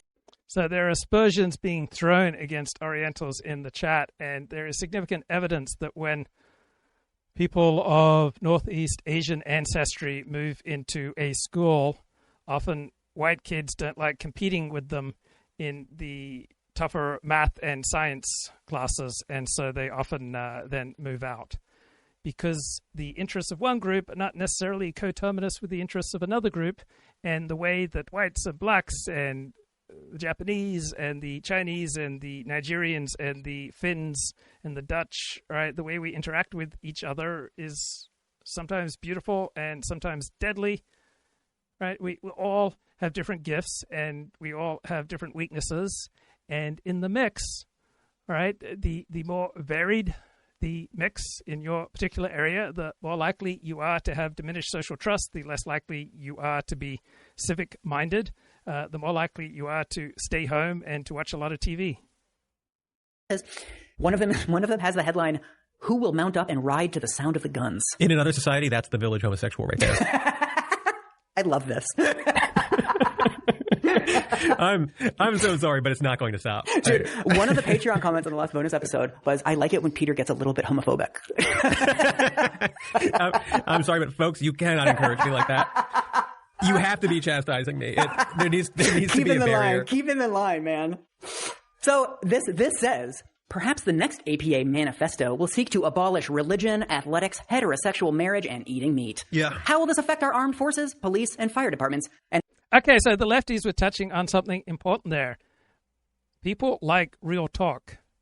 And sometimes Jews appreciate real talk that is a little bit critical of Jews, and sometimes gays appreciate real talk that is otherwise dismissed as homophobic, and sometimes Muslims appreciate real talk that the elites might describe as Islamophobic.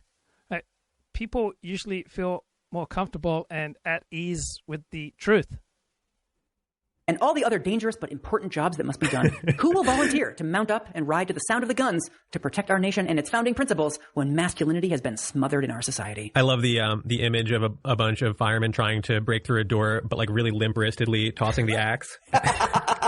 It's because of the guidelines. We read the PDF. Because they read the APA guidelines. There's also another commentator refers to the APA guidelines extensively. I'm going to send you an excerpt, and you have to guess who this is. The mission of the American Psychological Association is to, quote, benefit society and improve lives. But the association failed against this benchmark with its 2018 guidelines on working with boys and men. The summary of the guidelines states that traditional masculinity, marked by stoicism, competitiveness, dominance, and aggression, is on the whole harmful. The association quickly came under attack from conservative critics who said the guidelines amounted to conversion therapy, similar to that once offered to lesbian women and gay men. Keep conversion therapy out of your mouth.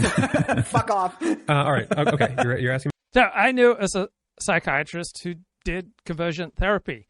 He helped men who were primarily sexually attracted to other men to stay in their heterosexual marriage. Right? He gave them tips for how to be heterosexually functioning. Right, so some people who are yearning to have sex outside of their marriage, right, are better off learning how to be functional and to express their sexual desires within their marriage. That does not sound like a terrible thing to me. I mean, who wrote this? I see two paths in my mind. I see the Atlantic and I see the New York Times. You're correct in spirit. This is from Richard Reeves's book. Ah, fuck, dude. I skipped it in the main feed episode, but Richard Reeves talks about this numerous times in his book. And he's more mad at the APA guidelines here than conservative. So Richard Reeves is on the left, and he's written a book about the masculinity crisis. He's comparing this document to conversion therapy. Right. He says that like he's just reporting the fucking news. Yeah, exactly. Right. Conversion therapy helps some people. And then some forms of conversion therapy hurt people. There's not some universal approach to conversion therapy that is just always good or always bad. Right. It's not a terrible word. It's not a terrible idea. Right. We all need the equivalent of conversion therapy where we can take our desires that will take us further away from the type of life that we want to live and learn to convert those desires in a direction that is more conducive to our hero system. Some conservatives compared it to conversion therapy, a thing that no longer happens anymore, which is why I'm writing a book where I complain about the left. And also people doing this, like, we're not going to have firefighters anymore, this catastrophizing. Come on, man. Right. All from people who did not read the fucking guidelines, which we're about to get to. But, like, that does not come under scrutiny or scorn from him? Yeah, I don't want to harp on this again, but this is so emblematic of how...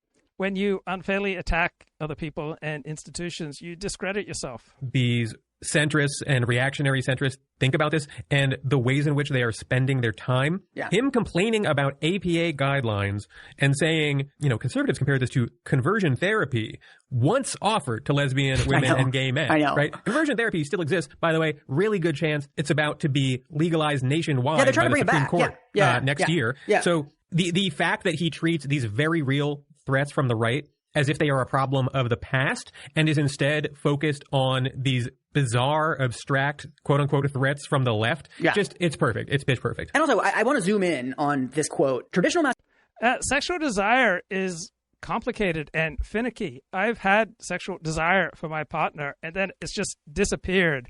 And it was really hard to come back, bring it back. In fact, it wouldn't. I had one relationship I'm thinking of, and for the last 6 months, we didn't have sex. I just suddenly lost all sexual desire because I just thought she was so pathetic and she just felt like more and more of a millstone around my neck. And so instead of spending our time having sex, we took up chess instead. So if there are good therapists out there who can help you reignite your sex life with your partner, seems like a good thing to me. Masculinity, marked by stoicism, competitiveness, dominance, and aggression, is on the whole harmful. So Josh Hawley mentions this quote, and Richard Reeves mentioned this quote too. Richard Reeves says, the summary of the guidelines states, and then he gives this quote, right? This is not in the guidelines. Uh-oh. This quote is from an article in the APA magazine. Like a lot of these professional bodies have like trade, like, monthly magazines or whatever that they put out, where the author interviews a guy named Ronald Levant, who was head of the APA in 2005 when they started this process. This is the culmination of like a decade-long process to come up with these guidelines for men and boys. And so in this interview, this isn't even a quote from Levant. This is a paraphrase. So here's the full quote. Once psychologists began studying the experiences of women through a gender lens, it became increasingly clear that the study of men needed the same gender-aware approach, says Levant. The main thrust of the subsequent research is that traditional masculinity, marked by stoicism, competitiveness, dominance... So it's worth asking, how much do you need to feel outraged, right? How much do you feel fed when you're given the opportunity to feel outraged? Because most people, most of the time, are not well served by cultivating the feeling of outrage. And aggression is, on the whole, harmful. Men socialized in this way are less likely to engage in healthy behaviors. For example, a 2011 study found that men with the strongest beliefs about masculinity were only half as likely as men with more moderate masculine beliefs to get preventative health care. And in 2007, researchers found that the more men conformed to masculine norms, the more likely they were to consider as normal risky health behaviors, such as heavy drinking, using tobacco, and avoiding vegetables, and to engage in these risky behaviors themselves. Oh, so the idea that this is harmful is basically entirely about men's self-care. Or lack thereof, yes. What the Hawleys of the world want you to believe is that, like, what we need is, like, the assertiveness and risk-taking of men. Right, it's incredibly useful to hear left-wing critiques of the right, just as it's useful to hear right-wing critiques of the elites and the dominant left. That will do it for me. I'll talk to you later. Bye-bye.